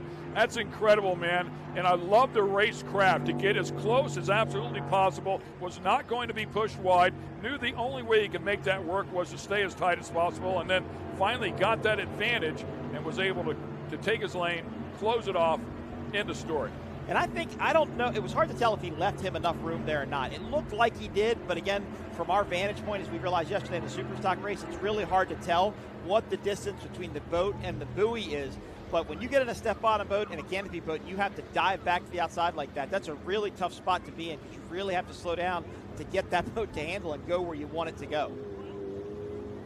Finishing up what should be the last lap, as we understand it, through that dogleg left-hander right there, the final turn. And we're going to go back and take a look at this pass. Absolutely. I had a little bit of glitch there. We'll see if they can re-rack that for us, but boy, was it exciting. And I don't think there was any contact there, but it looked pretty close when they came kind of close together and then split back apart. X Insurance is going to do everything they can to try and catch El Bandito, but I think that's pretty much their race to lose, or their race to win at this point. But what a move for the lead through that turn. You see that turn right there for a late apex, as it would be referred to in car racing, right there close to the buoy, so maintained as much speed as possible. Just took a little wider arc and then chopped it off at the end to get the good run here on the long straightaway known as the Monster Mile. Steve Miklos and Steve Furman going to come down this straightaway one more time. This should be the checkered flag on the finish line boat. A well-deserved, hard-fought win for this El Bandito team. Took them a couple of tries, right? I mean, they got there pretty close, and then, matter of fact, they got passed by the speedboat briefly and then went sailing back by the speedboat to take over second place again, and then made a run at the lead a couple of different times, but never gave up. Tenacity is what it's all about out here, and certainly a very fast boat. Ken, this is a super critical setup class, and as the boats run and they get lighter, they burn off fuel, they just tend to get squirrelier and squirrelier and squirrelier, and you have to slow down. Sometimes if your setup comes to you, you gain a little bit more speed, you could run the boat in a little bit more positive trim, get the boat to go a little bit faster, and maybe that's what happened to El Bandito. They found speed on that last lap. They were wicked fast down that straightaway. Yeah, maybe fuel load burning off made that boat a little happier, and they found the sweet spot. Boy, it for sure took off. Saw, by the way, the X Insurance boat has pulled off into the center. Victory lap here for the El Bandito. Well, I think you were explaining in Cocoa Beach how they count laps, right? Piece of tape on the dash, and as they go around, they pull a piece of tape. Well, in a battle like that, you may forget to pull a piece of tape, and you look down and you go, man, this says I have one more lap to go. You may not have seen the checkered flag. That may have been what happened here. Got to be careful with doing that, though. They've got to meet a minimum weight requirement when the boat comes out of the water. And if you run too many laps, you burn off fuel, you can be underweight and get an infraction. Don't want to forget about our Class 400 battle going on as well between the Framed Offshore Racing and Simmons Marine boat. Simmons Marine not letting this team get away. Remember that if Framed Offshore broke out of their speed bracket, then they will get disqualified and get last place points for the day, handing the win over to Simmons Marine. Now, Ken, if both boats broke out of their speed bracket, it would then go down to who broke out for how many times and how long. So it's kind of like a tiebreaker, if you would. In the rule book, there is a time, because it's done by GPS. You know, GPSs can have a blip in them. There is an allowance for a buffer, if you would, based upon that time. Because, you know, you can go a spike in GPS and you go 86.1 for 100 feet or something like that. And that's what they try and factor in when they make up these rules for bracket class racing. Jim Simmons and Kevin Campbell there in the Simmons Marine boat. Beautiful machine. Jim Simmons been racing for a very, very long time. Glad to see he's still out here doing it. Got a couple Mod Vs, Ken, still running some laps as I look up from the broadcast booth. El Bandito is still going. In fact, they're on the south end of the course now, getting ready to turn on that monster mile one more time. But actually, it looks like all the other Mod Vs have pulled in. So you're right, maybe a victory lap for the Steve and Steve team. Well, and I'd be more inclined, if you go sprint car racing, it's not uncommon to watch, or midget racing, it's not uncommon to watch them run one more race or one more lap, because a lot of times there has been a double checker or a double white, whatever the case may be, didn't get the full lap in, so a lot of times they'll run a security lap. But you bring up a great point about passing weight, and one more lap around this 5-mile course is a lot of fuel burned off, and could certainly change that. They're still, it looks like a speed. And they run as much fuel as they need to run. They have it down to a science. The calculations, they know exactly how many laps they're going to run, how long the laps are. They know what their boat is burning for miles per gallon, and they factor that in. And they're going to run just enough to do a parade lap or just to come out of the marina. So it's a very critical setting thing with these Mod Vs, the fuel. But knowing Steve Furman and Steve Miklos the way that I do, that wouldn't be an error that this team would make, in my opinion. But I've been wrong before. It can probably be wrong again. Finally slowing down now and pulling to the inside. Gorgeous boat, man, doing exactly what they need to do to come out here and grab this win. Of course, as it is unofficial, as Mike talked about before, they will have to pass Tech here before it becomes official. But as far as we know it, they will be the first ones across the stripe. Congratulations to the El Bandito Tequila team. The reigning champs inside of the category. Came in here a little bit deeper in the points. Did not go to Ocean City. That was costly. Did kick off the season with a win at Marathon, but has yet to be back on the podium since then. So this will be a nice turnaround for this team. Yeah, and with the absence of some of the other Mod V teams here, yeah. And Steve Furman and Steve Miklos are going to celebrate. It'd be great to see a replay of that pass, though, for the lead in Mod V. That took some guts to get in there. And as I mentioned before, I wondered if they were going to come over. But what a great race. This class never disappoints, Ken. I told you off there it's going to be a good time. And here is that pass.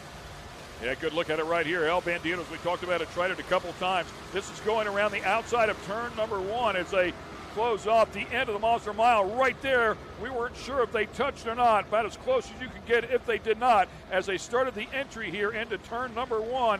And then, of course, the El Bandito boat hanging on to the outside lane, making it work. Well, Ken, once those canopies passed, once El Bandito got past the canopy of X Insurance, that is when overtake is applied. See, and that's where I thought that boat was going to spin. Did you see that boat kind of start to pick up and come around? That was a great save by that team, because I thought for sure it was going to spin. But what I was saying is when those canopies are side by side, they're equally matched. And as soon as one canopy advances in front of the other, that's when overtake takes place, okay? And then El Bandito would have been able, they controlled it at that point. It was X Insurance who would have had the lift to go in behind him if they needed to. And that's it's a tough rule to enforce, right? How do you say when a boat's side by side going through a corner, and whose vantage point are you looking at? But that was just really smart driving, I think, by the El Bandito team. Smart, and took some courage to get in there.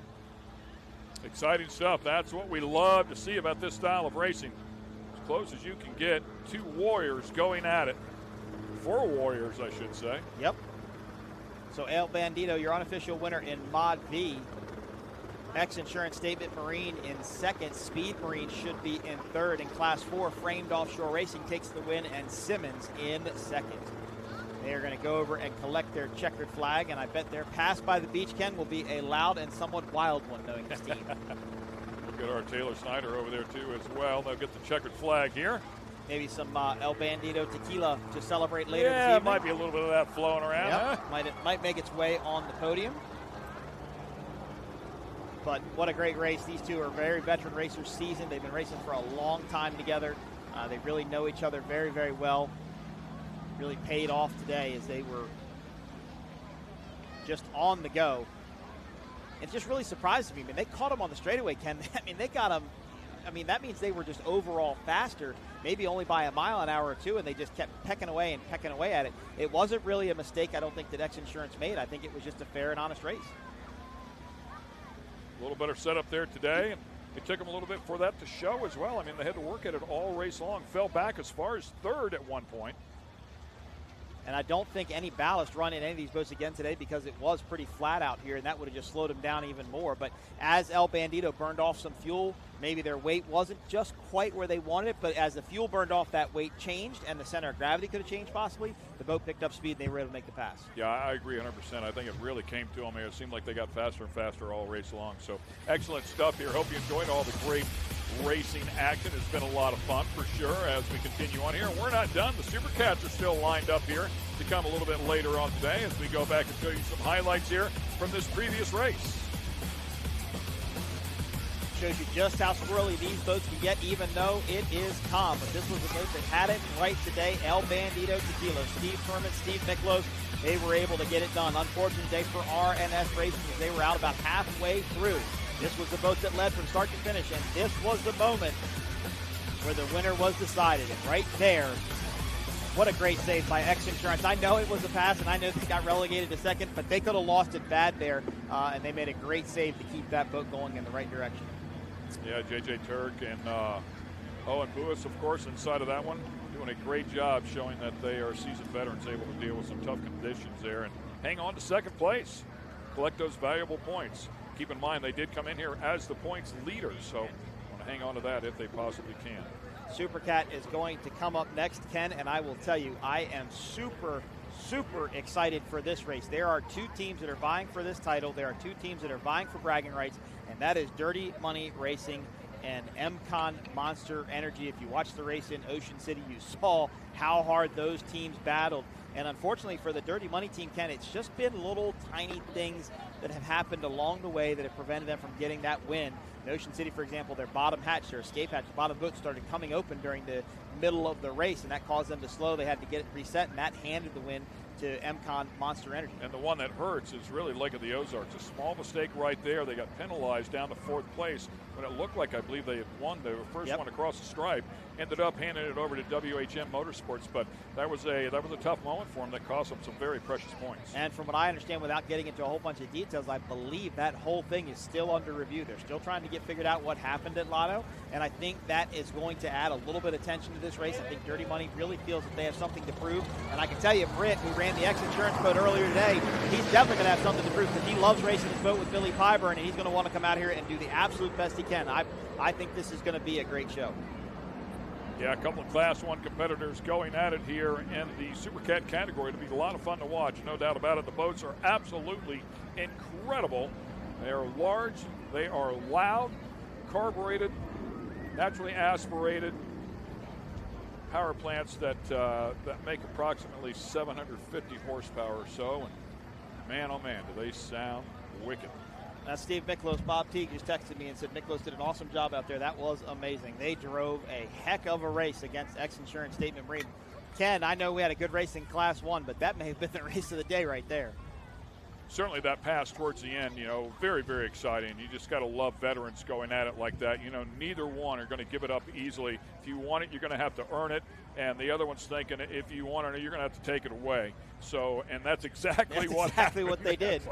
Okay, I know the game, man. Here we go. And I told you, I said he can come over. He can come over if he wanted to. He wasn't much in front of him, but it was just enough to be able to make that pass stick. Good race for 443 Framed Offshore Racing out of Key West. As these guys get used to this boat, get used to running this boat.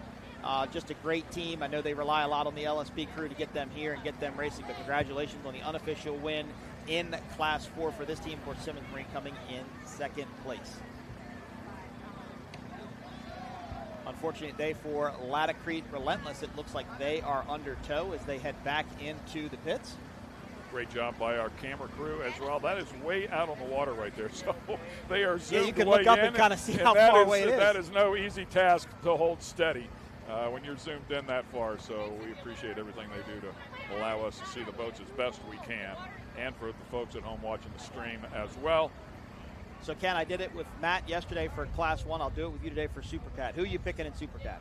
Oh, man. I just don't know how you go against the top two classes that come in here, which would be, MCon and Dirty Money. I do like what you said. I think they're hungry. I think Dirty Money is hungry, given the scenario that went down at Lake of the Ozarks. I think they're hungry for that championship. With that said, MCon has 3 wins on the season, so and they, 4 consecutive podiums. So man, hard to go against them, right? Yeah, but there are some teams in Supercat that really could do some damage here. I mean, they could really get up in this battle. Graydale, CJ Grant Racing, Chris Grant, Billy Moore. Obviously, Billy Moore came out, won DeFalco. You know, he's feeling confident. He's been out on this water today. He knows what it's going to take to be able to win. Be interesting to see how Graydale does. Of course, the veterans, WHM, Billy Moff, Jay Muller, never count them out. They grabbed that win, by the way, at Lake of the Ozarks when all that went down, so certainly proved they are worthy and a couple of podiums along the way. The Graydale boat unfortunately broke a skag at Ozarks. Yep, they spun out. CR Racing, Rob Undersall, and Casey Boaz. Of course, that used to be the Performance Boat Center, Jimmy John's Supercat entry. And that boat is very, very fast, and they're getting that boat figured out. This is their first full-time season in Supercat. So, again, they could go in there. And, of course, you have Austin Holmes, SV Offshore, the lone outer limits with Matt Giamenti and Vinny Diorio. That team is looking for their first win also. People enjoying the beach here. There's a look at the temperatures. 76 degrees. The water is not that warm. So I have to tell you, it's colder. My son, I think, went to the water park down there, and I don't think my son's got off that Wave Rider machine yet. He jumped on that thing this morning. I just got another picture. It looks like he's still going at it, so glad they're down there enjoying it. That makes this Blue Harbor really just a full Encompass Resort. There's so much to do here. There's so much to do in Sheboygan.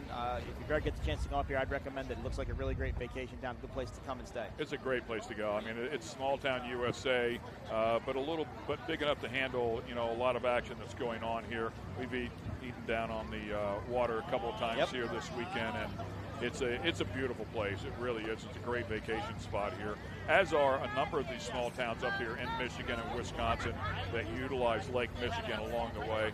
So, yeah, if you get a chance to come up here, it's a beautiful area for sure. Here's a look at the results in the Mod V category. El Bandito, Tequila, Sunprint, they are your winners. Steve Furman, Steve Miklos, X Insurance, Statement Marine, JJ Turk, Owen Buis, Speed Marine in third, Kyle Miller, Jay Waltman, BoatFloater.com, Steve Kildall coming in fourth, Relentless, Latacrete, Travis Petco, Rob Hartman, and number 6, Safe Cash X Insurance, rounding out our Mod V fleet.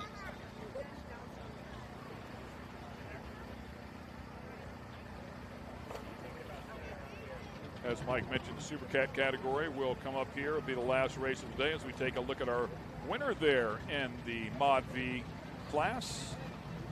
That's Steve Furman up on the bow. He drives that boat. Steve Miklos is on the throttles, formerly known as 51 Sunprint. And once again, our good friend Taylor Snyder's been busy here all day long. Down on the docks. Let's get it back to him. Tour. This is one of my absolute favorite pairings, Steve and Steven, the father-son duo. They've got a new look this year, El Bandito Tequila, and I can tell you what they'll be doing tonight. Probably drinking some of that to celebrate this incredible win. And what a race that was. Obviously some great battles going down. Let's see if I can grab a word from them. Hey, full excitement out here. Congratulations. Thank you. A race, what a win. He won it. He was the driver. I was throttling. He drove the boat into everything. It was awesome. It was awesome. Well, let's grab a word from him. He's doing the work, holding the boat. What an incredible race out there you guys had. We had an amazing race. Steve pushed this boat to the absolute limits. We drove her around, pushed her around the course, and we can't be more thankful. I said something earlier with your sponsor. I think I know what you guys are going to be doing tonight. Tequila shots out of a shoey. El Bandito Tequila shoey, we promised. No better way to celebrate. Well, congratulations, you guys. Great race, great Mod V win. Thank you. Thanks. Hey, thank you. Harbor Light. Woo, yes. Harbor Light. Haven't heard that in quite some time. Tequila out of a shoey. That'll be a good time, I think. Yeah, for sure. Yeah, whatever's inside of the shoey, the tequila will kill that. So you're safe. You're good to go. And, Ken, that shows you something right there. See, they didn't have a big crew to get them back to the dock to help tie up their boat. There's only a few people on their crew. They tow the boat around the country themselves. You know, they're just really a really small operation, and that shows you what these Mod V teams do and how hard they work. There are a lot of teams out here where they just don't have, multiple people even to help land the boat. So they'll get the boat back over the crane. One of them will go get the truck. One of them will get the trailer, so on and so forth. They'll get the boat out of the water. So that's really, truly a working man's team, if you would. Not that the other teams aren't, but you understand what I'm trying to say. Yeah, for sure. I agree 100%. And almost makes it even sweeter as one more time we're going to take a quick commercial break here, but don't go anywhere. When we come back, it'll be time for the Supercats to throw down some of the biggest, fastest boats here on the property. rated M for mature. Who are you counting on? Hey. Who are you leaning on? Who are you counting on? Hey. Hey, so. Whoa, whoa, whoa, whoa. Hey, they tryna block all my blessings. They thought I lost the snapping. I bet on me and my team. ISO is what I'm rapping. Who are you counting on?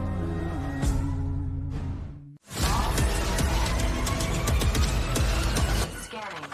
Rising up, pushing up to the summit. Got the keys to the show, yeah, we run it. To the place with the race, and we don't wait. Give it all for the win, this is our day. Energy, unleash the inner beast. Energy, running to the top. See you at the peak. Unleash the inner beast, but we never stop to the victory.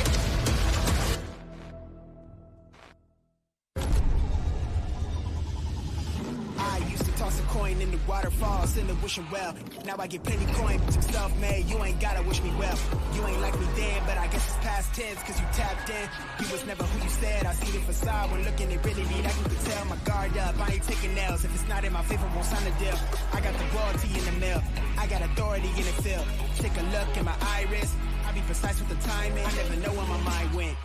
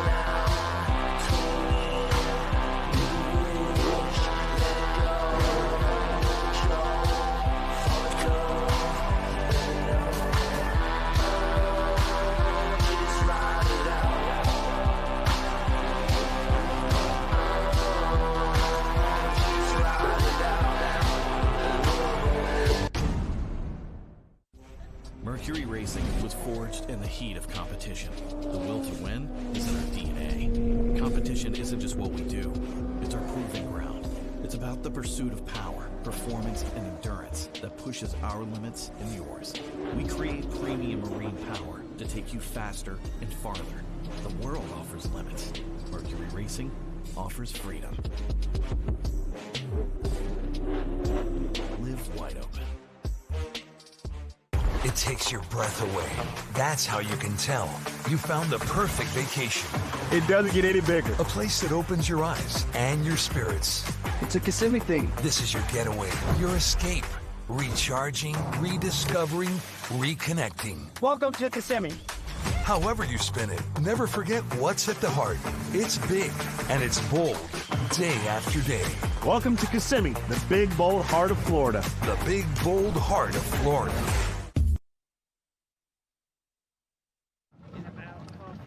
Okay.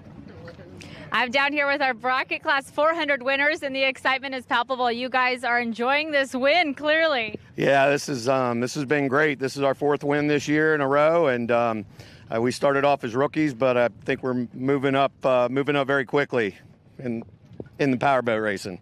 Getting a feel for the water. Obviously, this is a lot of drivers and teams' first time in the Sheboygan Lakes. How was it out there for you? Oh, it was great. It was much like going offshore. Out here, it was a little bit choppy on the outside leg and really clean on the inside leg. Can't thank everybody from Sheboygan enough. This town has been awesome to us. Thank you all.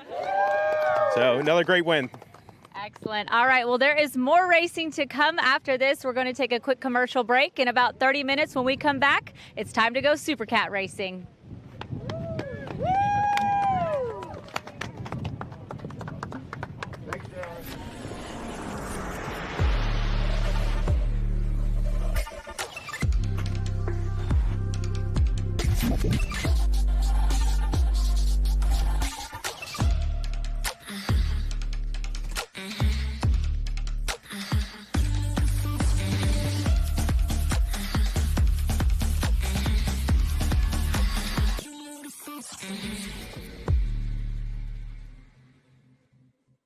It takes your breath away.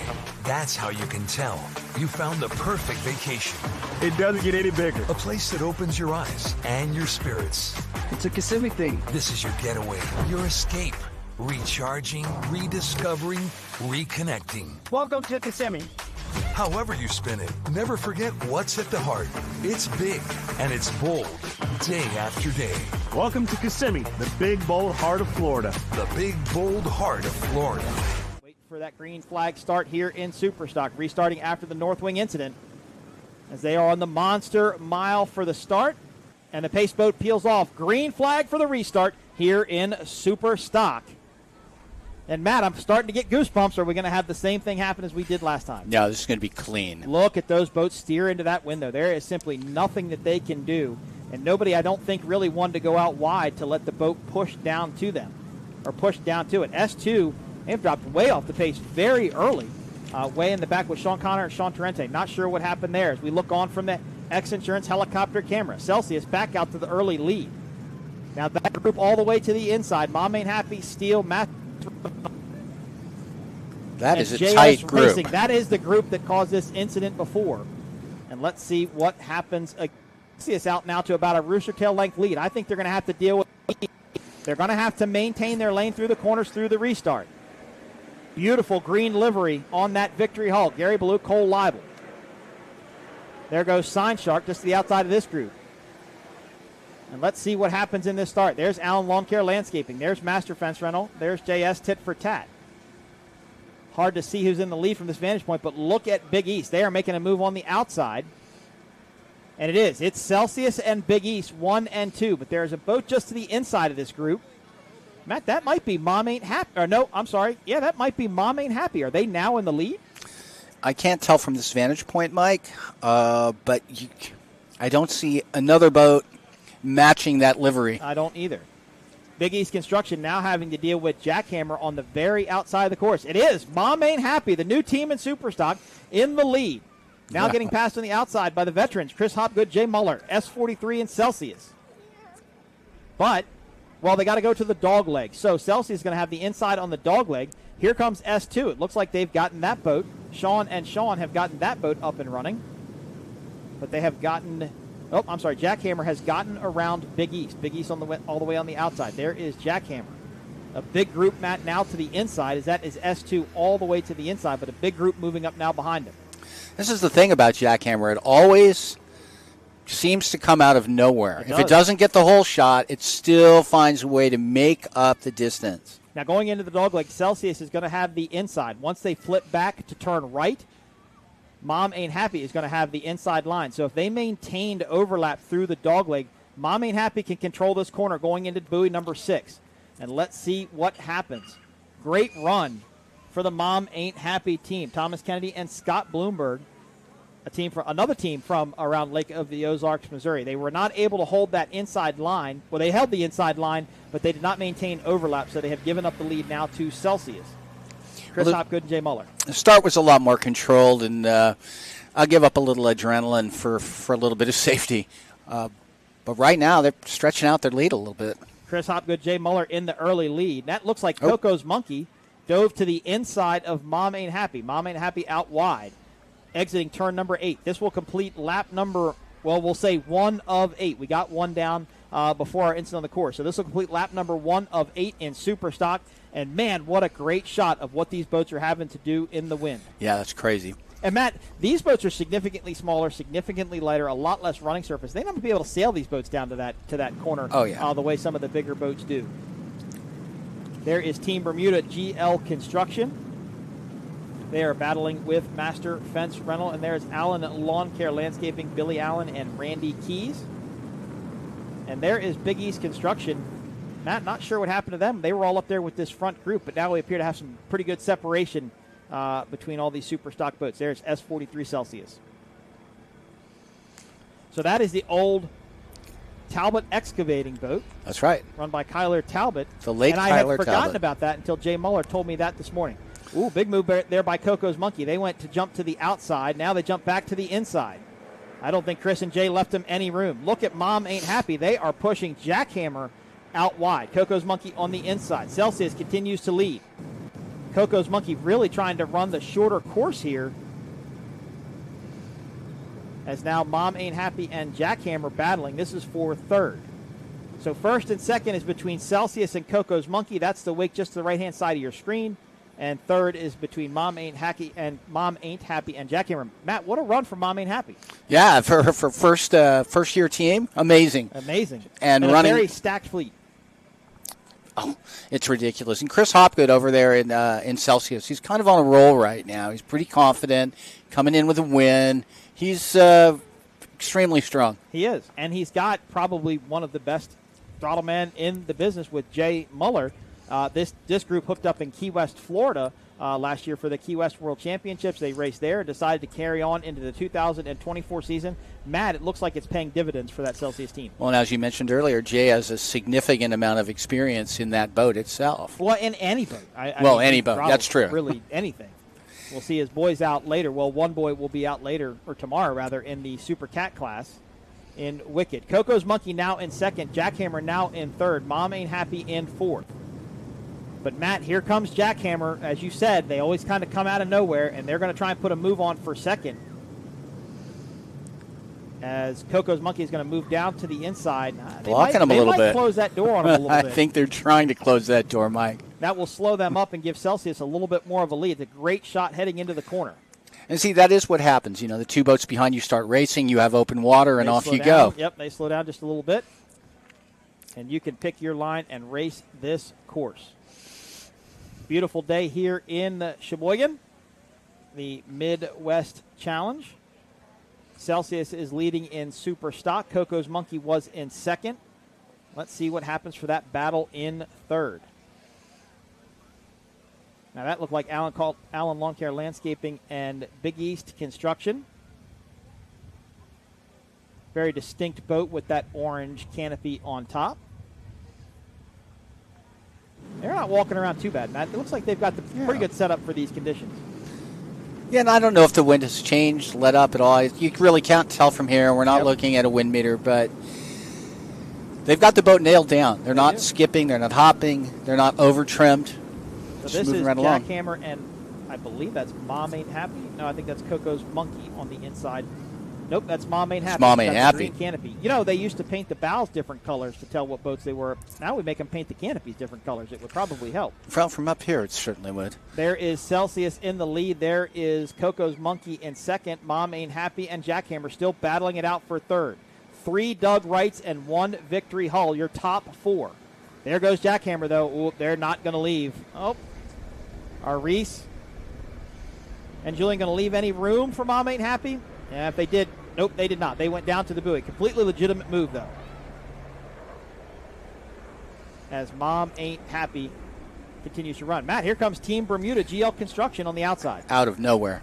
Just flying. Now, this is a very sensitive group to set up between props and weight in fuel. One group where I said earlier in the broadcast that your setup can go to you or run away from you. Get away from you, boat could get too light. You could have to start trimming it down a little bit more.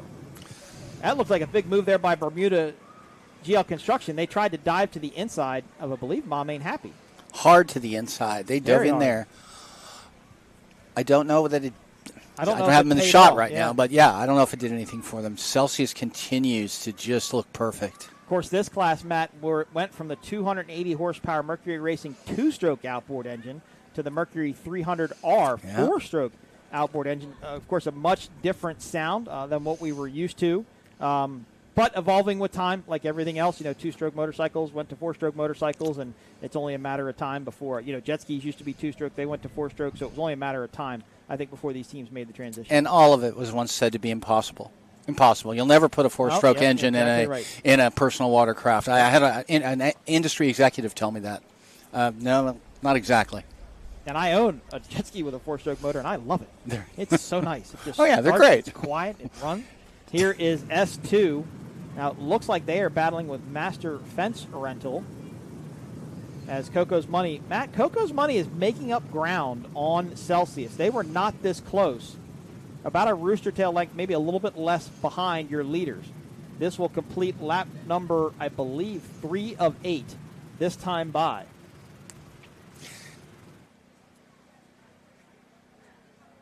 Coco's Monkey, isn't that a clothing store in Key West? Yes, I believe it is. Does it have other outlets?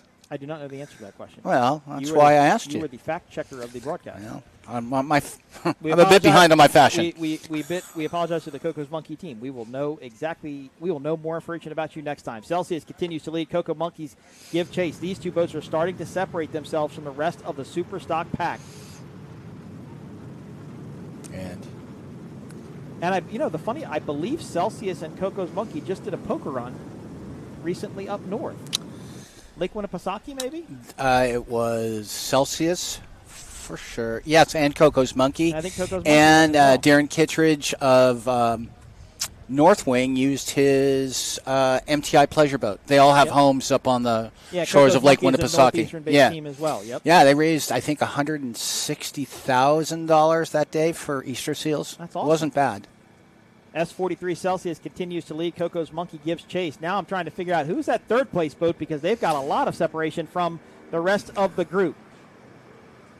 Coco's Monkey doing everything they can to catch Celsius. That is Jackhammer. That's who it is. That's what I thought.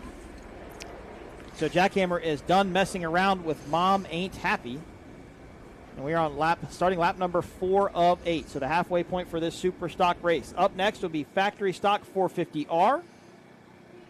And then we will have one Class 1 race. That will wrap up the racing action here in Sheboygan on day 1.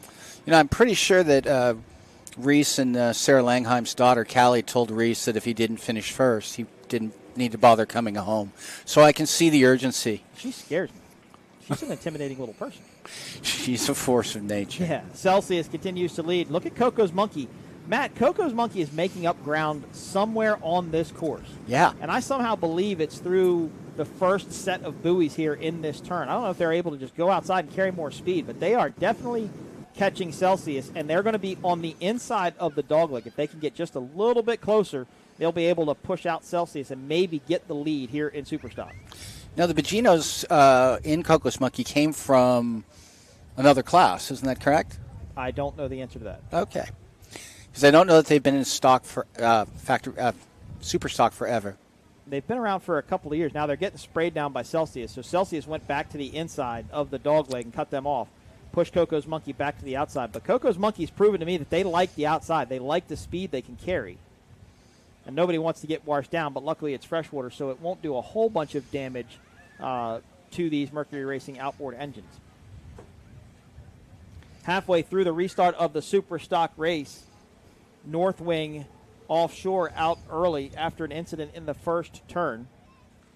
Celsius picking right up where they let off after the first lap. In the lead. Coco's Monkey giving chase. Now look at that separation, Matt, about a rooster tail length and a half between 1 and 2 in Superstock. It is. I mean, it's a good bit of separation, but as you and I both know, I mean, it's seconds. If somebody makes a mistake, it's no distance at all to cover. Great battle here. As it kind of deceiving there from our vantage point, but it looked like Coco's Monkey made up some ground on Celsius, but I don't think they did. This boat looks super duper flat. It looks like Matt Coco's Monkey to me is carrying the bow just a little bit more, as where Celsius is able to run flat. Maybe a little bit weight further forward for the center of gravity. And that is Jackhammer just to the right of this group. Now, Reese and Julian will want to see these two get into a battle because that may allow Jackhammer to catch up and get into the mix. And don't ever count out Jackhammer until the race is over by any means, because they can come out of nowhere. They run strong towards the end of the race, and they can definitely put some moves on our 1 and 2 boats. They look strong. And another fine shot from the family Lindsay. Beautiful. The X Insurance helicopter camera footage brought to you by X Insurance. As Coco's Monkey continues to run in second, Jackhammer in third. Matt, it looks like Jackhammer may have closed that gap up just a little bit as we get on lap number 5 of 8. Yeah, it does. We don't have splits, but it does look like they made up a good bit of time there, Mike. Yep, I think they did. And there goes North Wing offshore. They are under tow just to the left-hand side of your screen. As this is, Matt, to me, this is where Coco's Monkey was making up all their ground. Of course, they didn't seem to get as much this time. I wonder why that would be. course, you'll see the bigger version of this class come up next. That will be 450 factory stock 450R. That'll be Hank Saloon, Montlick Insurance Attorneys, Mead Family Racing, GC Racing Team, and 151 Express. Of course, we're going to have 2 Doug Wrights versus 3 MTIs today in 450 factory stock. Beautiful shot there of Celsius, as they are not giving up easily in Superstock. Jay Muller.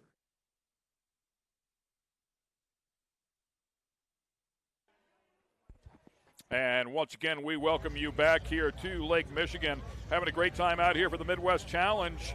This is the APBA National Championship. Of course, earlier today, we kicked it off with the UIM Class 1 World Championships, all part of the Powerboat P1 USA Series. Final race of the day as the Supercats roll out, and they are incredible boats, incredible machines. We'll have a nice-sized field here as well. These things at full song, well, there's nothing any better. They are beautiful. We're going to kick things down here. I believe Taylor has already been added here a little bit earlier today, chatting up with some of our drivers and competitors out here. So without further ado, let's get it down to Taylor.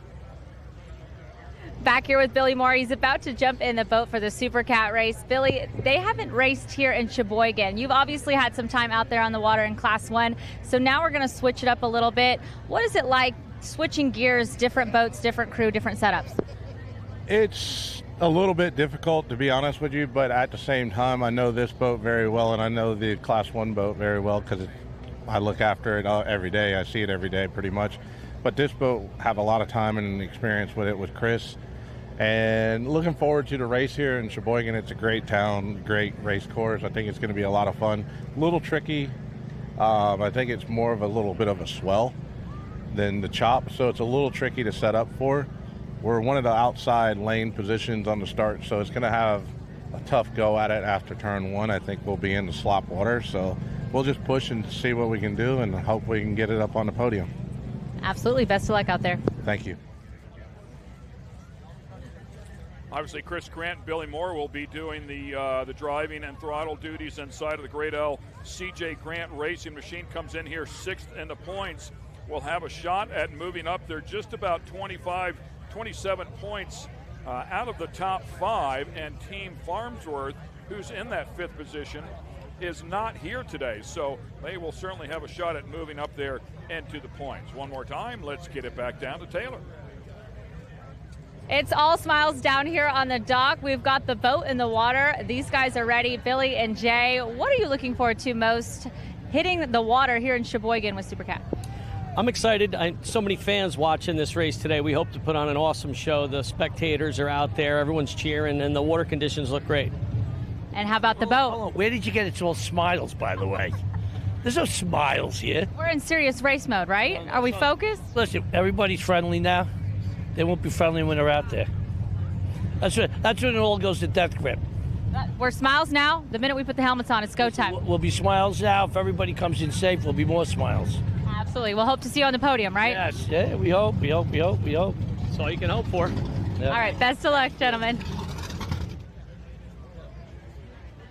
Bill Moff and Jay Muller there. They were all smiles at the end of the Lake of the Ozarks battle when they grabbed the first win of the season with the WHM Motorsports boat. Come in here 3rd in the points. It is on for sure, and just a handful of points out of 2nd against the Dirty Money Racing team. So, and as you talked about, possible controversy going on there, and it was those 2 boats that really swapped positions there at Lake of the Ozarks. So it was a big swing in the points right there. So we'll see how things go. A lot of racing yet to go in this season before it's all said and done in terms of that championship. But looking forward to this one. It's going to be a lot of fun. Brent Lilly, Bill Pyburn, very, very accomplished inside of the Dirty Money Racing team. And, of course, the points leaders coming in here is the MCon Monster Energy boat. And there is nobody, Ken, that has been racing a boat longer than Billy Moff. He's been racing for over 40 years in different classes.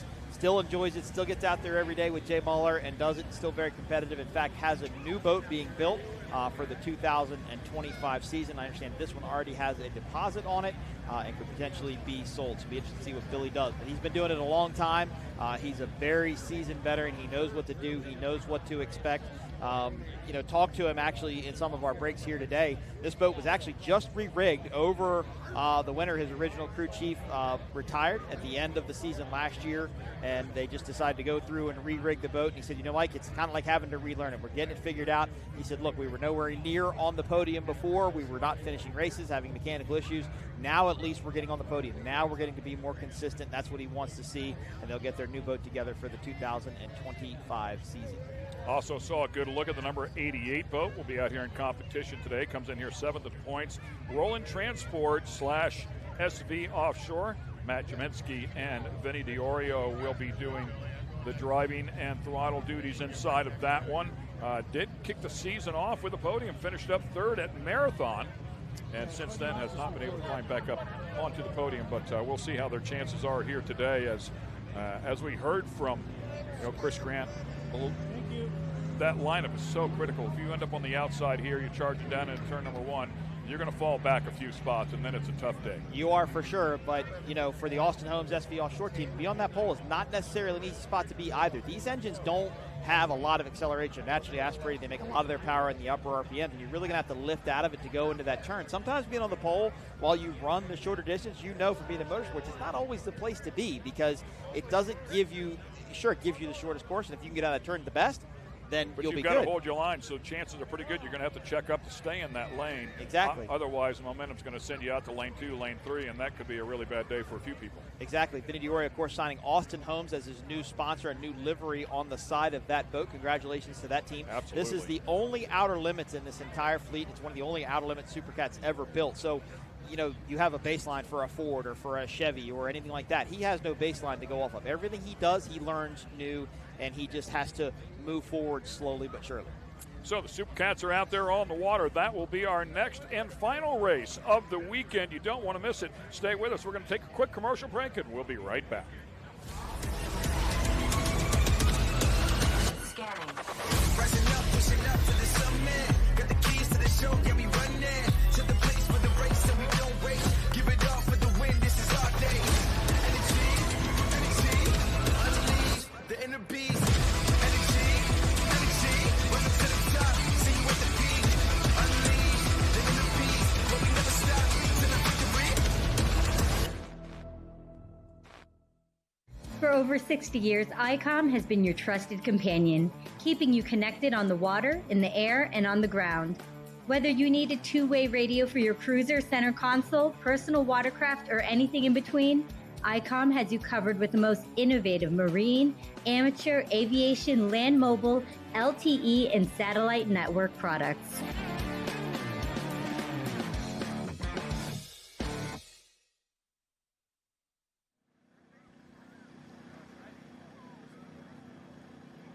And welcome back here to the Midwest Challenge on Lake Michigan for the UIM Class 1 World Championships and the APBA National Championships. The Supercats are out there. You can see they are up to pace speed. They will roll around here and hit the throttles when it is time to go. Currently working their way up the back straightaway, so a little bit to go here before they go through the dog leg and the final turn to see that green flag, but no sight lap here for this category. That's already a beautiful sight right there. Love it. 11 laps in distance for the Supercats. Lineup for the race today is number 88, Austin Holmes, SV Offshore, Matt Jaminsky, Vinny DiOrio. Number 8, CR Racing, Rob Understall and Casey Boaz. US 1, MCon Monster Energy, Myra Cole, Tyler Miller. Number 5, WHM Motorsports, Billy Moff and Jay Muller. Wicked, Chris Hopgood jumping in the boat for Chase Muller this week. Jax Muller on the throttles. He is the son of Jay Muller, throttleman for WHM. They took their first win in Michigan City last weekend. Graydell, CJ Grant Racing, Chris Grant, Billy Moore, and boat number 3, Dirty Money Racing, Powerhouse Recycling, Britt, Lilly, and Billy Pyburn. Of course, we saw Britt out earlier in Class 1 in the X Insurance boat. Conditions have probably changed significantly even from this morning. I talked to Britt's mom, and Britt said it was pretty flat out there.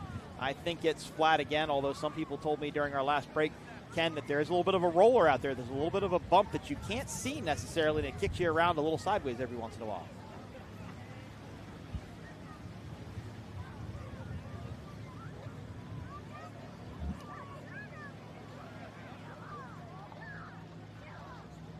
Yeah.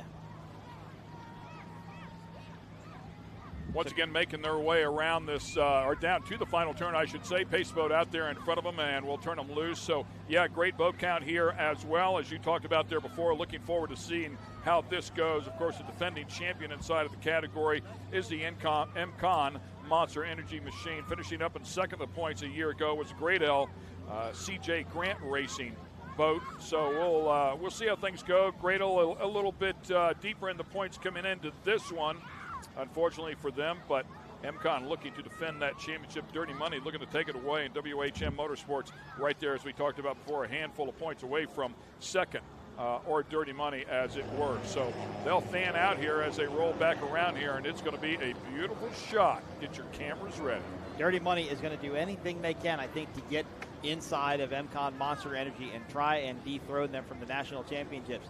Austin Holmes is going to be on the inside, on the pole position. They're going to control the narrative going through the corner as they start this race. I expect this to be an exciting start, much like Superstock was yesterday. This many boats this wide going to turn. We don't have the wind today like we had yesterday, so I don't think that's going to play as much of a factor, but it's still going to be a great race down into turn one in Supercat.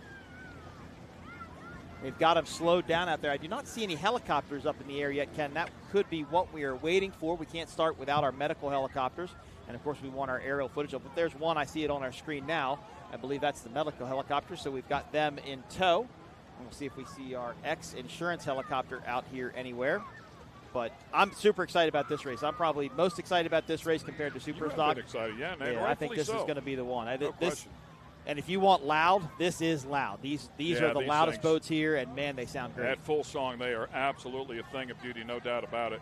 Was reading up on Britt Lilly a little bit, obviously competing there in the ex-insurance boat in the Class 1 category as well, and pretty heart-touching moment that happened earlier in the year. His father, legendary boat racer as well, Art, passed away of Parkinson's, but he had a chance to talk to his father, obviously, before he passed, and let his dad know. He said, I got the job. He was happy that he got the job to drive the Class 1 boat, and he said, I want to be like you. I'll continue on with what you started. So really special moment there for Britt Lilly and his legendary father as well. They're picking up the pace here there, as you can see, running around the outside. The WHM Motorsports boat picking up the pace to stay even with them. Rooster tail growing a little bit. Yellow flag still out there on the pace boat. They'll look for a green flag here before they really throttle down, and these things will come to life. They will scream to life as we look forward to this one. There is Wicked. Dirty Money is going to be all the way on the outside. Britt and Billy were kind of upset about that, and I think maybe rethought their decision. They're going to have clean water. They will have to maintain the wide lane through turn number one, but if they can stay in the gas and don't have to decelerate, they won't have to try and make up that ground. But this is going to be a heck of a start here in Sheboygan. You fans watching at home, you fans watching on the beach, you didn't get to see these boats last year, but you're going to get to see them this year, and it's going to be loud. Rooster tails are up. Green flag, that's it. Here we go. The Supercats lay on the throttles. They scream to life and send it down the Monster Mile. Last race of the day, and it's a cool one. 7 boats strong. Let's get it on. Austin Holmes on the inside. There is CR Racing in spot number 2, Skater versus Outer Limits. They're going to control the corner. It should be MCon Monster Energy, defending champs, next to them. And look at that acceleration of those 2 Skater hulls. Look at Dirty Money. Where did that even come from? A massive run, and puts an immediate 5, 6, 7 boat links on the rest of the field. Now they're going to have to maintain their lane through this corner. They cannot pinch down on them. It looks like that's what Dirty Money does. They stay to the outside. Look to the inside, though.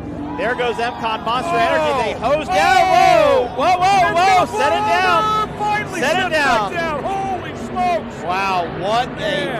Wow, that is a pucker factor if I've ever seen one for Austin Holmes. They rode up the rooster tail of Monster Energy MCon. And Kent, you weren't on the air yesterday when we had the Superstock race, but that's the same exact thing that happened during our Superstock race. Very hard to tell what went on there, who went to the inside, who cut him off. But, man, what a hairy moment for Austin Holmes. Glad that boat got sent back down. Absolutely a wild moment, no question about that. It was incredible. That is Dirty Money chopping down there from the outside, as you talked about, trying to maintain that lane, but the MCon boat comes down there, and then the big washout right there, the number 88 newly Austin-sponsored machine, and finally sets it back down. I really thought it was going to blow over. Yeah, that was an impressive save by Vinny and Matt to be able to keep that boat down on the water. It was very hard to tell. It kind of looked like, from my vantage point, what I learned yesterday is that Austin Holmes did not stick to the inside lane. They did not go around that corner as tight as they did. They actually jumped back out over it. They cut CR Racing off. I don't know if Monster maybe came in a little bit. Again, hard to say from our vantage point. But the top two boats everybody wanted to watch are out in front now. MCon Monster Energy and Dirty Money Racing. And Ken, lane choice has gone away. The gloves are off. It's time to go to battle. Yeah, and I think you bring up a really good point, and we got to stress this to the fans at home that feel like, hey, man, my eyes aren't deceiving me. I see what happened there. But the angle that this is shot from can really be deceiving. So unless you're out there sitting at it, looking at it head on, it's really hard to determine if somebody went in, somebody went out, whatever the case may be. But one thing's for sure, a couple of people crossed lines, and that roost was part of that near blowover as the MCon Monster Energy boat now setting sail back down that Monster Mile and safely in second place here. The Dirty Money boat. That's Dirty Money. Front. They're down off a plane. Dirty Money is off a a plane on the south end of the course. Not sure what happened there. Nothing that we could see in our view. So WHM now is in second, and I believe that puts CR in third. And Ken, just behind this group, should be Austin Holmes. They've gotten back up to speed. Maybe they're coming for some blood. How about that? So, yeah, did not see the Dirty Money boat lay down. Unfortunately, something happened there. Yeah, good run there, by the way, for the CR Racing Machine, the number 08, Rob Understall and Casey Boaz making a run right there. That's on great. The WHM. Yeah, that's great. All the way to the inside. There's Austin Holmes, WHM. They're still crab walking down this straightaway just a little bit. Up out of the air. Well, and we talked about those large freeboards, right? When we talked about the MCon boat during the Class 1 race, these things are large, kind of flat on the side, so as that wind is picked up, it really wants to push the boat, and these boats are barely in the water. Dirty Money is off of a plane. They do have some towboats going over towards them on the south end of the course. Not sure what's going on. Battle right now for second. Look at CR. Casey and Rob doing battle with WHM. A four-person skater versus a two-person skater. Both 388s, both beautiful boats. Yeah, I was just looking at the rooster tail right there. The WHM was able to get back in the throttles much quicker, much heavier than CR Racing boat did, and consequently started to drive away. So they actually trim and drive these boats, Ken, a lot different than any other boats since they're naturally aspirated. What they do is they trim the drives up through the corner to get the RPMs up. As the boat straightens out and starts to pick up, they trim the drives in just until their RPM start to hook up and they start to accelerate. That's a trick to driving these boats because they don't have any bottom end power. They've got to keep the RPMs up. They've got to keep that speed up. But MCon Monster Energy picking up right where they left off. I think we heard from from our broadcast team, maybe MCon or Dirty Money blew a drive. Maybe. Yes, that is exactly what we heard. As we take a look at the running results right now, MCom out front. By the way, 3 wins, 1 second on the season. Back-to-back to kick it off, then second at Ozarks, and then Ocean City grabbed another win there. So coming here as the points leaders and defending champion. You saw Rick Lindsay up there in the X-Insurance helicopter hanging right with them. That is the only vehicle that's able to keep up with them as we speak right now. A little bit further back in that yellow boat, that is WHM able to hang on to second place. There's a look at our leader coming around the final buoy to come back onto the Monster Mile. Right. So I think is for second. CR and WHM are really doing battle for second place. CR is trying to look inside. They're trying to look outside. They're trying to find a hole to get up under Billy and Jay. This is a new team, Supercat. They bought this boat a couple of years ago. They ran it during the 2023 season, but they really committed to 2024 and getting this boat figured out. It's a very fast boat. It's been known for speed. It's won a couple of championships, and I think if they get comfortable with it. Now, look, Ken, look what Billy and Jay are doing. They're steering out into the wind. They're actually pointing more towards us than they are the buoy. They're going to let the wind push them back down, and they're not going to want to turn these drives. They're not going to want to turn the steering wheel. They don't want to scrub off any speed. Now they'll start to fall back over, and the breeze should push them to this corner, and all the other Supercats now are following suit. See that as well. By the way, these boats can utilize a tunnel tab as well, a device on the back of the boat that will help pack air underneath the tunnel. And talking with Myron Coyle, he said it is so efficient that when they start to use it, it will literally blow water out of the front of the boat and back onto the windshield. That's how much it will pack in there. So another tool that they're allowed to use. You can use it in Class 1, but it's a 500-pound penalty. Here it's no penalty. There's a look at the number 88 boat. You talked about them being back in the hunt, and yes, they are. Matt Jaminsky and Vinny Diorio hanging in there after that near crash in turn 1. CR Racing was the only boat that stuck pin to pin or tried to go inside to inside on that straightaway down towards the Blue Harbor Hotel. I wonder how it worked out for him. Great to see Vinny and Matt. That was a hairy moment. I don't know if I would quite have the ability to be able to get back in, and after just riding a wheelie in that boat, for a lack of better terms, that I thought it was going over for sure. I didn't think they were going to be able to save it. Matt or Ken, if they were going into the wind at all, if they had any wind underneath of them, going a different direction, that boat would have gone over for sure. So great save for I would argue Matt. that if it would have happened down at the other end of the track, it would have been a different story. It would have been a different story. The wind would have been coming at them, so I agree 100%. Once again, Rick Lindsay in that X-Insurance helicopter giving us a great look now at the number 88 boat. And they're pretty light, Ken. They're setting it on the back, carrying the bow quite a bit. Be interesting to see if their setup comes to them. So you talk about a tunnel tab, and you talk about how all these boats have tunnel tabs. You know they didn't all have tunnel tabs. Somebody started running one. It worked for one of them, so they all went back to using it. It's such a varying opinion of what they think a tunnel tab will do to the boat. And it helps get the back of the boat up, but it can also be very dangerous that if it's used too much, it really changes the attitude of the boat and can put you in a dangerous spot. So it's a fine balance of using it and make it work effectively, or maybe just not using it all. It looks like Dirty Money is under tow currently at the south end of the course. I was talking about the keel on that Class 1 boat for the Monster Energy MCon machine. This MCon Monster Energy, they actually switched the position of the sponsor, if you will, between the two different boats. But the keel or the dead rise on this boat is at 18 degrees versus that double step of 10 degrees to 21 degrees on the Class 1 boat. So it is a little bit different as they come out here and compete. Clearly this thing's happy sitting in the water, but this is that battle for second that you were talking about before, and it looks like CR's got to run once again. Yeah, they figured it out. They've kind of learned that they should run into this wind a little bit and let it push it down to the corner. All the Supercats are doing the same thing. Let's see who it pays off for. CR is going to be on the outside. I do not think they're within striking distance, but I think they're close. And at this point, I probably wouldn't count out Gradell or Austin Holmes. They are close enough that if any of these boats make a mistake in second or third, they'd be able to capitalize on it. But a good race for Rob and Casey. Impressed to see them up front. 140-mile-an-hour boats all day long? Yeah, probably. Yeah. I think with the wind, though, you're probably seeing 120s, maybe 130s today. And they sound incredible. Can't stress it enough. Such a beautiful sound. And much to my surprise, we had that street party on Friday night. I just pictured these things being fuel injected. I mean, I don't think they put a carburetor in a car since 1987 or something like that. But these are carbureted, naturally aspirated power plants here, much to my surprise.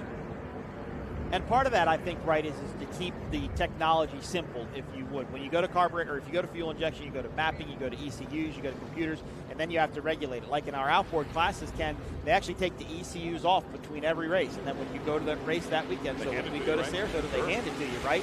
And they have to be monitored and marked and all this other stuff. Doing the carburetors, you know, they just keep it to their mechanical specs, and I think it works out well for them. Now, the Dirty Money team is known for a lot of their technology with the boat. They do some really, really cool stuff on their displays. They actually have two engines, and you see, you know, the V8 engine. And I asked Billy Piper, and I said, what's that do for you? He says, I can see what every part of that motor is doing. I can see temperature at each cylinder. I can see temperature at each exhaust. It turns red. It turns blue. So the technology some of these teams use really is getting to be very advanced. But I don't know when you'll ever see them go to fuel injection. I know Todd Goodwin is one of the engine builders, I believe, in the Dirty Money boat, if I'm not mistaken. Yep. Very, very talented engine builder. Also builds engine for short course off-road trucks. Matter of fact, we have one in ours. So, I mean, it's a number of different engine builders going at it their own way. You got Sterling out here. You've got Gassi building engines out here, a couple different manufacturers. And as long as they meet the specs, and it's a pretty big rule book about cams and heads and valves and such, importing that, you know, as long as you build it with the specs, you can go racing. Right now, MCon Monster Energy, they're powered by Sterling, and they seem to be the dominant group. Once again, you see the different lines that they are using here as the wind is battling these guys just a bit. I think that's an advantage. We talked about this before, having a little bit of seat time out here on this track, certainly racing one day ago when it was really windy.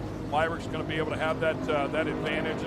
Lily's going to have that advantage of being inside of these bigger boats and feeling what that wind is going to do and how to make those adjustments. Ken, I think if you wanted a model of perfection, it would be MCon Monster Energy right now. They just look so good going around the corners. Myrick and Tyler are doing a great job. CR Racing is not giving up on WHM, though. They're staying right there about a rooster tail length and a half behind the second place boat. They want a mistake from this WHM team, not something that Billy and Jay are known for, but at this point, I think anything can happen. Still early on in this race, 11 laps in distance. I believe we've got about 3 in the books here. So we'll try to stay on top of that as well as we take a look at the number 08 CR Race machine.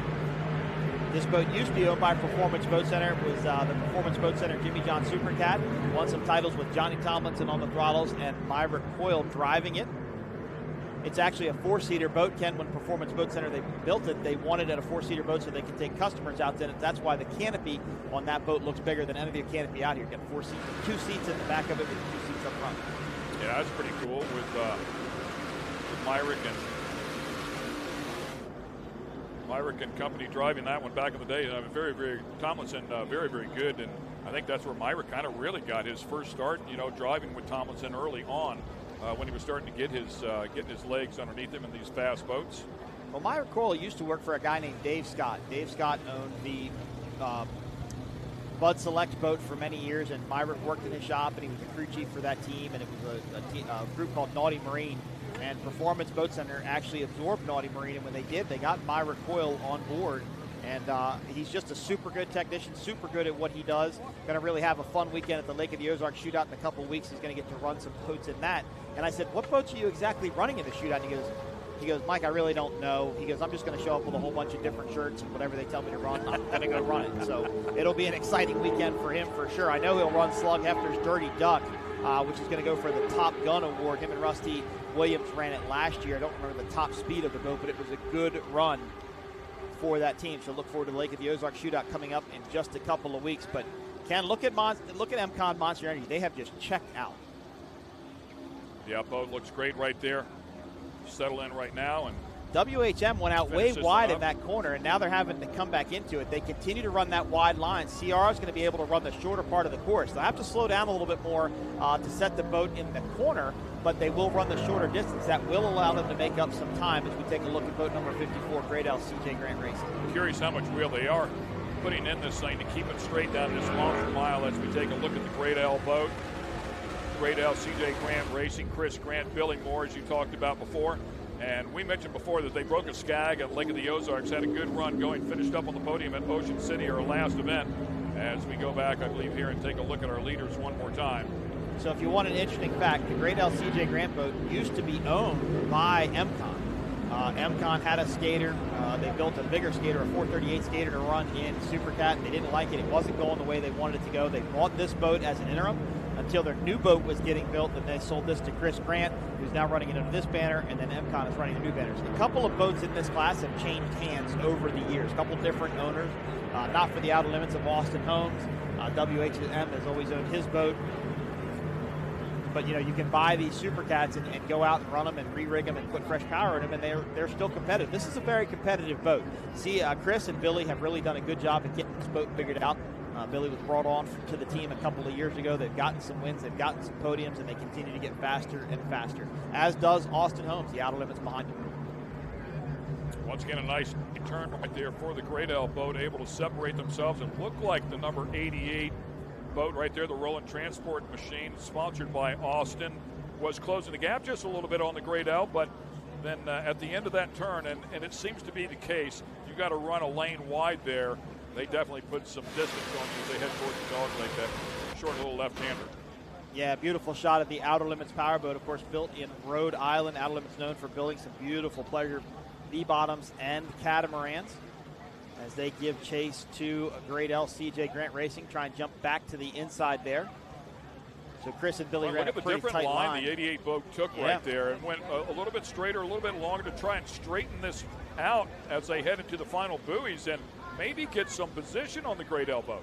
Dog legs are something that's fairly newer in offshore powerboat racing. We used to just run straight up, turn straight up and back, and started putting dog legs in courses to kind of even out the field just a little bit, to give that other boat the inside lane, the advantage going the other direction. and it kind of equalizes things out a little bit, makes things a little bit more fair for the teams.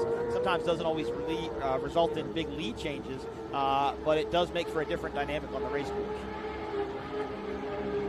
CR Racing WHM should just be to the right of our screen. I see the spray, and Billy and Jay went out wide again. It does look like CR Racing was crab walking a bit back into the wind, so maybe now we're getting a breeze on some laps, no breeze on other laps, which is changing their line on the Monster Mile.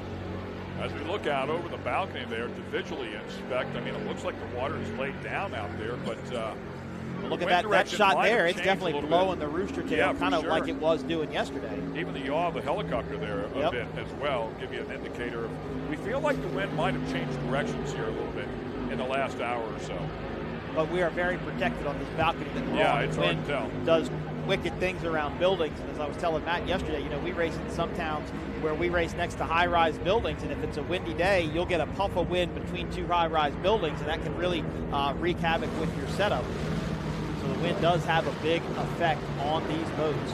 I love how much they have to drive these things because they can get so far out of the water, which you had talked about in a previous race, I believe it was. But Myrick said he's looked over at Tyler, obviously running the throttles there, because he couldn't steer the boat. Basically, Tyler was steering the boat with the throttles, if you will, and you have to pull it back a little bit or change the trim a little bit and set some of it back in the water so that the thing will steer. Yeah, I mean, could you imagine, it's just like driving on ice. You turn your wheel on ice and nothing happens to your front tires. It's the same thing, except you have no brakes. When it's on the wheelie bars. Exactly, right. Or at top fuel. We have a boat slowing on the back of the race course as I look up from our broadcast booth. It looks like it might actually be CR. Looks like it's red and white. We'll wait to get some sort of confirmation. MCon Monster Energy continues to lead in Supercat. They are getting ready to lap the Wicked team, Chris Hopgood and Jax Muller in that motion. So Ken, a fun fact about the Wicked boat, that's Jay Muller's old boat. He used to race that many, many years ago, sat for quite some time, and then Chase and Jax, his son, wanted to come out and go racing. So they put that boat together, and they are competing at Supercat. They started last year in 2023 and carried on in 2024. They raced in Michigan City, Indiana last weekend. It was not an APBA event. They just did it as kind of a bonus event, and they actually took their first win. Saw Dirty Money idling back in the course. We understand it is some sort of an outdrive malfunction for that team. So, Ken, unfortunately, the black cloud that looms over their head didn't quite go away this weekend as they wanted to. Yeah, that's a tough break here. I mean, they have been solid every outing here so far this year. That one hurts for sure. Hard pill to swallow when you know they're as fast as they are. I mean, look at the start. Look where they came. They rocketed. That was unbelievable on the start. WHM Motorsports, if they can hang on and finish things up here, will certainly leapfrog them and the points as it stands right now.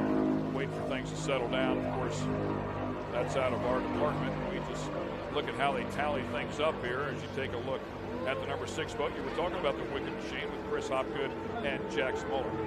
Yep, old Motion catamaran boat. And Jay Muller raced for quite a few years. Seen this boat race all over the country. Good to see the boys getting out here and going racing. They are getting put right now a lap down. And that's the oldest boat in the fleet, Ken. That boat is, I can't remember how old that boat is, but it's prior to 2000 and probably 4. That's about when I came into the sport. And that boat was racing when I came in, so it's been around for a long time. Has a very unique sound as it goes 2 into 1 exhaust. That'll sound more like a V12 IndyCar engine than it would a big V8. Slowly squeezing back in the throttles right there. Pretty tight turn, and the WHM boat was hovering down on them pretty quickly as well, as you talked about them, unfortunately, going a lap down. Chris Hopgood ran the owns the Celsius Superstock team. They were one of our 2 boats that flipped over yesterday on the south end of the course. Chris has never ran this boat before, so he's filling in for Chase. So that has something to do with it, too. If you've never driven this boat, never driven a number 6 boat, you're not going to go out there and, you're going to go out there and be competitive and run and race as hard as you possibly can, but you have to be smart as now WHM, the father, gets around his son, putting him a lap down. So the difference in the rooster tail right there would be a difference in the trim, how the 2 boats are trimmed out? Difference how they're running the boat. Difference in RPMs, different attitude of the boat. You've noticed that Wicked runs really, really flat. The WHM boat tends to rock up on the back a little bit more, carry the bow just a bit more, and that's how Billy likes his boats to run. He wants it to carry the bow and be bow high, and that includes his old boat as well. But Ken, I said it before, and I'll say it again. If you want to see perfection, look no further than MCon Monster Energy. Yeah, this team is so rock solid. Very comfortable inside of this boat. They are having an incredible year. 4 consecutive podiums, as we talked about. 3 of those wins. 1 a second-place finish there at Lake of the Ozarks. Second, by the way, to WHM Motorsports, who is currently in second. And that's their home waters, Lake of the Ozarks, Missouri. And I said that there's a lift at Tyler's house for his Class 1 boat. Well, there's a lift for his Supercat boat sitting there as well. We are on lap number 8, it looks like, of 11. So we are winding down. CR Racing did pull off the course. They are in the middle under idle, so they are out of this race. WHM now in second. And I believe that's going to put Great L CJ Grant in third. And we'll have to watch as they come by our view. What a great shot there of WHM. Yeah, that's Rick Lindsay, of course, piloting that X Insurance helicopter. Doing an incredibly good job. Also the owner of X Insurance. So having some fun out here. We appreciate his support, as do a number of the boat teams out here as well. And that is an incredible shot. He does an amazing job inside of that helicopter. Very exciting to watch. It's adrenaline rush, too, for some teams when they get that helicopter in tow. Oh, I bet. You know, when it gets I would think they've down, got to be able to feel it, right? I mean, I would think maybe here not really. I mean, it's chopping some air, dude. Yeah, it's pushing air down. I've never heard of it really affecting a boat. Maybe in some cases it probably would, but remember, they're both moving at the same speed, so the air turbulence may be happening a little bit further behind them. So let's look here. So there goes WHM. I'm looking up from the broadcast booth. That's wicked. Yeah, so CJ Grant, Great L, they are currently running in third, Ken. They've gotten up onto a podium with CR dropping out. Unfortunately, a couple of boats falling out here in the Supercat category. As you take a look at the WHM machine. So from what I understand, Ken, Dirty Money is also building a new boat as well. I don't think it's started yet, but according to Billy Pyburn, it will be under construction soon. So we'll see some new boats come out for the 2025 season. I don't think Monster or MCon Monster Energy is going to do anything with this boat because they've got it right where they want it.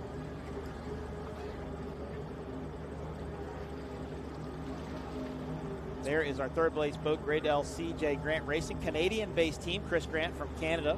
And actually, when the hurricane hit Fort Myers a few years ago, Chris Grant actually sent a truckload full of plywood down there because remember that was in short supply. He got some of it put up together in Canada and sent a big truckload of plywood down there to help with the relief efforts. Chris Grant, a great guy, coming to us from Canada. Well, it looks like another boat just lost roost.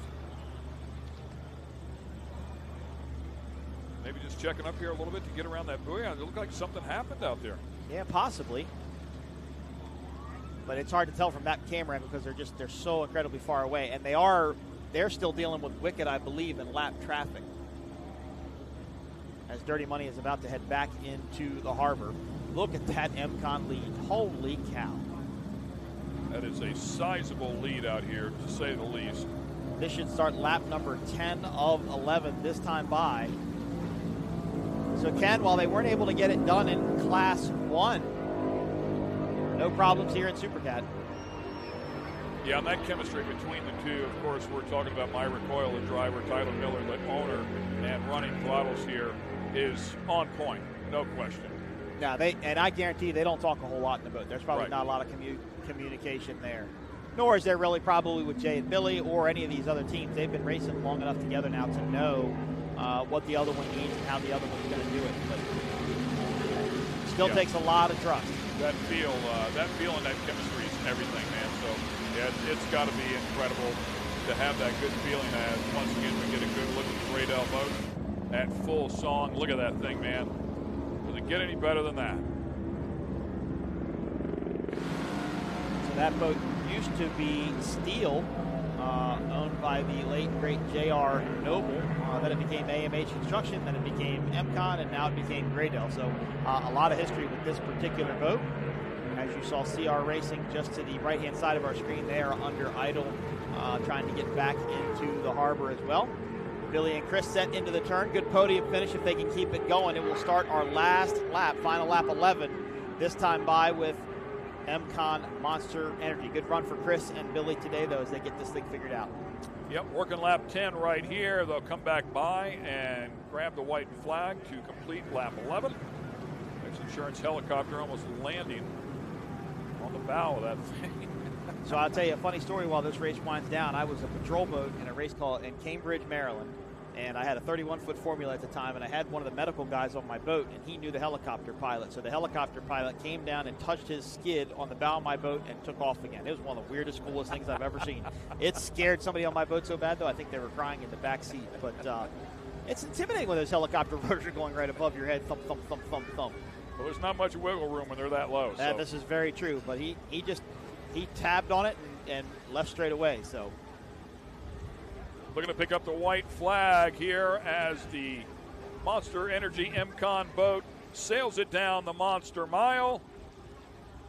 We'll take a moment to go through our P1 offshore sponsors. Yeah, there's the white flag. Of course, Monster Energy, the official energy drink of P1 Offshore Racing, Mercury Racing, Sunoco Race Fuels, Myco Trailers, X Insurance, providing the helicopter footage today. Thanks to Rick Lindsay and Parker Lindsay. Visit St. Pete Clearwater, ICOM, RCR Construction, Sartori Cheese, JF Ahern, National Executive Bank, Abyss Batteries, and Experience St. Kimmy. And of course, we have to give a shout out to all of our armed forces, Ken, the Navy, Army, Marine Corps, and Air Force. Without them fighting for our freedom, we would not be able to do things like this and come out and play around on the weekends with big, loud, fast boats. 100%. And thank you to the mayor of Sheboygan and everybody here in Sheboygan. This takes a village, literally, to be able to do this and shut streets down and really allow us to pretty much take over their town for 3 or 4 days while we're here. So thank you to local police, fire, EMS. United States Coast Guard has a station right over here off of the harbor, just off of Lake Michigan. Can't do it without the Coast Guard or anybody else. So thanks to all of our supporting municipalities as we wind down the second annual Midwest Challenge from Sheboygan, Wisconsin. Yeah, Mayor Sorensen really happy about bringing this event back. Been very supportive, as has the entire city here. We appreciate all their support. Love coming here. The fans love it here. Voted best race site here by the APBA 1 year ago.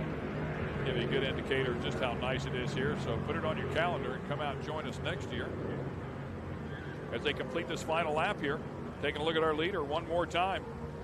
Up next for us will be Sarasota, Florida in September, and then we will end our season in St. Petersburg in October. Go to P1Offshore.com to keep up with your favorite teams. My recommendation would be, if you want to come see a race in either one of those towns, buy yourself a VIP hospitality ticket.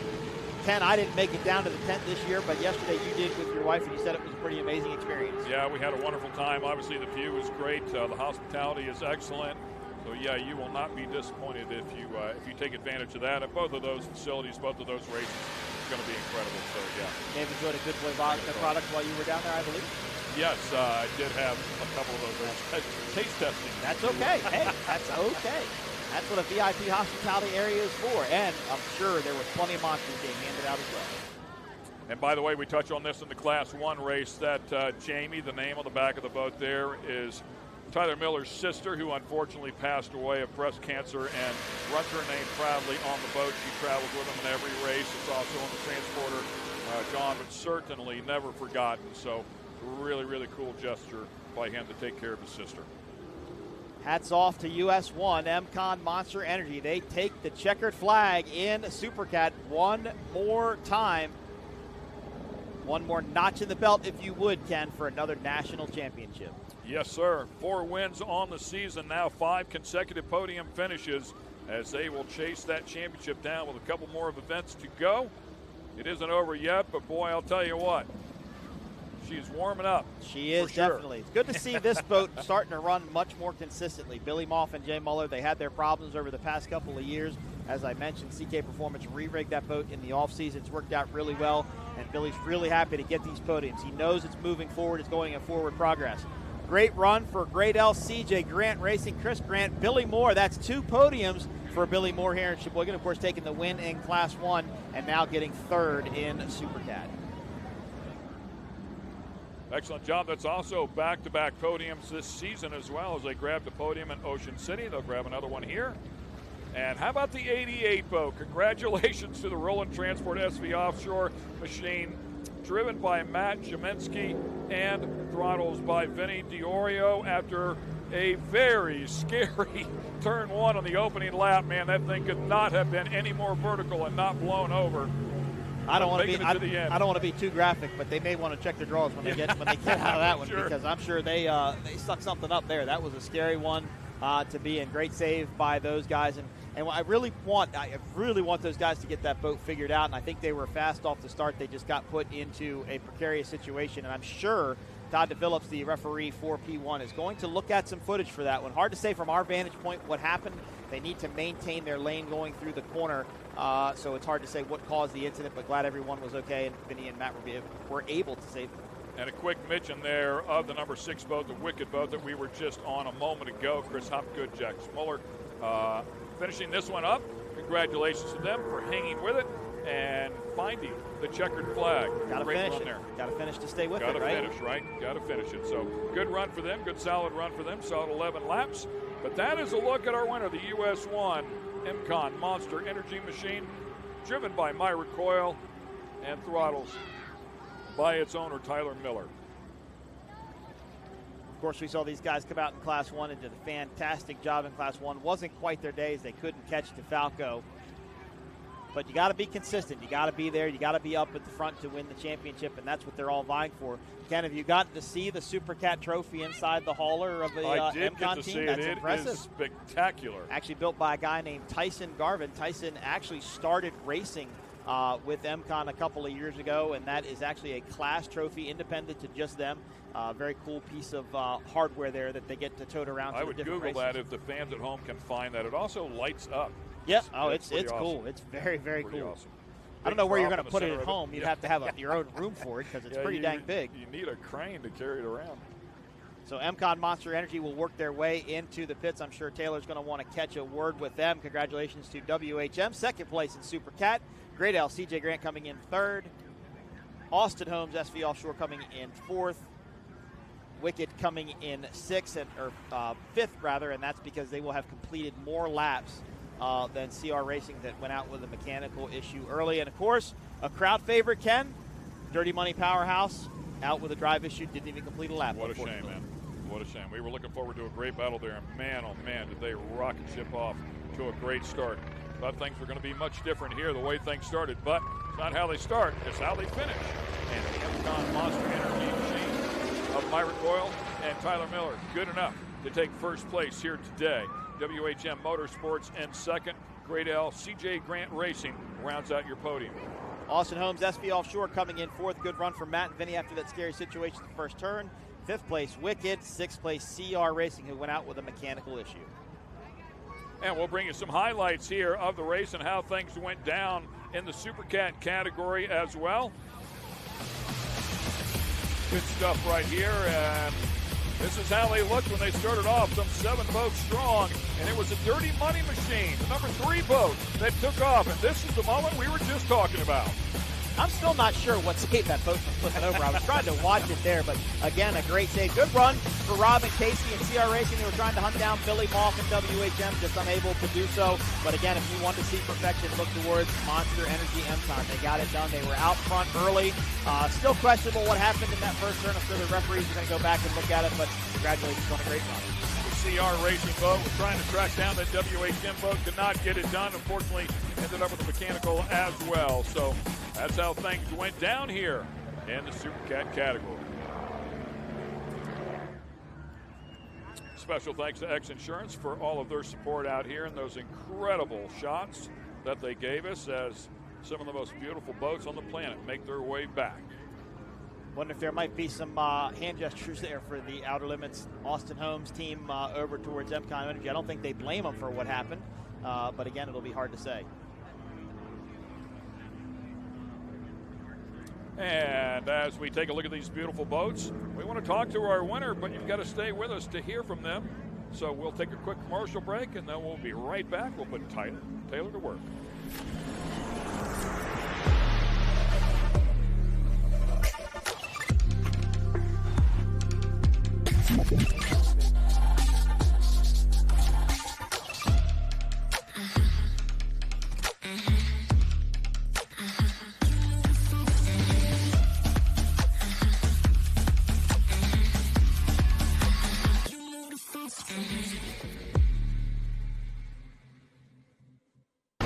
Insurance sucks, and we think so too.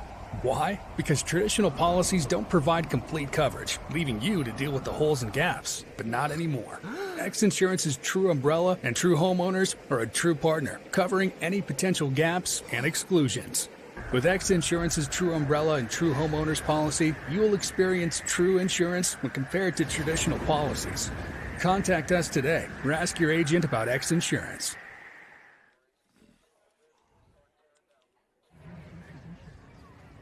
It has been a great day of racing out here. Hope you've enjoyed it at home as well. Here at the Midwest Challenge on Lake Michigan. Also the UIM Class 1 World Championships along with the APPA National Championships. We just finished up our final race of the day. That is our winner in the Supercat category. Finished up second, this team did, in the Class 1 race. That kicked the day off a little bit earlier. Of course, all part of the Powerboat P1 USA Series. So it's been a wonderful day, beautiful day out here. Man, we had some great racing. That Mod V category, I think it was as well. The pass there around the outside, man, it's as good as it gets. Just as good as saved by X Insurance Statement Marine. They had nowhere to go, and like I said, I saw that boat start to go around, and they were able to steer back into it and save it. But great race in Mod V, great race yesterday in Superstock as well. Those guys put on a heck of a show, for the fans here in Sheboygan. Just a great race there. 450 factory stock was awesome. Just a great overall weekend. And remember, last year we had 25 boats here. This year we had 45, and the fans got to see a great show because of it. Yeah, no doubt. And the weather kind of settled down here today, so we had some great racing. Great to get both rounds in for the Class 1 as well series. Of course, as we go back to Lake of the Ozarks, we had a lot of rain on Saturday, so everybody lost out on Saturday. They did run a double round 2 races for Class 1 on Sunday. The MCon Monster Energy boat got their first win of the season, back-to-back wins, I should say, there as well. So they're leading the points in Class 1. Yep, and it was going to be Dirty Money Powerhouse. We thought had something for him here, really thought we had something to prove. Unfortunately, mechanical issue. And hey, that's racing. Things are going to break, and there's nothing you can do to it. I know that Billy and Bo and Tiffany and Britt and the whole entire team over there, they really want to shake that black cloud that hovers over top of it and get it off of their head, but unfortunately it just didn't happen this weekend. Yeah, it seems like some seasons, even when things go wrong, it ends up good, and then there's other seasons where you've got a really fast boat and you just can't get it from out from under it. And if that start in Supercat proved anything to us, that is a wicked fast boat. Once again, we're going to show you, if you missed it earlier and you just saw the replay, we're going to show it to you again here, what happened. This is the opening lap of the Supercats going into turn number 1. The 88 boat down there on the bottom. And I don't think by the line that MCon Monster Energy did drive in there. But see that spray starting to kick right there? I think that was like a break, if you would. And that's what caused that boat to fall back down. That busted started kicking water up. If that boat had a flat transom, much like Monster Energy MCon does, I think it probably would have gone over backwards. It would have broken that tunnel tab clean off. It may have done damage to that boat that we can't see just from what it did there. Hard to tell, but it'll be interesting to look at it once it gets out. Dragging the drives in the water for sure, I think, ultimately saved it from blowing over. I do agree 100%. So it was a good save, and they came back, by the way, finished the race. They ran a great race. They were ran a wicked great fast. race, yeah. They were actually a threat. They were at speed for sure. Good job by boat number 6, Wicked, for finishing.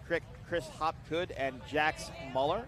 Chris filling in for Chase Muller, sons of Jay Muller. Good to go out there and finish the race, always important. There is our third place boat, Grade L, CJ Grant. Chris Grant, one of the nicest guys you'll ever meet, really fun to hang out with. Got to have some dinners with him over the years, and just a nice down-to-earth guy. As they will probably head over to our podium area with Taylor. And then WHM, Mr. Consistency, Billy Moff. He just ran up there towards the front. He knew that he probably wasn't the fastest boat today, but he knew that he had to get in there and defend his position, defend his line, and that's what he did, taking him second. Yeah, and with the Dirty Money boat, unfortunately having that mechanical, WHM will probably jump up into second in the points. And then also the Great L boats, without Team Farnsworth being here, should jump up into the top 5. So we'll see how things shake out as we go down to our final 2 events. Yeah, unfortunately, Dirty Money, that really will cause some movement in the points. Be interested to see. I would have liked to seen what they did on that outside turn. They went in really, really hot. I think they probably would have been able to set it. Maybe they ripped a skeg off or something. Hard to say. We did hear it could possibly be a drive issue. And a Mercury Racing number 6 drive very rarely break. They're not known for having mechanical issues. They've been around for a long time. They're pretty much bulletproof. These boats run what's called a crash box. So I don't know if you know, but they don't have a shiftable transmission. They have a square gear transmission to allow for more surface contact. So just put the boat in a gear, they have to shut it down, they bump it over and throw it into gear, and then they have to start the engine back up, and that just makes it more reliable. So, but when these cat boats start to spin, just like C.J. Grant did in Lake of the Ozarks, when they start to spin, the weakest part of that drive is the skeg. And if you lose that skeg, that's your rudder on the bottom of that boat. You can't turn it. So if they went to a turn, hopped around a little bit, or caught a bad weight and ripped a skeg off, that will take them out, definitely. Well, and exactly what you said, like the Great Elk boat there and Lake of the Ozarks that did rip that skeg off. So, all part of the game. You've got to weigh the risk versus reward item. But going out and lap one, if you can get that clean air and that clean water, they certainly were attacking it. Definitely, and that was I don't even think they slingshotted it. I don't think they held back at all. I just think they had that much acceleration and that much speed just right from the get-go at that given moment on the start. It was impressive to see. I was quite blown away because our shot was really tight on those leaderboards. Around that class of boats like that, I mean, that's and we couldn't see it. Like, it just popped up in front of us. It was awesome. I was like, wow. Good look there at some of the jetties that have been built here in this area as well, part of the yacht clubs. You can see the docks over there and the boats that are housed here. That's another beautiful beach to the north of us that wraps all the way around that point. This is basically like one big walking area, one big point on both sides of the river. Again, thank you to the Sheboygan Yacht Club. They let us have our drivers' meetings there. The Sheboygan Youth Yachting Center let us do registration in their building. So, again, thanks for some yachting groups letting us come in and use their facilities over the course of the weekend. Thanks to all of our volunteer and patrol boats, the jet skis, fast response towing, all you guys out there that mark our course, pick our buoys up, put our buoys down. Thank you so much for the help. It takes all of you all to be able to make this work. The P1 scoring staff, race control, Michelle, Thomas, Stewart, everybody within P1. It takes an army to make this work, and everybody does a great job and pulls off another flawless event as we pack this one up and get ready for Sarasota. Pulling those boats in, man, what a sight. Just sitting That's one of the still, coolest things about the sport anyways, so watching these things get craned in and out of the water. I mean, you're picking up a 10,000-pound boat with a crane and swinging it over the top of your head with straps. And CR Racing, they're already out on the trailer just at the left-hand side of your screen. That's Austin Holmes' rig there. There's WHM's rig. The trailers alone are the impressive. tilt trailers, yep. Custom trailers, turn those things up on their side so they can carry them down the road, and obviously just too wide to be legal in a normal lane. And believe it or not, when the boats are built at Skater or at MTI or wherever, they're actually built to be able to tilt. They have to build the gas tank a special way so the fuel doesn't actually want to drain down. The engines have to be dry sump engines, but they'll normally pump the oil out of them, and they normally get all the fuel out of it in order to be able to transport, because it's a very, obviously when you tilt something that's that big up that high, you want to make sure that it's going to be safe. And it takes a little bit of work from these crews to do, but